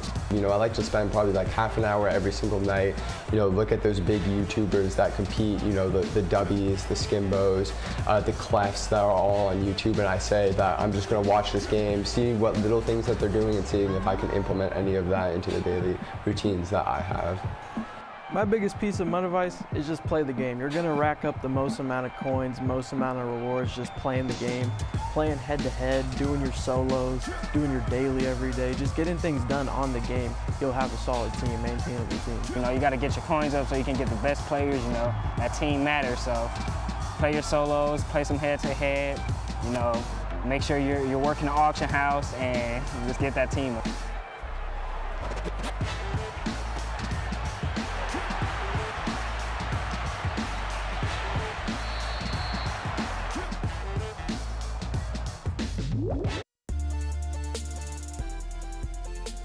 Registration for the Last Chance Qualifier is now open.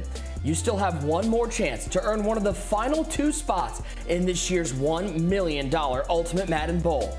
Register now at MaddenChampionship.com and earn a MUT Game Day Pack by playing at least one ladder game. Registration closes January 14th.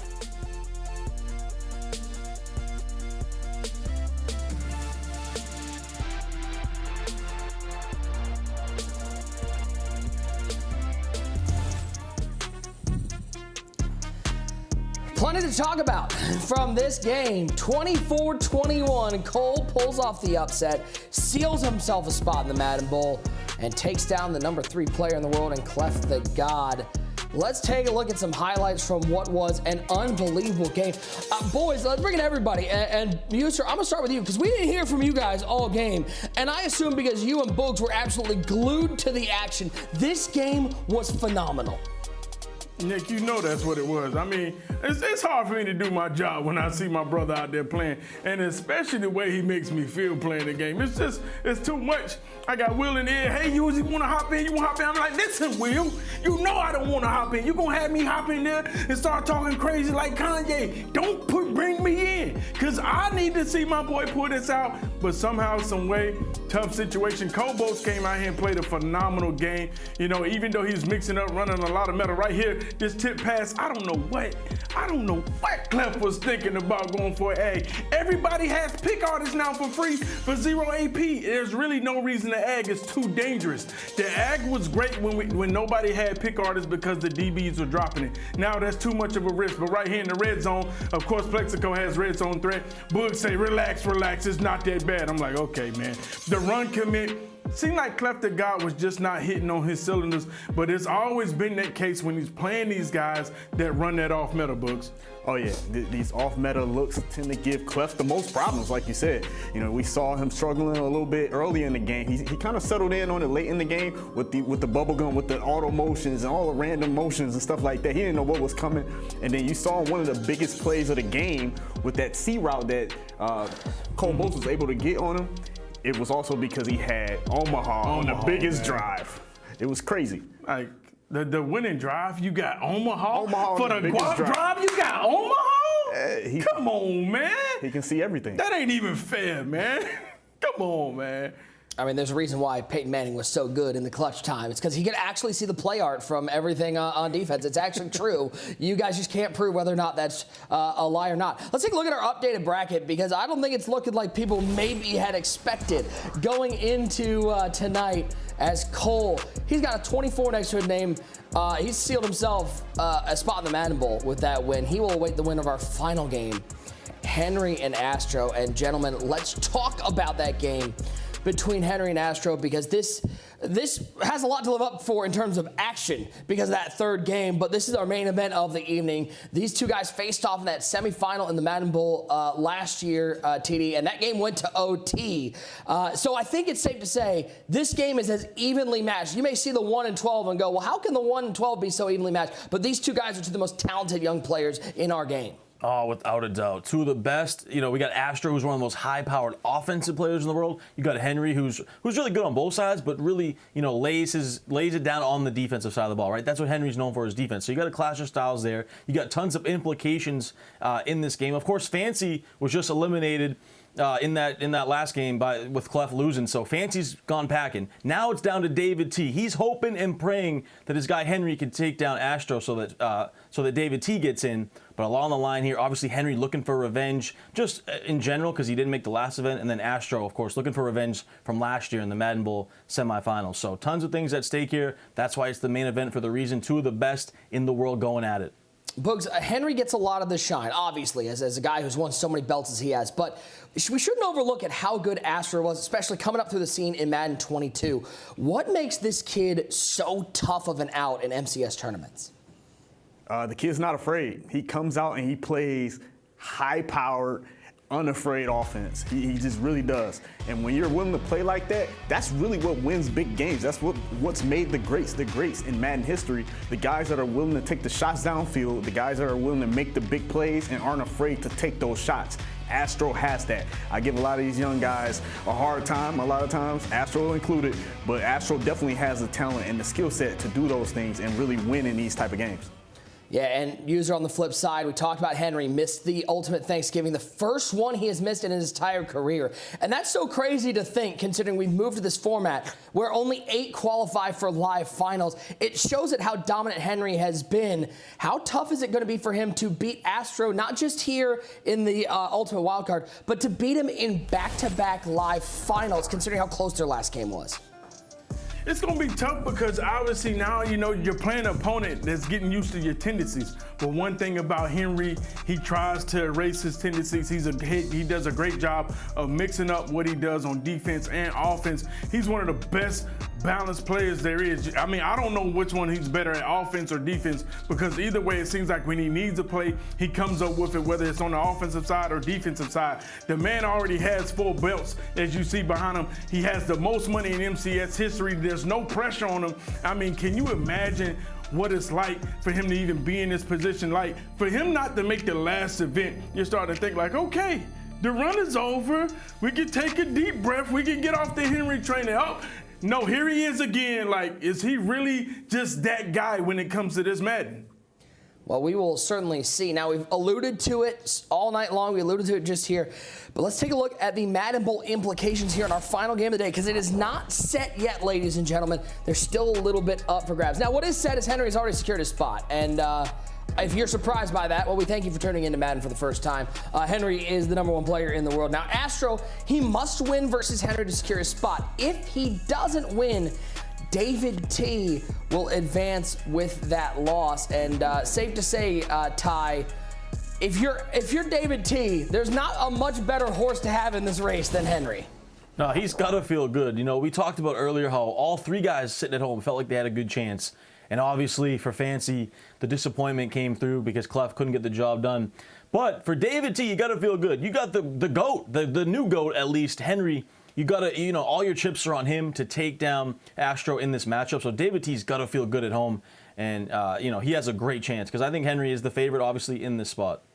And by the way, just update, if you guys are wondering about those first-round buys, with Clef's loss, Henry and Dez have solidified that they will have that bye in the first round, so they get to pocket a little extra money in the Madden Bowl. But let's talk this game. Let's get predictions. Ty, I'm going to start with you. This is probably the toughest one to predict. Who do you got winning this final game of the day between Henry and Astro? Yeah, definitely a tough one. Astro is so talented. He's looking for revenge from the semifinals last year. But come on, this is the new GOAT here. We're talking 4 belts, 3 individual, $500,000 earnings, looking for more. He's got revenge on his mind. I'm going with the GOAT. I'm going with Henry. Boogs, who you got in this one? Henry or the guy I'm going to start calling looks like the Little Weekend. I mean, I'm telling you, he looks like he could be the Weekend's brother. Who you got in this one? I'm definitely going with the favorite. I have to go with the favorite in this game. Astro's going to come sit on the couch next to me and going straight to that gulag in a few weeks and play in the LCQ because Henry's a safe pick. I want to continue my streak of picks today. So, I want to go 4-0. Books, by the way, did you feel at all disrespect about your name being on top of that list of most MCS majors without a belt? Like, they could have put you second there. They could have put you second, but they put you first so that everybody knows Boogs has been to 11 and hasn't won a belt. User, who do you got in this game? I mean, I don't even know how Boogs is saying he's 3-0. I am. No, you didn't. You did not. I picked Kobo. No, you didn't. I told you to stand on it, and you did not stand on it. What are you talking about? I picked Kobo. What are you talking? I also picked Dez. We got to run the film back. Like, cut it out, man. Check the tape. Throw the challenge flag. Throw the challenge flag. Yeah, where's the red flag? Challenge on the field, man. Let's be honest, man. Like, Astro's a phenomenal player. But Henry, this is Hen Dog we talking about. The 3-time, the 4-time, however you want to put it, the new GOAT. Let's just be honest. He is the best Madden player and has been for a minute now. Can Astro beat him? Yes, there's a chance. You know what I'm saying? The sun rises every morning. Guess what? A trash can does get the steak every now and then. The broken clock is right twice a day. But guess what? Not happening today. My guy Henry Hen Dog is going to show you why he's #1, and he's been chomping at the bit. He sat back and did them watch parties and watched Dez win. He said, man, that was one of the most sickening things I ever went through. I never want to be in that position again. Now, I tell you what, he didn't do that to come out here and lose in the final way. We're going to see him next week in the Final Four. Well, you heard it here from Ty, Boogs, and our very own fortune cookie with 800 metaphors, one great user.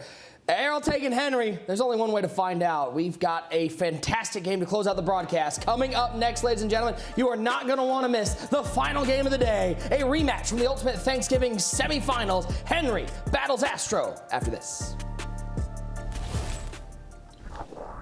I just feel for Astro. Just sitting at home right now, he needs Volt and Dream to lose. I feel for Astro right now. He's got to be on the edge of his seat with tons of anxiety, waiting to see these results. Oh, the under pressure and accurate carry with the arms up. He got the stop he needed. He might have space. Touchdown, ball game. Young Henry with the comeback. Astro, with that, has secured himself a spot in the bowl. What had happened last night is probably one of the luckiest things to ever happen to me. Henry comes back, wins it, gets me in the Madden Bowl, and it was just crazy watching that game. I'm not going to lay down easy, especially with $250K on the line. So good luck to everyone out there. This is his first ever EA Major, the youngest player in the tournament. Did he get here luckily? I'm going to say yes. But I believe in this young kid. He's not afraid to play anybody. And I want to see if he can step up to the stage and get the job done. Looking over the top, he has a man. It's 81. It's Megatron. Astro with another touchdown. The youngin' is pumped to be here, the Ultimate Madden Bowl. He called himself one of the best players in the world, but he is showing out in the Madden Bowl. Astro and Henry battling it out. Astro flying onto the scene, 18 years old. He believes he's the best player in the world. This guy has no conscience. He just chucks it, throws lasers. It's unbelievable. What a battle from young Astro. These guys going back and forth. He's going toe to toe with the reigning defending champion. Kyle Pitts, helicopter into the end zone. What a game, King Henry. Astro's insane on offense. Like, he does stuff nobody else does. The game is easy offensively, but he's on another level. He's proven everyone wrong. He's playing great ball. Super impressed with the youngster. He's really become a star in this tournament. He showed that he's legit. He's for real.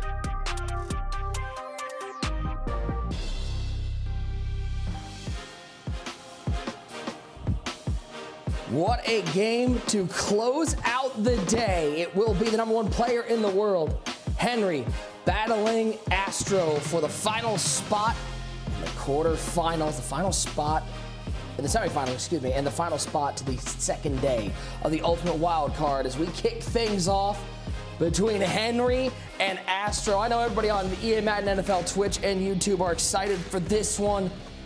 I know, Ty, I'm excited for this one. This is a great way to close out the first day of the Ultimate Wild Card. No doubt about it. The main event of the night, the young upstart Astro, who's just came onto the scene and really been sensational to watch, going up against the king of the world, the king of the Madden community. Henry, 11 straight live events, 3 individual belts, 4 total belts, $500,000 in his bank account from Madden. This is going to be a great one, boys and girls. I can't wait. Let's take a look at our tail of the tape as we size up these two competitors who both have had very good last couple of years, but Henry, $70,000 in Madden 23. Oh, and a belt already. He's the #1 seed. Astro, with a win, will solidify a spot in the Madden Bowl tie, and you know Astro is looking for a bit of revenge. Yeah, both these guys. He wants that $250,000 more than he wants anything, because he wants to win this belt and he wants a chance at $250K. Oh, yeah, without a doubt. Both these guys have a little bit of that revenge, right? We talked about Henry. He was sitting at home doing a watch party in the Ultimate Thanksgiving. He's like, no, thank you. I got to get back to these live events. I got to continue and start a new streak. And then, of course, Astro, who was taken down in the Final Four of the Madden Bowl last year, the semifinals, by this guy right here, Henry. So you know Astro has that revenge on his mind. And, of course, he wins and he's in the Madden Bowl, so he needs this badly. Let's kick things off. Let's get this final game of the day underway and send us off into the weekend. Looking forward to the Final Four. It is Henry taking on Astro. It will be Astro with the ball first as the kick is away. Big shout out once again to everybody on Twitch and YouTube. We appreciate you guys hanging out with us all night long. Let's get to know Astro a little better. If you don't know who Astro is, this is his second MCS major appearance. He was the Madden 22 Bowl semifinalist, seeing his first major championship. But boy, Ty, this is one of the most talented young players in the game of Madden. Talent is on another level. If you guys are out there and you love to see high-powered offenses in Madden, then you have tuned in at the right time, because this is the guy you want to watch. He is on another level when it comes to passing the ball. Take a look at his MUT item to watch, Tyler Davis. That is a large man. That is a large person. That is a large player to try to throw the ball over. Yeah, I still don't even know how this is fair. I mean, we had him on offense, I get it, but now you throw him on defense, 6'8" or 6'7", whatever he is, out there defending these high balls, defending these aggressive catches. He is a must-have on your MUT squad, and you see Astro. He's going to need him out there defending, Henry's high-powered offense as well. And by the way, Ty, you talk about players that just fit a player. How about Harold Carmichael, former Eagle, on Astro's defense? I mean, that's just serendipity. Without a doubt. Of course, you got the KO abilities on him. You got the tip drill, too. He's going to be a big piece in this matchup. Don't know how this game is going to go. All I can know is I'm excited for it. As we'll start things off with a handoff to Keith Byers. How about, by the way, talk about how different the games are from year to year, TD. So many years in the past, speed has been king, and speed is still important. But we've seen fast running backs be the thing in just about every Madden in the last 5 years. And now it's Keith Byers and Fridge Perry doing all the work. I know. Who would have thought? All those years of, Chris Johnson, CJ2K back there. We had Walter Payton. We had all these different guys. And now you got the big 6'4", or I don't even know how tall the Fridge is. How big is Refrigerator Perry? Like 6'5", 300, something like. I will tell you right now, sir. William the Fridge Perry, 6'2".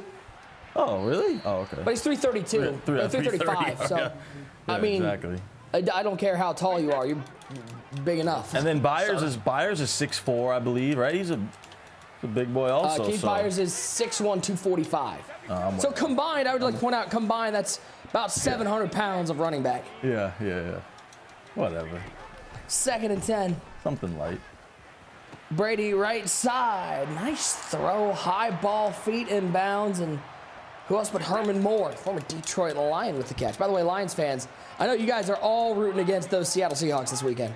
Oh, yeah. And I have a feeling there's going to be some hearts broken. I think the Seahawks might lose. But I want to see Dan Campbell in the playoffs, so I hope. 1st and 10. Rolling right. Lots of defense out there. Good defense from Henry, as he's able to force Astro to throw that one away. Yeah, phenomenal coverage defense right there from Henry. And, of course, Astro, 19 years old, Jalen Moreau from Waldorf, Maryland, reps the WD Madden crew, of course, with guys that we're all familiar with, like John Beast, Gabagol, Jack Oregon, who has made it to the Madden Bowl. Remember, this is a win and in game for young Astro, rocking that Washington offensive playbook. Underneath, there's Byers. Nice gain to the red zone. To the 20-yard line goes Astro. Herman Moore. Oh my God. Looking end zone. Oh, almost. Could have gone either way right there, TD. Looking for Herman Moore in the back of the end zone. Yeah, you heard him calling it out. Herman Moore tries to highball it. I think he might have had him if he would have waited 1 or 2 more seconds. Got a little impatient with it because I think he was anticipating him to be open, so he threw it a little bit too soon. Come on, Herman. 2nd and 10. Come on, Herman, get crazy. Looking once again. Hey, why not throw right back there? This time the KO able to pry that one free. It's going to be 3rd and 10. Yeah, goes right back to it. You see him. He's beating that press off the line. Henry pressing his defense. Henry looked like he's in strict man coverage. Strict man coverage, which we haven't seen a lot of. This time he goes zone, though. Don't know how he avoided the offside there. How about throw it again? I mean, if at first you don't succeed, try again. 3rd time's a charm. It's a touchdown for Astro. And you talk about coming out with something to prove. I mean, fireworks to start this game, just slinging it. And that's the thing with Astro. He loves to just sling the rock. Fireworks, big plays after big plays. And you saw it there early. Goes down and gets 7 against the new GOAT. 7-0 as Henry will take this out to the 25-yard line. Let's get to know Henry the exact same amount as most of the people here know him, because this man has made an impact. 4-time MCS major champion, the highest earning player in MCS history, highest career win percentage, 12 major events, second all time. Oh, and Ty, he's 19 years old. Unbelievable. I mean, the accolades are there. There's not much to say about him. If you're a fan of competitive Madden, you know exactly who Henry Leverett is, from Austin, Texas, 19 years old. The new GOAT. He's done it all at 19 years old. Just unbelievable. And there's TB. Key player for a lot of these players out there, Tom Brady. Ty, who would have thought we'd reach a point? Remember how many years Tom Brady was just not usable? Finally here in Madden, Tom Brady's the meta. I know. I believe we had a conversation, I don't know if it was last year, and we were like, I don't think we'll ever see Tom Brady good in Madden Ultimate Team, right? I don't think he's ever been. And here he is, the new meta, with that gunslinger ability. Oh, no, not the like fearless this. ability. Take So some.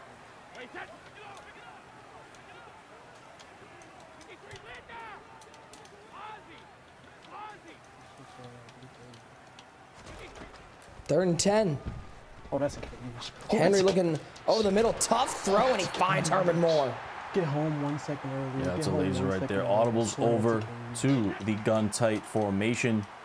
Believe Henry is rocking that Indianapolis Colts offensive playbook. So he did switch. Of course, Henry earlier in the year was rocking the Washington book. Looks like he's in the Colts now, I believe, going over the tight formation. Nice little check down there.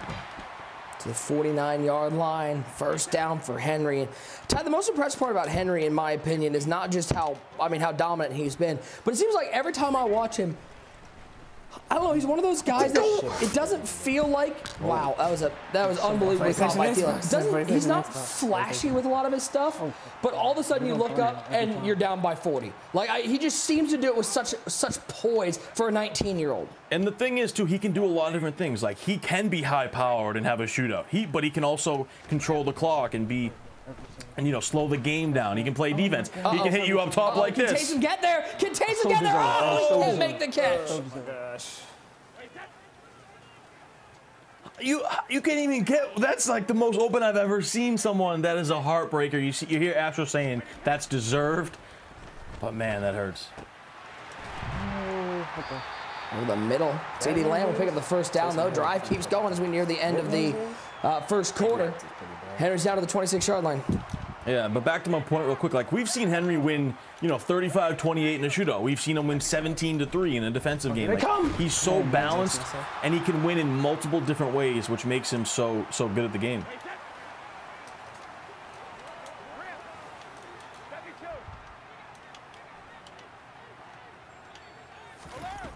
Second and 10, Brady back to pass, looking left side. He's got Byers, he's got a first down. He's able to get the edge and finds his way to the 11-yard line. Yeah, I love the play call there. Audibles over to tight, goes to a flood concept. He had a drag and a corner route going to the left with a streak. He also had the table route to the running back out of the backfield. There was no flat defenders out there. Quick check down for Henry. That's the thing with Henry, too. He'll just take what the defense gives him, does exactly that there, gets a nice first down. Oh, that was almost. Astro cannot believe how many times. Just can't believe how many times he thinks he's had a pick. I think it's at least 3 times in this drive. He's absolutely sick. And there's that Harold Carmichael, though. You see it. That 6'8" frame comes into play, gets a nice swat. Bro, he's so blind. Just give me the ball one time. Defense able to get their 3rd and 16. Brady at the helm for Henry. Got Herman Moore. He's got Adam Thielen and CeeDee Lamb at wide receiver. Taysom Hill at tight end. Screamer up the middle. Oh! Picked off. Dexter Lawrence the other way. Can we get a big man touchdown to the 40, 30, 20? Get himself a spot at the buffet. Dexter Lawrence is out of here. Come on. You work way too hard. Dexter Lawrence to the crib. Astro is fired up. The tip pick or the sack pick. And Astro up 14-0. No one saw this coming.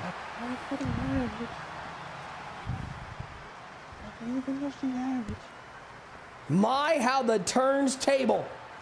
14-0 Astros defense with a D-line pick, and Dexter Lawrence looked like Usain Bolt out of there, trying to get to the end zone.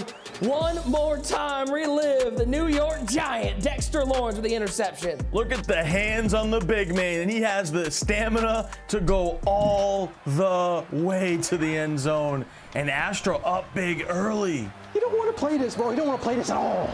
Come on, man.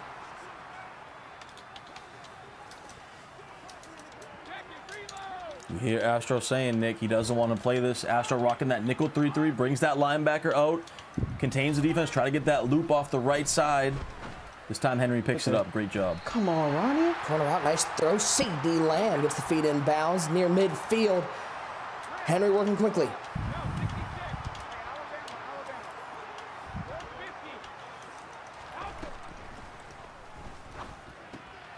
Live with that. We love that. No.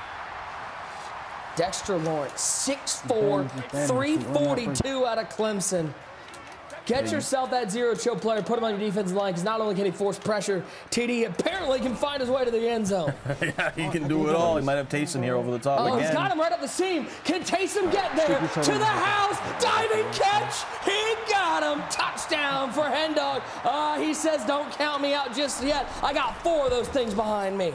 Yeah, and you can't give up that twice to Henry. He's going to recognize it. He sees it this time. Astro, that's the second time he's given it up. Obviously, earlier, Taysom wasn't able to get there, but this time, Henry takes advantage, gets right back in it, has a little sip of the gallon of water, staying hydrated. You love to see it, and now we got a ball game, boys. We just hope the game. Honestly, we just hope the game. 14-7, one more time. He's had this a couple times, TD. I think he's now 1 for 3 on actually completing it, but that one was for 7. Yeah, just mans up everyone on the right side. Pretty much completely forgets about Taysom. No zone, no man coverage over there on him. That's one of the easiest touchdowns Henry will ever get. Right there. I thought he had A right up the seam. Instead of dump it off underneath to Thielen, and Thielen will find his way to a first down. Ty, tell me a little bit, this Adam Thielen, the stocking stuffers Adam Thielen, we've seen a couple guys use this number 19. It seems like he's pretty effective in the slot. Yeah, he really is. You know, you get that short in ability on him. 0 AP, he's just really elusive, and he does a great job beating man coverage, too. So really diverse. Out there, you got him with CD Lamb and Herman Moore. Those are kind of the 3 most popular ones. Especially the CD Lamb, but you'll see a little bit of mix. We saw Steve Smith earlier as well. Come on, classic. And another inaccurate pass. Astro is just staring at his Xbox right now, going, what are we doing? 3rd and 10 now. That was wide open, but Brady couldn't find him. That was a touchdown. Oh, my God. Love the route. Got Seedles. CD Lamb to the 47-yard line, 4th and 2. Big moment here for Henry. He might be able to get off the field. Yeah, this is huge. Love that route combo there that Astro went to. Big play in the game for both guys. Perfect. Yeah. First read isn't there. Defense get there. It's picked off. Big Teddy to the house. Hendricks, touchdown. Using every single bit of his giant 6'7" frame to get to the end zone. 2 defensive touchdowns, and we got ourselves a tie ball game to close out night 1. This is just one of those games that feels like it's just going to be absolutely wild. Like down to the wire. Hopefully he moves Perry out the way. Back and forth. Like this is going to be an epic one. It just has that feeling every time these two link up and play each other in a big time game. It seems to happen, and I think this is going to be the same way. This is going. One more time, take a look at it, 4th down. And Ty, you had this feeling that Astro was in trouble when that first read wasn't there. On a 4th and 2, you know he's looking for something underneath. Took a little too much time, and the pressure from Hendog's defense forces a touchdown. Yeah, and I did think he might have had Y, though, there on that left side, but he took a little bit too long with it. And Henry's able to get the tips pick for a touchdown. So the pressure now all has completely shifted onto Astro here. You can tell Henry a little bit more dialed in now, feeling comfortable on defense. 2-minute warning. Let's bring in Boogs. Boogs, I wish I was with you guys in Orlando, because I imagine you and User are having a ball watching 2 elite Madden athletes go back and forth like this.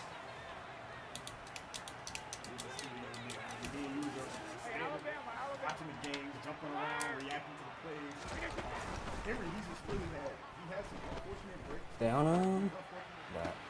Is Boogs really far away? Is he so scared? Boogs went into the lobby to talk to us. Boogs got so excited, I think he ripped his microphone off and threw it across the entire studio. And I don't blame him. I almost ripped my microphone off. There's CD Lamb underneath. Boogs, you good? Are you just? Yeah, I got you, man. What are you seeing here? Okay, so what I was saying was that it's been pure excitement back here. Me and User have been standing up the entire game, just watching the game and watching how everything's unfolded. You know, Henry has had a few unfortunate breaks. He's had the overthrow, but it still kind of worked out for him. Then he had the tip pick for 6, and then he really kind of just settled in. You see him now defensively. He's really kind of locked in, sending pressure at Astro, and got Astro uncomfortable right now. Astro is very uncomfortable with this send 5, and these manned up and these KOs are really doing a solid job. Second down at 10. Brady stepping left in trouble. Throw this one away. Good defense from Henry. Yeah, he's really been dialed in here on the defense. And Astro's just one of those guys, too. He's just going to sling it. Like, he chucks the one-on-one there to Thielen. Can't come down with it, but this is critical here at the 41, so he's right on that verge of field range. I think he's in it right here, but you do want to get a little bit more yardage if you can. Ooh, tough throw. Takes him. Oh, makes the catch through contact. If this was basketball, that'd be and the foul. Go to the free throw line. And you see, he keeps sending 5 at Astro every play, and he's not containing. That's the biggest thing. You'll see he's not containing them at all, and he's relying on those blitzers to come straight down the pipeline and get instant pressure. Brady over the middle. Finds Plaxico, 4 seconds, 3 seconds. He'll take the timeout, and Astro's going to settle for his field goal. Get some points on this drive tie, but this game is living up to all the hype. Oh, it really is. And it's a high-level chess match, too, as the field goes up and good for Astro. But you saw Astro motion out that running back, trying to create a 5-out look there. And Henry countered it by manning it up and then also usered his defensive lineman. So, real chess match going on between these two guys.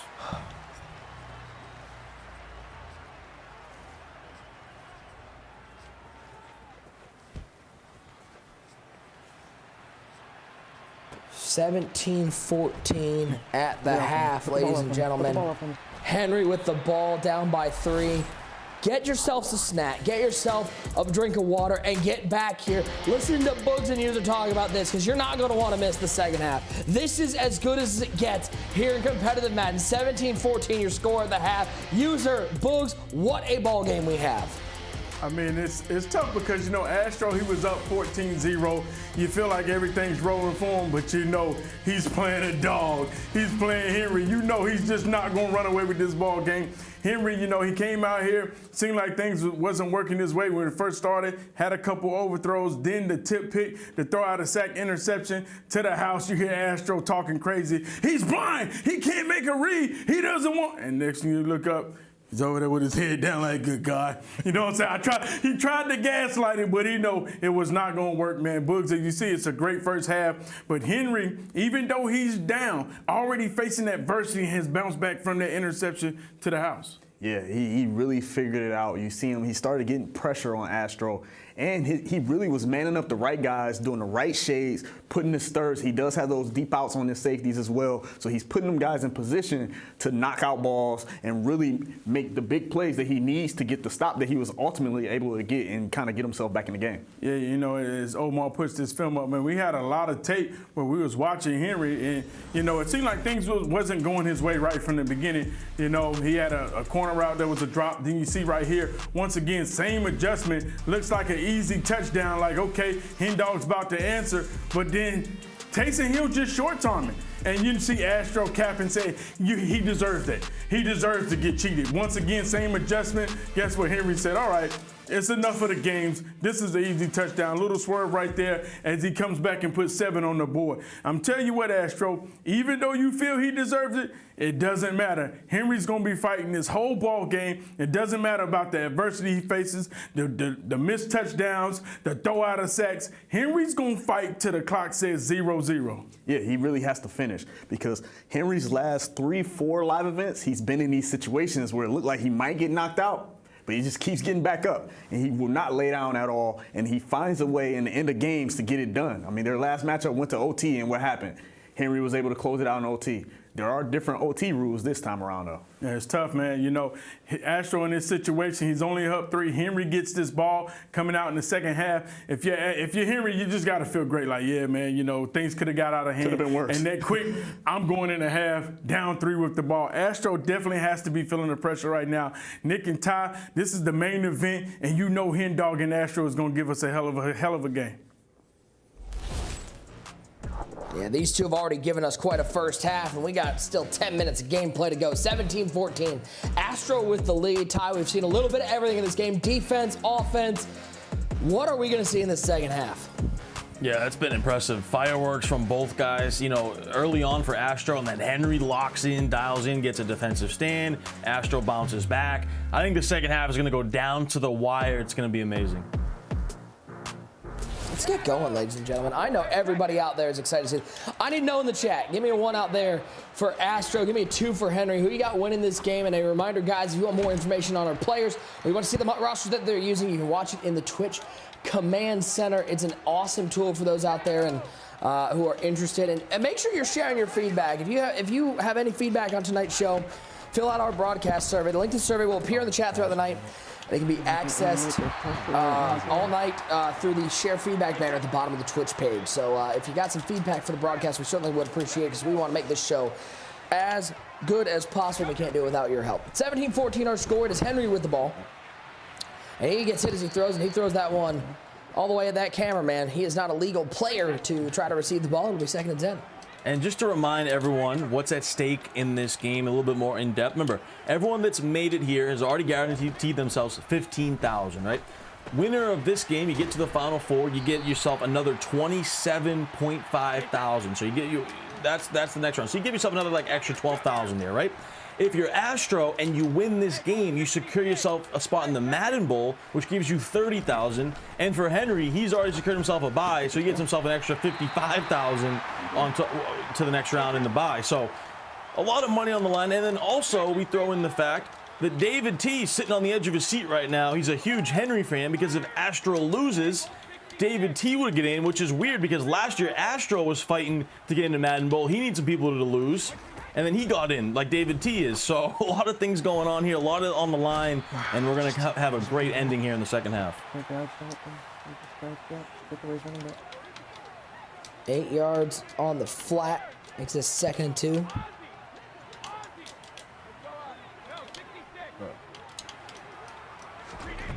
Three wide receivers, 1 tight end as Brady's back to pass. Looking right. Ooh, almost picked off on the sidelines. 3rd down and short. Yeah, Nick, you see that Carmichael. I mean, you got to be careful throwing it out of bounds near that guy. He's so tall, almost came down with it. But Henry goes back to one of his bread and butters, that tight flood play. This time, though, Astro was all over it. Great defense. On the right side, tough throw and coverage, but he'll pick up the 1st down. Ronnie Lott out there trying to pry that one free. Yeah, that Ronnie Lott with that inside shade ability. Didn't matter right there. Thielen outside the numbers, little flat route. Thielen with great hands comes down with the catch. Throws it up the seam. Good hit on Taysom Hill. See if Henry, Henry continues to go to this tight formation. This tight formation has really become the meta. Whether you see the tight slots weak like this, and now you see the tight offset, the tight has really become the meta. More than bunch at this point in the year.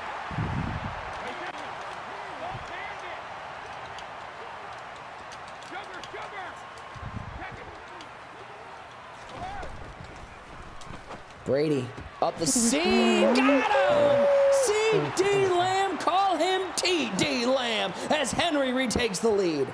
Talk about free-form laser. Oh my goodness. Man coverage, one-on-one, he free-forms that completely to the outside shoulder. I mean, that was nasty.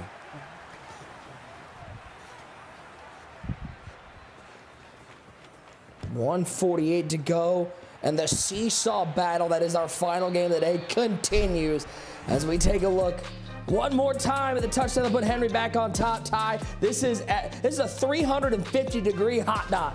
Yeah, look, if you guys are out there, and Astro even knows it, he knows how hot that dot was. So the viewers out there, if you guys haven't learned how to freeform with that left trigger, I highly recommend getting in the lab, practicing it, because if you can throw dots like that, there's no coverage that can slow you down. Corner out.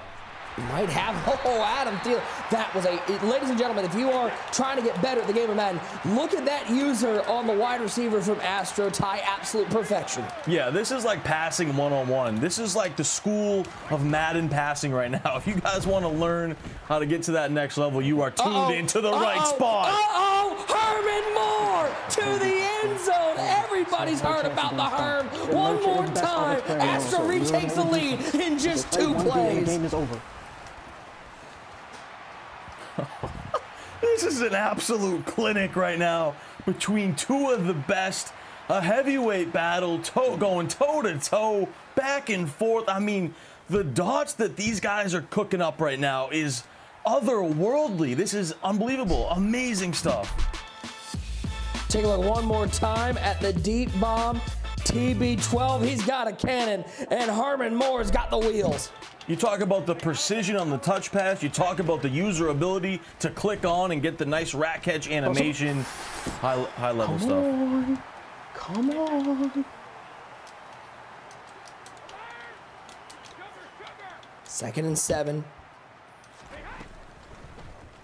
Henry down by 3 with ball. Oh, corner route. What an absolute beam as he finds Adam Thielen to the 33-yard line. Nick, doesn't this resemble a little bit like Bills, Chiefs, Mahomes, Josh Allen, AFC Championship vibes right here? Like just, oh man.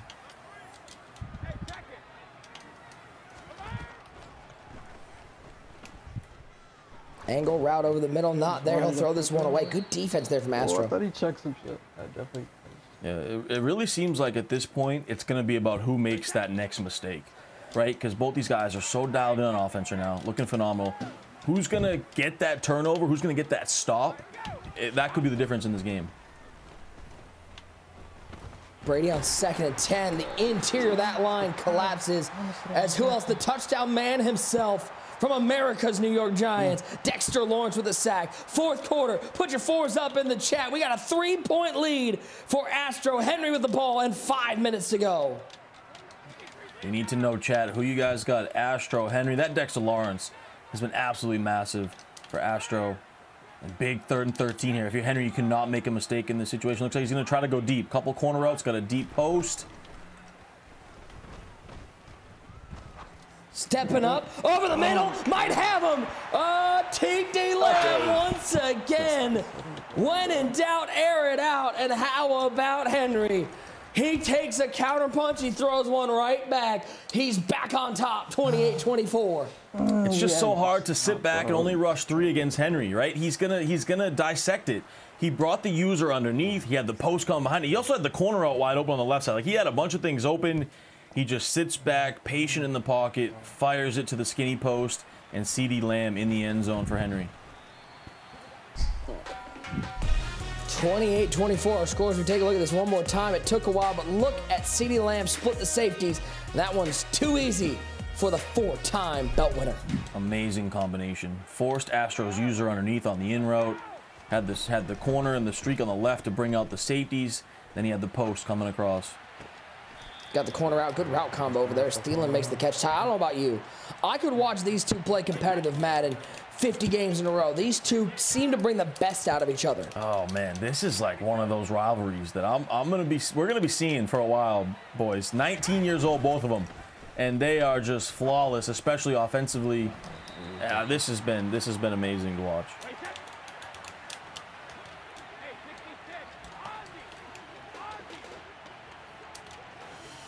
First and 10. Brady back to pass. Pressure picked up nicely. That gives him time to find Lamb underneath. By the way, how does it feel for an Eagles fan to be making completions to CeeDee Lamb? I mean, if he wins some money, I'm sure he doesn't care, but that's got to be a little weird. Yeah, definitely got to be a little weird. I love the route combo that Astro keeps going to also out of this PA crossplay. Pump fake? Yeah, pump fake by accident there, but was that an accident? Dude, these guys, the high level Madden these guys are playing, wouldn't surprise me if they're like, I've got the pump fake. It really is part of my strategy. I know you might think that. I don't think so on that play, but the previous play, that PA cross play that Astro loves to go to, he's got a post with the hot route master, then he's got the underneath drag. Really good route combination, as well as those corner routes to the outside. So love the play design there from Astro. Oh, run play? I didn't know these guys had run plays in their book. Shout out to the Tote Gang out there. 6 yards on the ground for Byers, only the second carry for him in Astro's offense. Yeah, and usually Henry will be a little bit more willing to go to the ground game. Of course, Astro never wants to run the ball. Brady on 3rd and 4, 5-man rush, picked up nicely over the middle. Herman Moore to the 2-yard line. 24 through the air, and with 3:15 and counting, Astro is knocking on the door again. Yeah, it's about who's going to have the ball last. I've seen enough at this point. I mean, high ball, seam streak right there for Astro. It does get tough down here, though. You got Ernest Byers there. Does he have goal line back? I don't think he does. Let me take a look as he looks over the middle. Doesn't matter. He's just going to find Give Me More, Herman Moore, end zone, Astro. He's got the lead once again. Yes. And you heard both these guys. I think they both said throughout the game, one stop. And that's literally what this game is about. Who can get that one stop and end it? Because neither of these guys want to, they're just going to keep scoring. To answer your question, no, he does not have goal line back. Yep. Okay, I didn't think so. Yep. He's one of the people who's running identifier and threat detector on the line. Yep. But all to pass the ball, and he gets into the end zone, create some traffic, and find Herman Moore. How big has Herman Moore, the Lions legend, been for Astro today in this 31-28 ball game? Yeah, kind of a mesh concept he went to there. You know, crossing routes over the middle, forced Henry's usually go to the right side, and nice little dot punches it in. All right, guys, make sure you come back with us January 11th. By the way, is it weird for anyone else saying January? Is it weird for anybody else writing 2023? It's going to be like that for a while, but in just 5 days' time, we're going to crown an Ultimate Wildcard champ. You got LCQ that upcoming weekend. Make sure you sign up if you haven't. Make sure you register. You see in the top right-hand corner of the broadcast, there's that QR code. Register now. It's open till the 14th. LCQ is January 14th and 15th, and then Ultimate Madden Bowl tie. It's like 3 straight weekends. It involves us finally getting back to a studio, even though Boogs and User have gotten the joys of being a part of the studio. We finally get to go to a studio. I cannot wait for the Ultimate Madden Bowl to close out the MCS season. Finally, we will be back in person. I cannot wait. It's going to be amazing. We're going to have such high-level Madden for you guys. And speaking of LCQ, real quick, it's going to be a gulag. It's going to be very difficult to make it out of, but if you guys want to improve your game, LCQ, that grind is going to be one of the best places you can get better at Madden. You're going to play good competition. It's definitely a must if you want to get better at the game. 1st and 10 for Henry. He's going to go to the air. He's got a man wide open left side. Adam Thielen down to the 23-yard line, and Astro is going to take his first time out. And you know Henry wants to waste some clock because a minute for Astro is like an eternity with how these guys are playing. Look at the interior of the box right now, by the way. That stack was actually crazy. Yeah, it's almost like Astro saying, hey, I'm going to stack the box. I'm basically going to blitz everyone. You can score a touchdown if you want. Like, you can just pass it over the top because I want the ball back. Astro legit might have legit run the defensive victory formation. That's what that looked like. Pressure off the edge, over the middle, high ball, good defense from Astro. He was looking for Thielen, but the KOs go crazy, and Astro begging for the defensive gods to give him an interception. It looked like Henry had the slant wide open too there, just missed the read. 3rd and 12, pressure, quick throw over the middle though. He's got Steve Smith, first time we've called Steve Smith's name. It is 4th and 1 for Henry. Tyler Davis, it doesn't get bigger than this, and I have a feeling Henry's not coming out to kick the field goal. He's trying to get the win. And David T is on the edge of his seat right now, hoping he gets in. Huge play in the game. The smart thing, Henry did save those 3 timeouts, so it won't be the end, but obviously a massive play right here for both guys. There's 1:01 left. It's a 4th and 1. We need everybody in here. Bring in User, bring in Boogs. 4th and 1. Hand off to Byers. He's got a lot of room, and he's going to stand there at the 4-yard line. User, do you like the call from Henry? Not going into the end zone and using some more of that clock. Yeah, because worst case scenario, you go down here, you kick 3, you go to overtime, you have the new overtime rules, you still have 3 timeouts. Great possession, because if you score and leave Astro with 46 seconds, 50 seconds, whatever it was, it's a real good chance that Astro can go down here and get 3. 1st and goal from the 4-yard line, 28 seconds left. Hand off to Byers, good defense on the interior. Boogs, that clock keeps rolling. What a chess match this is. Oh, it's a crazy chess match right now. I honestly kind of live on the other side of the coin where I kind of feel like Henry's supposed to take the points there. At the end of the day, in this situation, go ahead, take your 7 points. Scared money don't win. He don't have timeouts. So if he doesn't have timeouts, then now he has to go down the field in 50 seconds. Henry's one of the greatest defensive players. Brady on 2nd and goal. Touchdown! Come on, man. He takes the lead. And who else? Herman, give me more with a touchdown for Henry, the man who has been so good for Astro all game long. He might have given the dagger to Astro's hopes of a Madden Bowl. 8 seconds left. Henry with the lead. And David T might be buying a Herman Moore jersey. Talk to me nicely. Built different. Okay. Henry is just built different. It feels like he just excels in these moments now. Right there. That's what Oh, wow, what a roll he got. Very good. 6 seconds left. Take a look one more time. Boogs just shouted out that Y route ran open, and that's the easiest read Henry's made all day. Oh yeah, that read was way too easy. It was a really good route. It just got wide open there for him. Very good. And you can hear the tears in Astro's voice right now. It's okay. The LCQ's there for him. He on the couch with me, unfortunately. The gulag is waiting for him. Oh, we'll be back. That's We'll it. be back, kid. We'll be back. Oh my God. Let's go. Way to secure the buy, Henry. Way to secure the buy. I mean, listen. Way to go in. Call him King Henry, the 4-time belt winner, but I know there's a lot of people out there.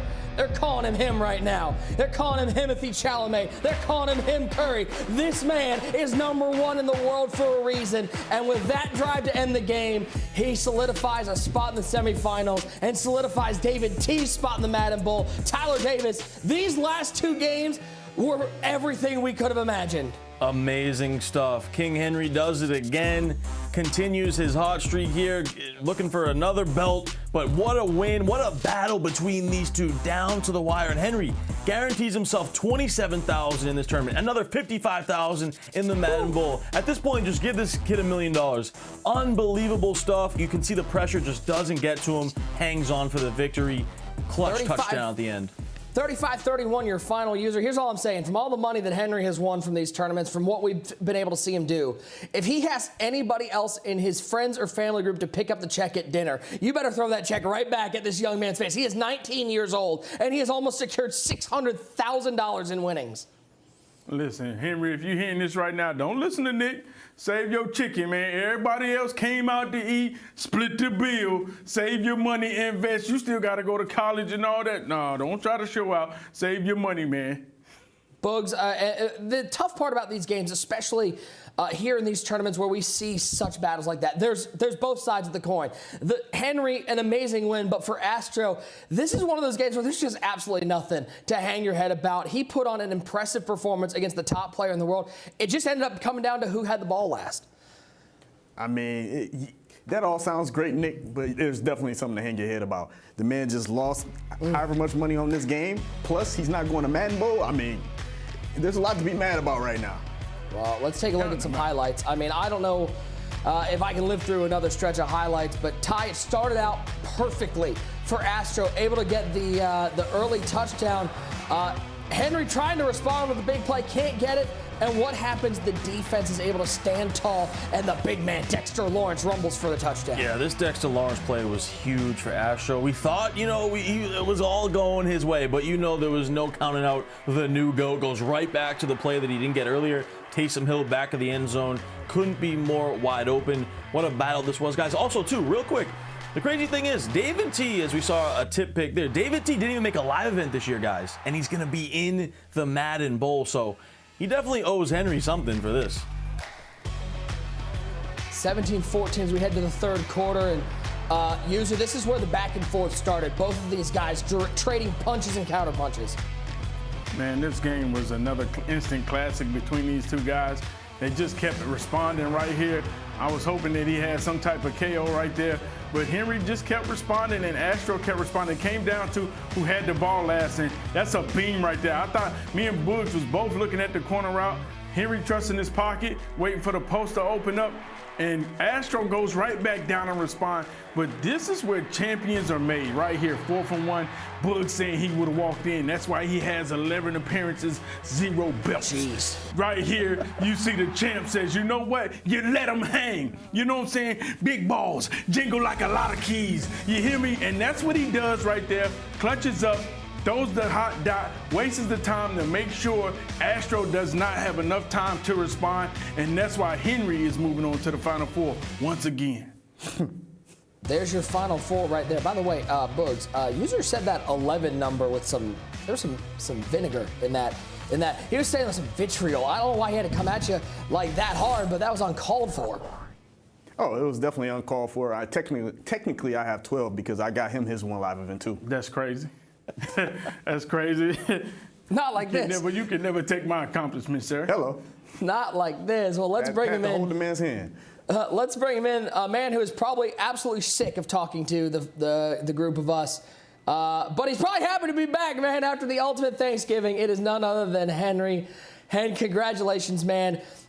Just talk to me a little bit. I know you are so focused on the game when you're in these battles, but do you ever take a moment when you're playing these games against Astro or against somebody who's this competitive, these back and forth games, do you take a moment and realize how fun this game is and how lucky you guys are? Because this is a joy to watch. Oh, yeah, I say it all the time. Y'all know me. I sit back. I try to be fun during the game and whatnot. Try not to, take it. I'm taking it serious, obviously, but try not to take it too serious. I tell people this all the time. I've never been like a super competitive person. I love to win. I hate to lose, but it's never been super deep. I still always want to have fun, and playing Astro is usually always fun. I feel bad for him though to lose 2 games off a game-winning touchdown. That definitely hurts. Henry, congrats. Another Final Four for you, man. I mean, you're just racking them up, kid. It's impressive. I mean, I am enjoying watching the run, enjoying watching what you're doing.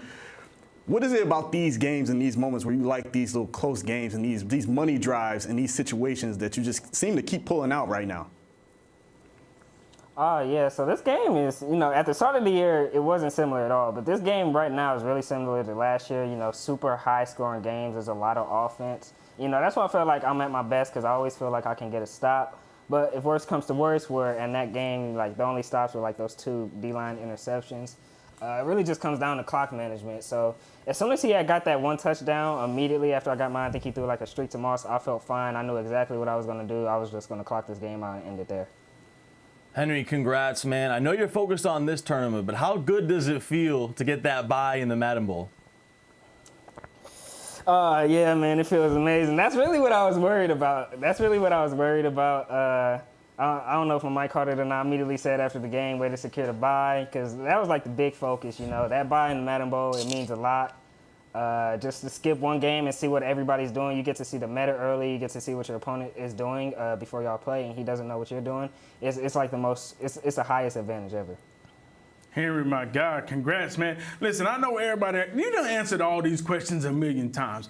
Well, my question is, I see you got that gallon of water over there. It's 11 o'clock at night. Now, I'm wondering if you're trying to pace yourself and finish the water the whole day. Is it a New Year's resolution, or you just you know what? This is going to be a sweaty. Give me the whole gallon. Why have we only just begun to crack that water bottle at 11 o'clock at night?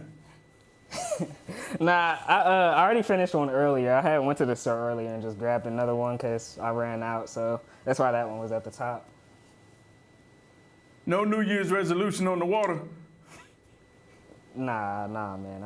I get my water in. I hit the gym. I do all that. So, my New Year's resolution is just stay consistent with it. That's what my New Year's resolution was.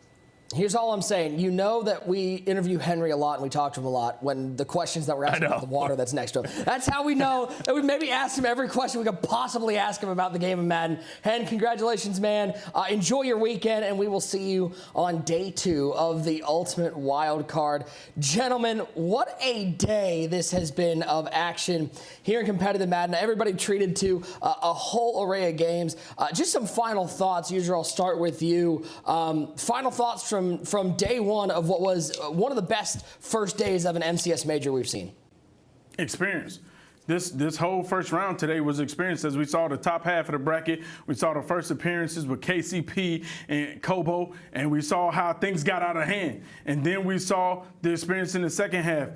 Clef the guy, once again, having to try to deal with the off-metal struggle in that area. One day he's going to really have to, put a pin in it and be able to take care of these guys who bring that different offense, different style of gameplay. Then you see Henry dealing with the adversity, down 14-0. A lot of people say, hey, man, that's GG's in the chat. You get a throw out of sack interception. Most of the time, people feel like they're going to win that ball game. Henry showing you the experience, being relaxed, saying, I'm not worried about not only coming back and keeping himself close in this game, closing it out at the the end, the way he milks these games out. You know, you see seasoned veterans like Boogs even say, hey, take your points. But Henry trusting his game plan, trusting his style of play, saying, hey, I know how to manage these situations. I'm not afraid of the moment. And the experience is the biggest takeaway I got from today. Boogs, who impressed you the most from our 4 games today? I would say Dez. Dez impressed me the most with just his ability to sustain what he did in the last tournament. His ability to just kind of just keep it rolling, keep that train moving, and then we're going to see if he can sustain it on to next week. Ty, I mean, you looked at what we saw from Henry, we saw Dez, but, you know, it kind of gets overlooked what Mr. Football was able to do in that second game. I think we've got a very strong Final Four. What are you looking forward to in day 2 of the Ultimate Wildcard? Yeah, to your point, I mean, I think Mr. Football is the most overlooked one we have left, right? Cole was kind of the underdog story, the Cinderella story. Then you got Dez and Henry, who everyone believes will be in the finals. But Mr. Football hiding under the radar. He's been playing well, but I can't lie. I really want to see that Henry-Dez Grand Championship next week. Well, we've been seeing what you guys have been doing on social media using that hashtag Ultimate Wildcard. And we got a tweet here from Furious Styles. By the way, great name. Saying, I haven't seen a live event in a while, but what in the Hollywood is going on here? We got Fetty Murphy, Boogs, Great Value Jason Momoa, Jordan Belfort Jr., and Reverend Deacon User. Y'all boys looking clean, though. Gentlemen, User, I so rarely get a positive tweet about my look, but Yo, I feel like I got, this is bad for me. Like, I feel like I got hosed in this one. Hey, listen, I am a man of the cloth, you know what I'm saying? Amen, lights, amen. Oh my Value God. Jason Momoa, that's disrespectful though, but I love how he throws shade but then compliments us at the end too. I mean, the Eddie Murphy pick, it actually kind of fits in. It does. It's like an Eddie Murphy fit now. It's crazy. Whoa, wait, time out. Isn't Jordan Belfort in jail? Isn't he the guy? Didn't he get stuck? Why did I get the guy who's in? This is uncalled for. I think he's out, yeah. I think he's out. Yeah. Relax, man. Cool. Awesome. Do a little time. You'll be all right. Former felon. Awesome. Thanks, man. Appreciate you, Furious Styles. I don't even know if I want to do this anymore because he might have won, but I guess we'll give away a dump truck. I mean, we gave away a ton of items all day long. Make sure you're tuning in all broadcast long because we get giveaways all day. We revealed these 3 legends, John Randall, Mike Haynes, and Marshall Yanda, and we're giving them all away to one lucky viewer. The winner of this is B-Gold24. B-Gold24, congratulations. You're taking home all 3 of the legends that are released in game tomorrow.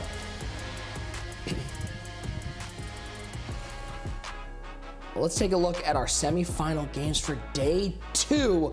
Yeah, you're not going to want to miss this one. We've got the number 1 seed, Henry, who just had a dogfight against Astro, taking on the upstart Cole. He's disrespected for being a PC gamer, and he went out there and beat Clef the God. Can he keep the magic going as he takes on the number 1 seed? And then, how about the battle between Mr. Football? He had a dominant win, the defense standing tall. Dez, an equally dominant defensive win. Something's going to have to give as they battle it out in the semifinals. And oh, right, we're going to crown a belt winner at the very end of that day. A reminder, day 2 of the Ultimate Wildcard is coming up Wednesday, January 11th, 7 p.m. Eastern. We got a pregame starting at 6:30 Eastern. You're not going to want to miss that pregame. We gave away a dump truck during that pregame, so you're not going to miss that one. 6:30 p.m. Eastern time. Twitch and YouTube here with EA Madden NFL. We cannot wait to be back with you, ladies and gentlemen, for everybody here at EA, for the entire crew, for T. Davis, Boogs, and User. I'm Nick Mazesco. Day 1 lived up to all the hype. We're handing out a belt next week. Don't miss day 2 on January 11th.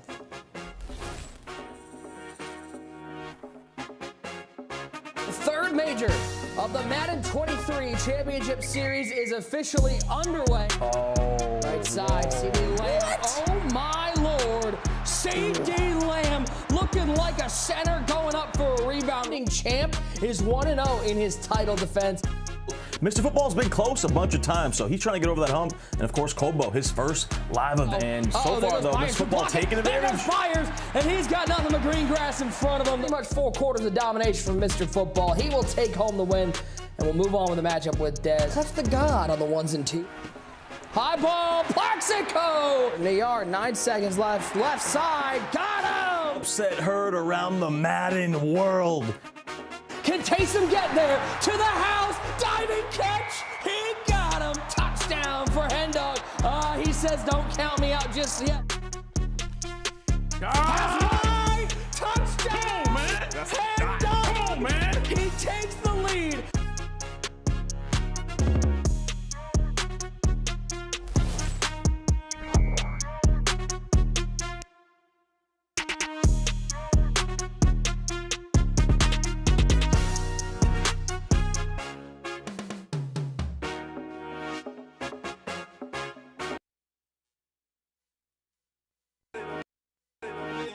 Put your head in the game, head in the game, head in the game. Head in the game, head in the game. I'm whipping in track hard with messed up suspension. I drove it so fast that I blew out the engine. I kept it too real ever since the beginning. I play offensive D, I might switch my position. Lil' mama was thirsty, so I had to quench. I'ma drive real fast, cause you know I shoot quick. Just like traffic Kelsey, I be having emotions. Just like a lamb, I ain't know I'm exploding. My heart cold, bad, I ain't got emotions. I'm going hard, yeah, you know I'm devoted. We running streets, yeah, you know we control it. She love the kids, she be busting it over. I'm quarterbacking like I'm Kyler Murray. Trying to win, I'm up at practice early. Going crazy, I just real the jersey. It's the first half and we done dropped 30. We just up the scoring them, boy, man. I told my boys, it ain't no limits. Told all my dogs, it ain't no limits. Put your head in the game, head in the game, head in the game.